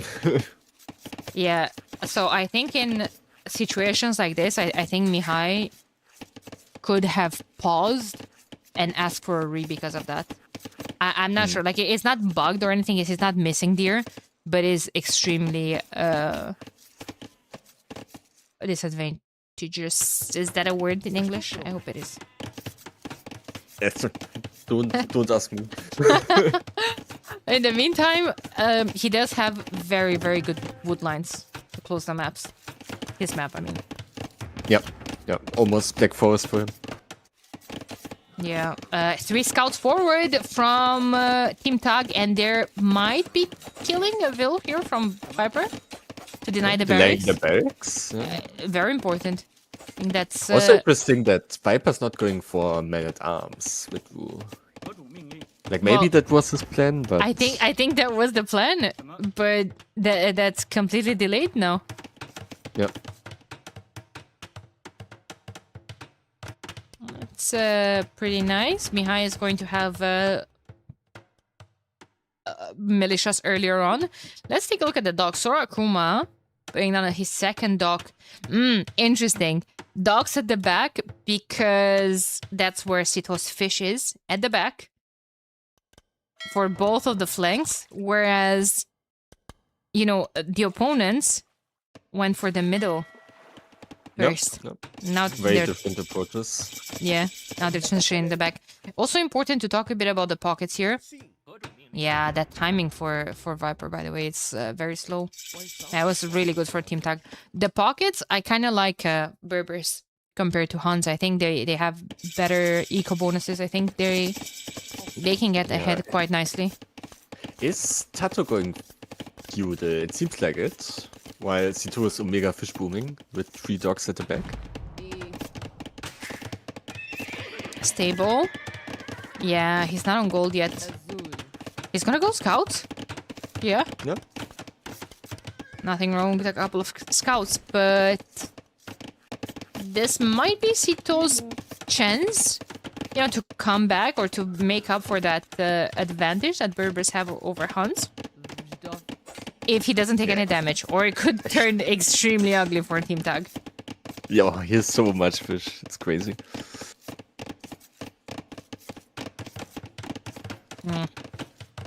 100 pop for Capybaras, 111 from Team Tug. Yeah, then fishing ships to only 6. Couple of scouts in production, and 3 docks from Vinch, by the way, as well. He's going to open fire ships into Sora Akuma's fire ships of his own. Gonna send one randomly at the back where Tato has a dock already.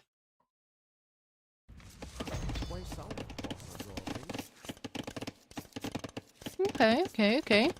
Mihai is in. Just gonna force some more walls from Viper, but Viper putting some pressure on Sito. Yep. Good quick wall from Sito, saving his will. Yeah. Feels like Viper is delayed on archers as well. He only has 2 of them. Forcing down a blacksmith. Just feels like he doesn't have too many resources. He's trying to do a lot of things, but yeah.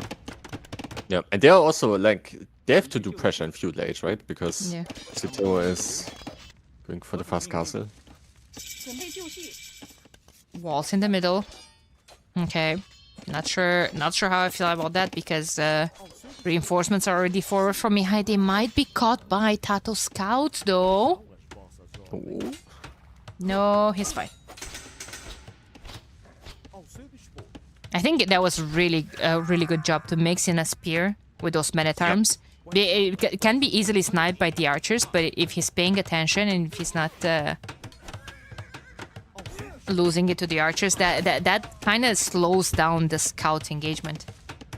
He's kind of keeping map control, especially because Viper doesn't have that many archers. Yeah. Like, if you can deny the wall, then the knights from Sito could be so strong. Yeah. That's probably the reasoning, you know, why he wants to get those walls up as fast as possible. But yeah, Mihai is here with an archer and a spear. That would be like, he could just camp in the middle with the reinforcement. He has another archer there as well. Yep. Make all that engagement, or all that investment, sorry, from Tato kind of useless. Bloodline's coming in though, he has the armor. This could get quite ugly for Mihai, he could lose a lot. Making good fights, Tato is. Yeah.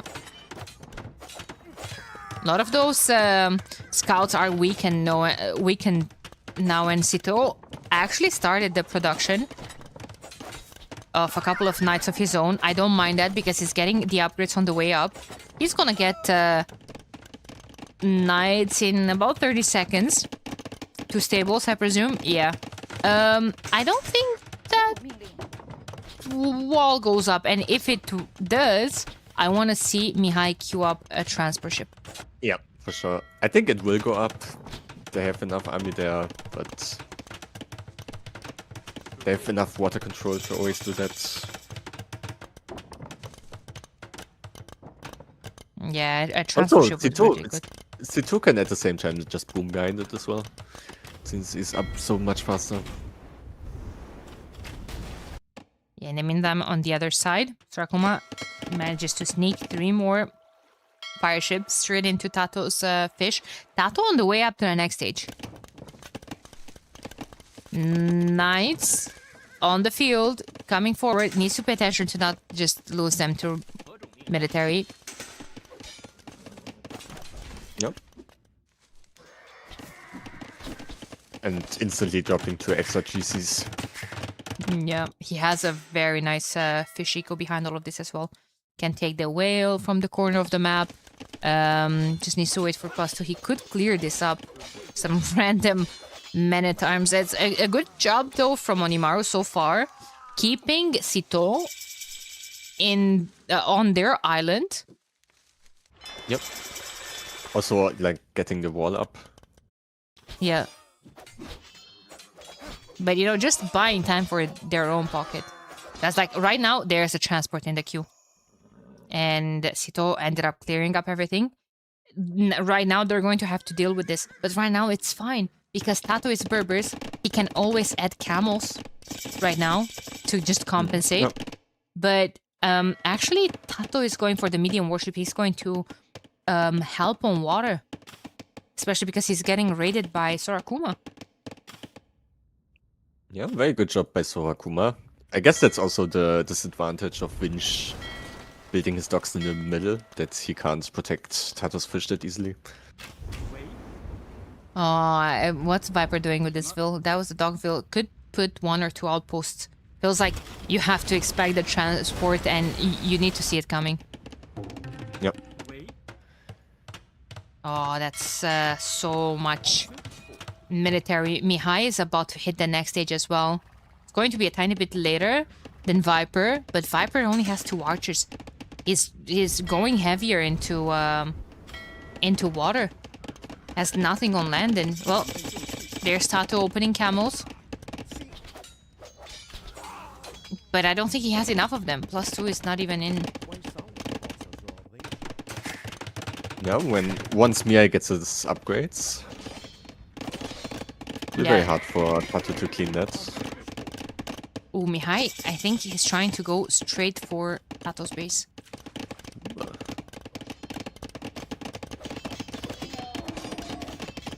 Yeah, Sito needs to join forces with Mihai there, though.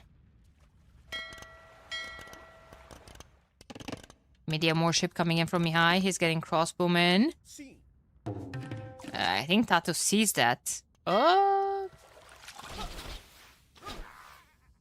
Could kill a lot of fish there as well, but I guess he doesn't want to sit next to the dock.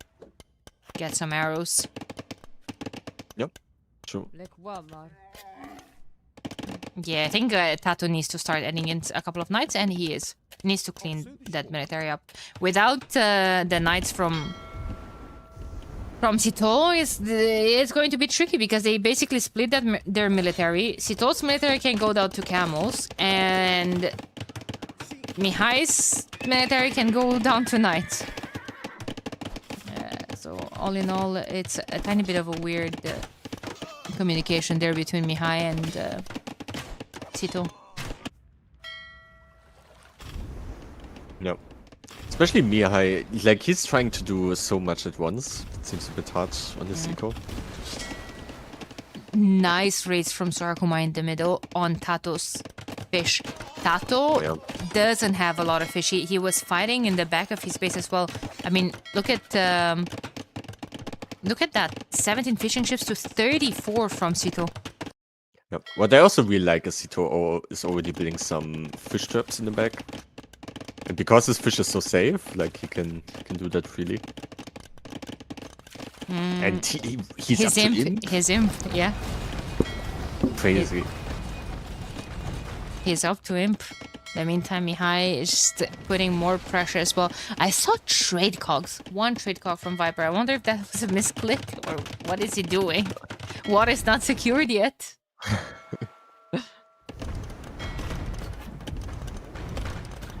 Yeah, really nice transition into farms as well. But what did Sito do? Did he double click all his farmers, or he just wants to get another TC on gold? Okay. I don't know. He's building docks, so maybe he knows that he doesn't need so much food. Maybe he's going water.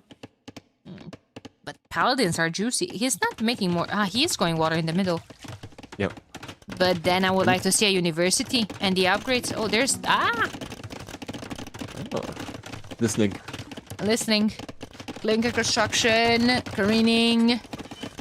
It's gonna go into galleon, or is he getting fletching? Probably. And Mihai is going to build a castle in the forward. I think I would have preferred Mihai maybe going full water, but I guess he doesn't have the timing there. Yeah, I really like the castle though, because that might allow Zito to get in with Cavalier.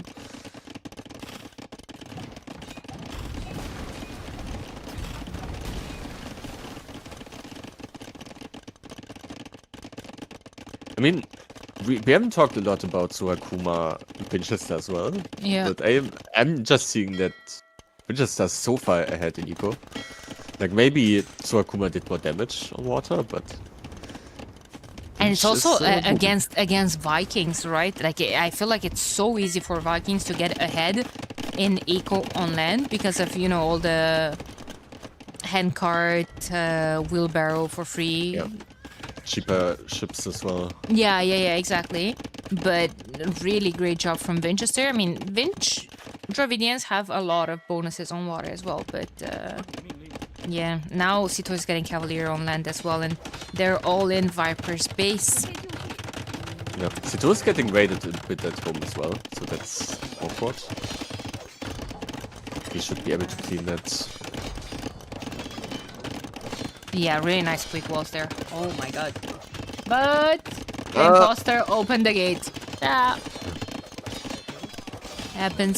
I think he has chemistry already as well. Yeah, lots of ships in the middle. Maybe we're going to even see the Hans Dromons. Maybe. Tato going up to him. Vinch is going up to him. Viper isn't anytime soon. Maybe in the next couple of minutes, actually, he could afford. He has a lot of gold. Yeah, he's also been moving quietly behind all of this. So it seems like Tech has like a bit of an advantage in early im, but I'm not sure if they can use it that well.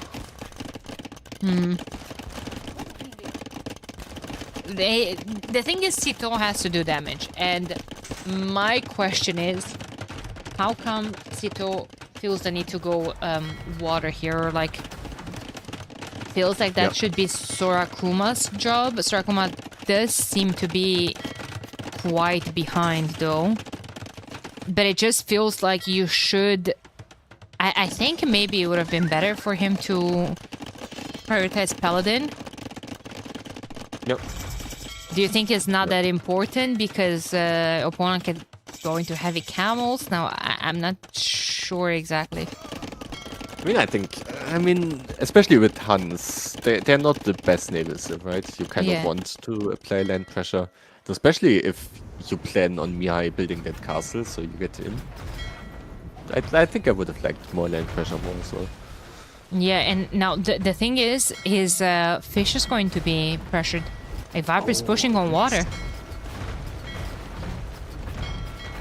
He has to invest into fire ships in the back, galleons in the front, and well, if you're not following up with Dromon, actually there is a Dromon in the middle. That could be nice. That could be quite nice. Neither the last hike upgrade nor fire ships though, or fast fires, so they should kind of struggle versus fast fires. Sito slinging Mihai to get up to the next stage. He really needs his arbalesters. Yep. But yeah, heavy camels are going to just stop completely all of his aggression.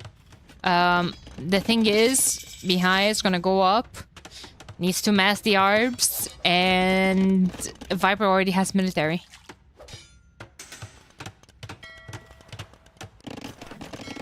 And he has a better timing. Yeah. And he's gonna go I low wonder what- trolls. Oh, true, he can do that. Yeah, he's also getting has a Sit in few- Tiger, so that's what I'm expecting him to go. Yeah, he has a few fire archers as well. But Mage going to Residai. Unique ships. Teresidae versus Long. Also, Teresidae a fantastic counter to everything Galleon. yeah. I Skirms think they on should water. be very, very good versus the longboats. 11 pierce armor. That's a lot of pierce armor. Yeah. Yes, careening as well. Oh boy. Good job from Mihai managing to push back Viper on water, so keeping all that fish protected. And Lotrons and traction traps in the queue from Mr. Viper. Yeah.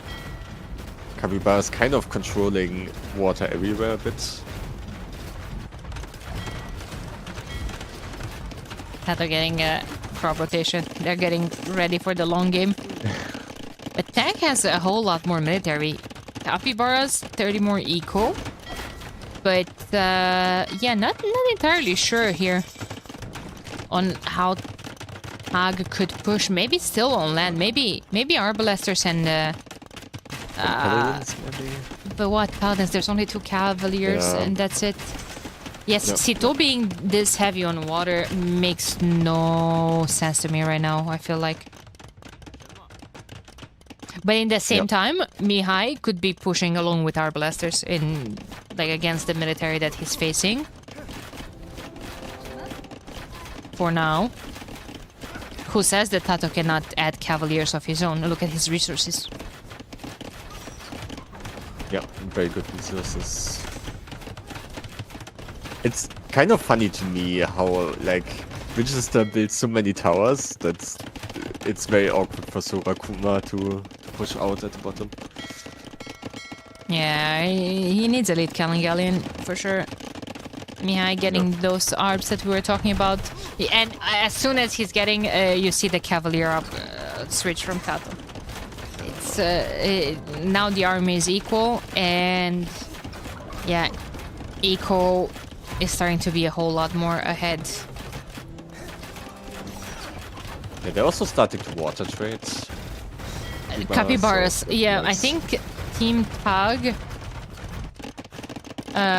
might be thinking about land trade. I'm not sure, or maybe they Yep. could try to trade in the back. Kind of awkward. They're like the Lotrons are just gonna destroy everything. Yeah.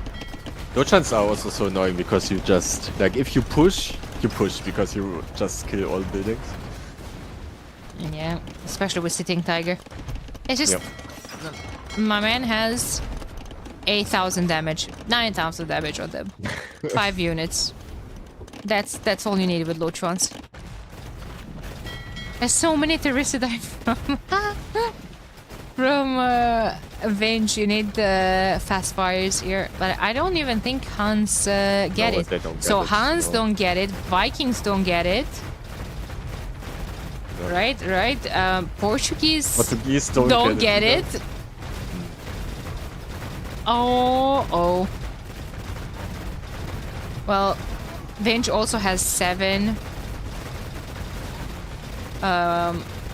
elite cannon galleons.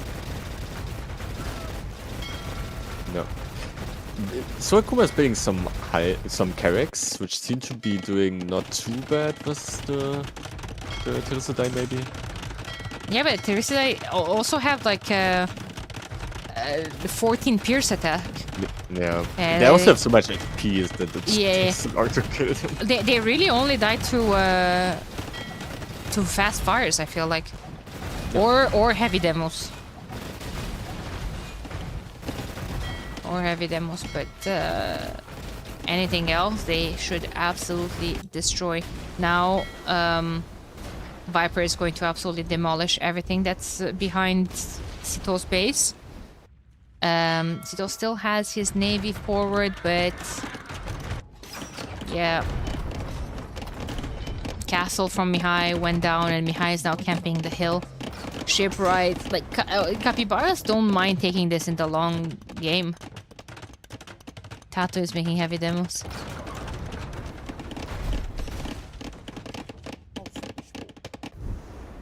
Yeah, capybaras are going to take the win. Yep. Definitely feels that way. 460 pop against 540. I mean, Sito is trying. He got Paladin now. Not Paladin now. 23 of them. He's about to go forward, unite with Mihai's military. This might be some like last fight sort of deal here. Like if it might be if Tag ends up losing their entire military, and the thing is, those traction trebs got some really nice shots on the arbs. There's the arquebus on the bomber cannons, so I mean that's fantastic. No, should be quite good at killing the traction traps. Oh no, but a tiny bit of a miss micro there from Viper. Definitely felt that way. He ends up losing all of his traction traps. There's no military here. He's getting... Well, down as well. Yeah, he's getting elite fire archers though. I think this might clear this up. Still, they still might try for a tiny bit longer here. Yeah. I mean, water control is good, but if you're dying on land, then you're dead anyway. Yeah. Those towers from Vikings did a lot of nice job, but man, those cannon galleons from Venture are just demolishing everything. Now, Dravidians do lack siege engineers, so one less range, but... Oh, Tato's gonna go heavy demo. Of course he is. Oh, and Mia is killing a castle that's going down instantly. Low ones everywhere. The ones in the back got almost into Sorakuma's base. They killed everything in their way, and now there's Karak trying to push those fires, but yeah. No, actually Karak might clear this up.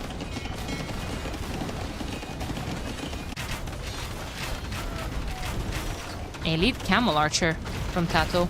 I think I like the heavy camel plus cavalier combo. No, I mean, he probably has good enough eco that he can just afford to build anything he wants. Yeah. But yeah. To me, it feels like Viper needs more units. Big fight. I'm seeing 50 paladins.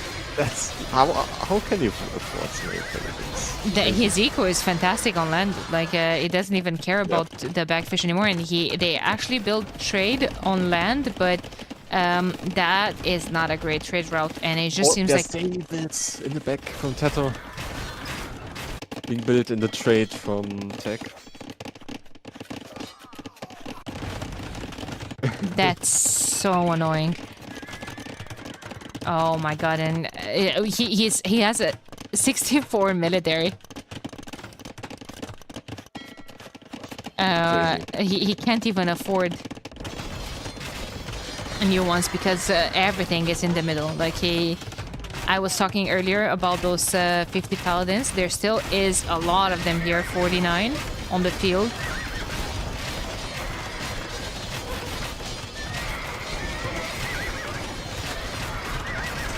Yeah, Sarakuma has it as well, Hulky. Both of them got that quite early on. A lot of bomber cannons here from Mihai, like, they're actually not doing that bad of a job pushing here. That castle took so much damage, but it's just the amount of units Tato has on the field, 70 military. Yeah.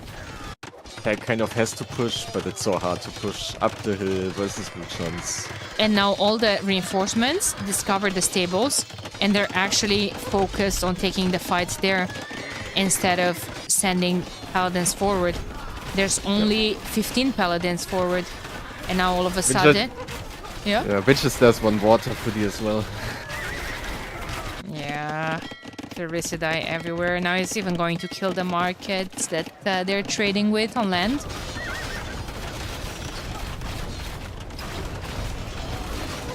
And yeah, there goes the paladin, especially forward there from Sito.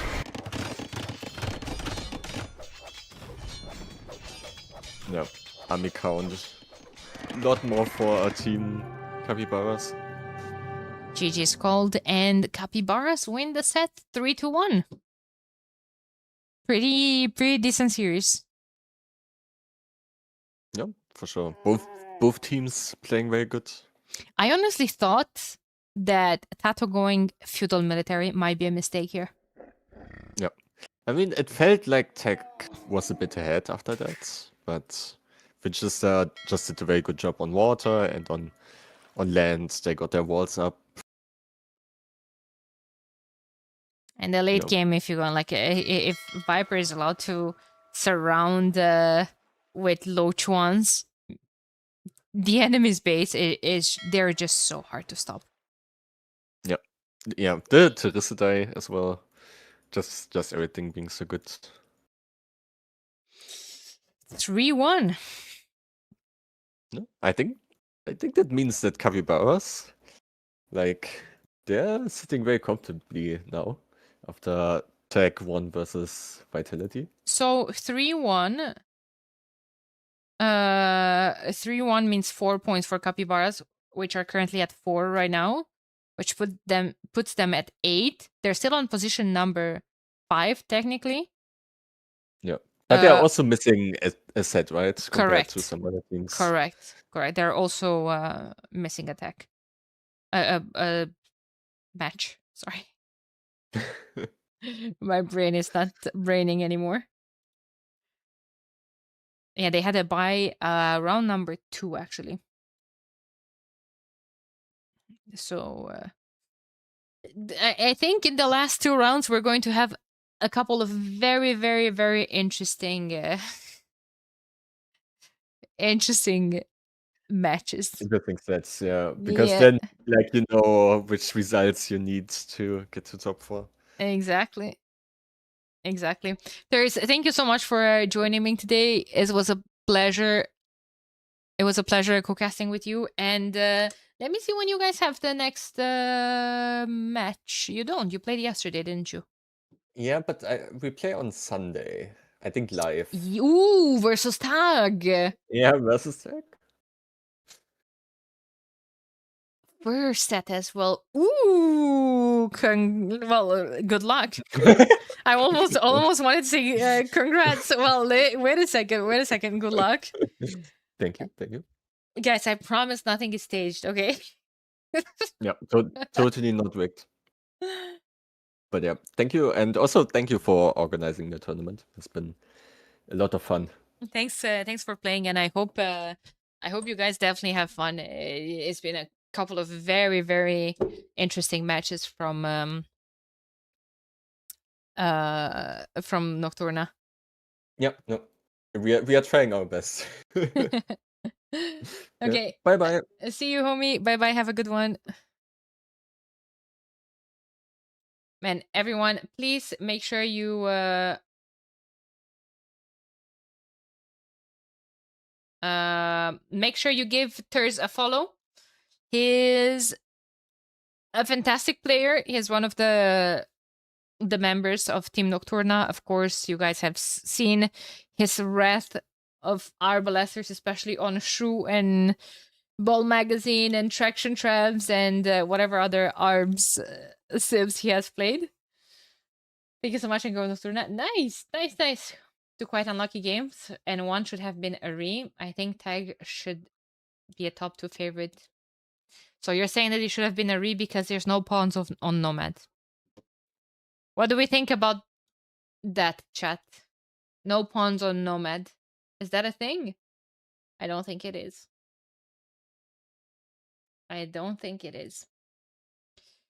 But I agree to disagree. Let's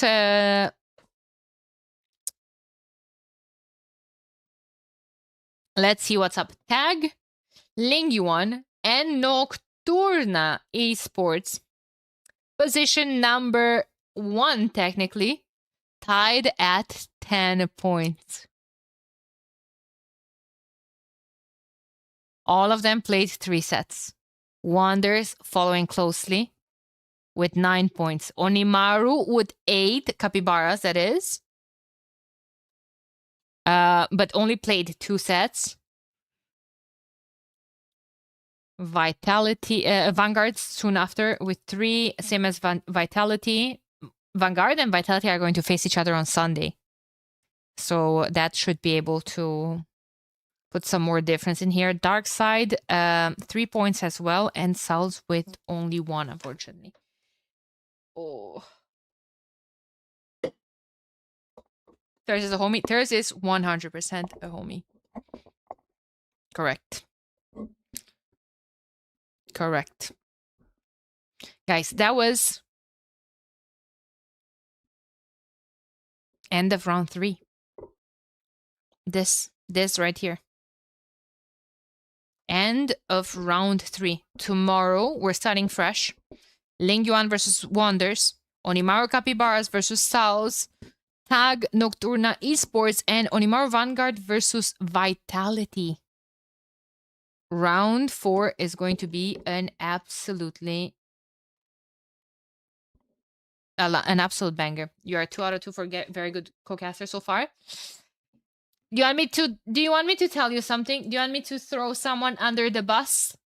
I should have had another co-caster for the first set today. I'm gonna throw him under the bus. My name is Bus. Well, I'm going to throw Tato right at you. Because, look at, like, I'm messaging Tato. Tato should have co-casted with me for the first set. For Onimaru Vanguard Lingyuan. And I'm messaging Tato, hola, are you ready? And then I see, you know how it appears on Discord? I see on voice. Or like in voice. And I'm like, oh my god, he's so organized. He's in the voice already. He's probably waiting for me in some voice channel and I haven't seen. Just to look in the league Discord and to realize that homie was in voice with the Capybaras. They were playing their set. They played their set today against Tag. And I'm like, oh my god, this homie double booked. Nice, it wasn't. This homie double booked. It's fine. And Thurs came through. Thurs was scheduled for the second set anyway. I thought you were saying he was playing Rage Force. Oh, I would have pulled him from there. I would have pulled him from there. No, but I mean, he was playing his set in the tournament. I was like, okay, good excuse, okay?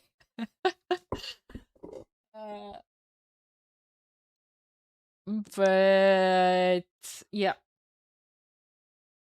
That was it for today. That was it for today. Games are very good. Tiring times, though. I thought it was hilarious when Slam wasn't on Team Slam for H1st because he was playing the league. It's tough to schedule. It's really tough to schedule when you have 2 team games tournaments happening in the same time with different teams as well.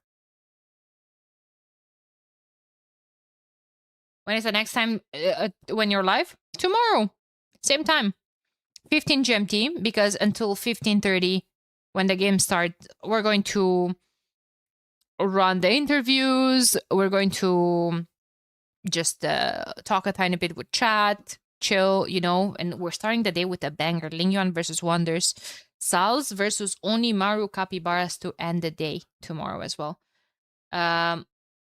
Sister saying, thanks again for casting and your amazing commentary. You've become my favorite caster by far. Are you serious? That's a huge honor to hear. Thank you so much for watching. I actually felt quite under the weather today. So I was about to apologize that today I felt like my energy was not good enough. But I'm happy you guys enjoyed the games. I'm happy you enjoyed the sets, and I'm yeah. Hope you guys enjoyed. Danny, what? Yeah, I've haven't been feeling great, which kind of reminds me I have to take my antibiotic. One sec. Grab it.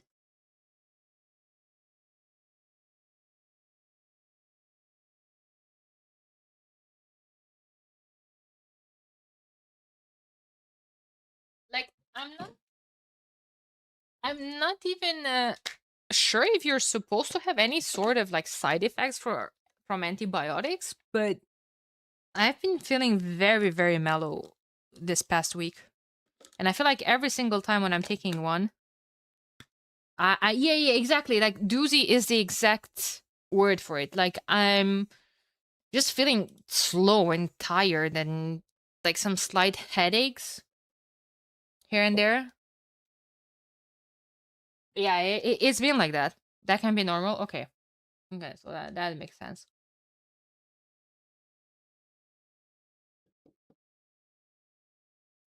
No worries, it'll pass. Yeah, but I still have to take them for 5 more days. Something like that. Ugh. Anyway. It's going to be better tomorrow. 25 more days. You got this. Let's go! Okay. Anyway, thank you so much for watching. You guys are absolutely fantastic. YouTube chat, I'm going to say bye-bye.